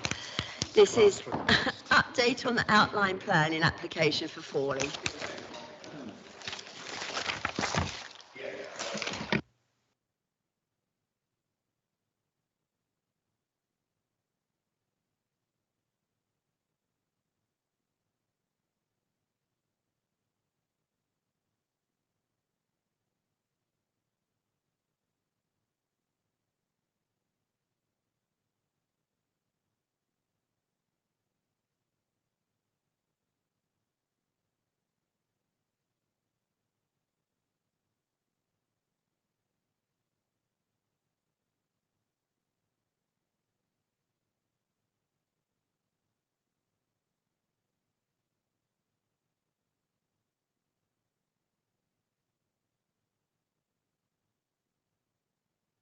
That's stranger to us these days. Yes. Good afternoon. I'm just going to give you a brief update on the outline planning application for the redevelopment of Fawley Power Station, which, as you may recall, is a significant mixed-use development comprising 1,380 homes, over 95,000 square metres of commercial, civic and employment floor space. So this item is for your information only, but we'll be happy to take any questions at the end. So you'll recall the application was considered at a special planning committee back in July 2020, where you resolved to give authority to the Chief Planning Officer to grant planning permission for the development, subject to conditions and subject to the prior completion of a Section 106 legal agreement. To secure various matters, which was set out in the original committee report, and that includes things like affordable housing, public open space, SANGs, transportation infrastructure, a new primary school, and new flood defences. So, since July 2020, the National Park Authority have also resolved to grant outline planning permission for their related outline planning application for 120 dwellings and all of the green infrastructure to serve the development. That was resolved to approve in July 2020 as well. Then, since July 2020, the officers of both authorities have been working hard to secure a completed Section 106 legal agreement. This has been a lengthy process due to the scale and magnitude of the development and the considerable number of issues needing to be addressed within the legal agreement. However, I'm pleased to say that the Section 106 legal agreement is now in a final agreed draft form, and the current expectation is that it should be possible to complete the 106 legal agreement in January 2023, at which point outline planning permission can finally be granted. Now, due to the significant length of time that's elapsed since July 2020 committee, we have as officers carried out a review of changes to planning legislation, policy and guidance at both a local and national level since the original committee date, and we've also considered the changing site context, noting that the power station buildings are now largely demolished. So the committee report sets out the various matters that have been reviewed.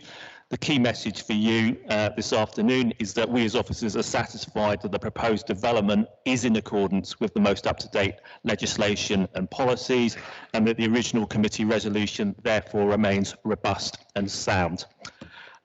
Finally, just to note that 4 of the original 69 draft conditions are no longer deemed necessary, as those matters are adequately and more appropriately dealt with within the legal agreement.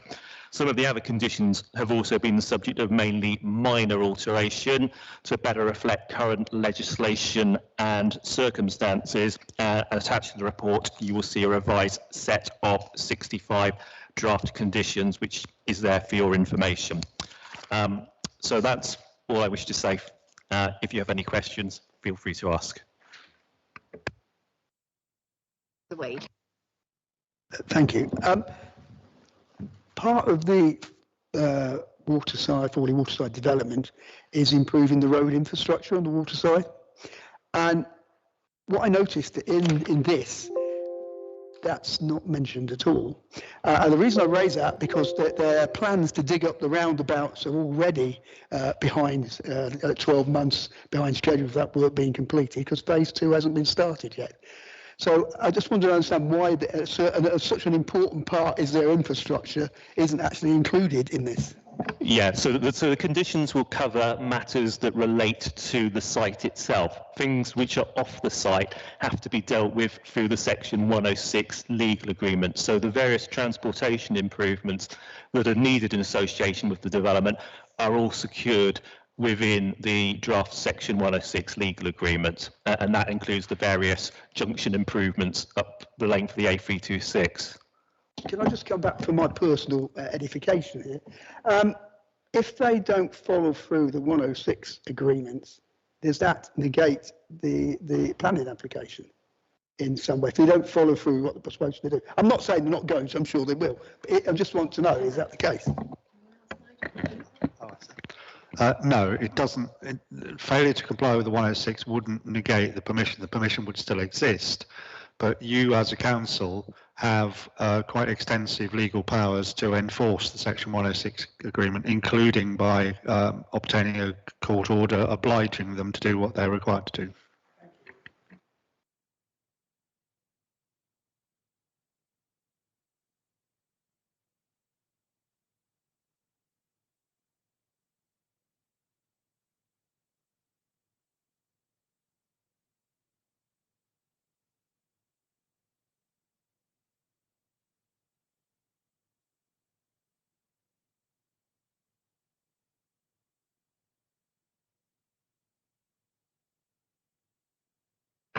Yes, similarly, an update on progress, I suppose the conclusion of Newington Police Station planning application and appeal. Hopefully members did see the appeal decision circulated a few weeks ago now, dismissing the appeal. I've set out in the report that circulated the grounds and issues and conclusions of the inspector in her decision to dismiss the appeal, which, as hopefully you appreciate, is very much a technicality, finding no fault with the scheme on the principal matters that we considered it unacceptable and refused on. So we very much anticipate a revised application will be received. I don't think they need to do a great deal to resolve the issue that the inspector was uncertain about, and it's potentially more about how we present the information and that we do have got control of, and we do have in our gift to demonstrate that the issue she was concerned about isn't an issue, and we can continue approaching planning applications in the way we have been, which relates directly to the question Councillor Glass asked me about the phosphates in the final item there. Happy to take any questions about that and the process we went through. It's not a question, it's just a comment, just to say how terribly disappointing this is, because it's knocked everything else out the way. So very, very, very disappointed in Leamington, I can assure you. Yeah, I mean, I can appreciate that, having sat through 5 days of trying to defend and articulate why the scheme was unacceptable. Obviously, ultimately, for it to fail in the manner it did is disappointing.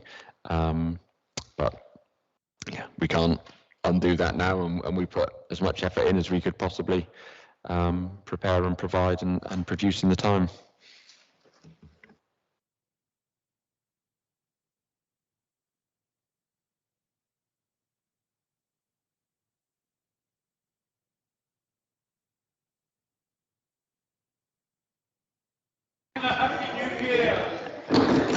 Everybody have a safe and healthy Christmas. See you in the new year.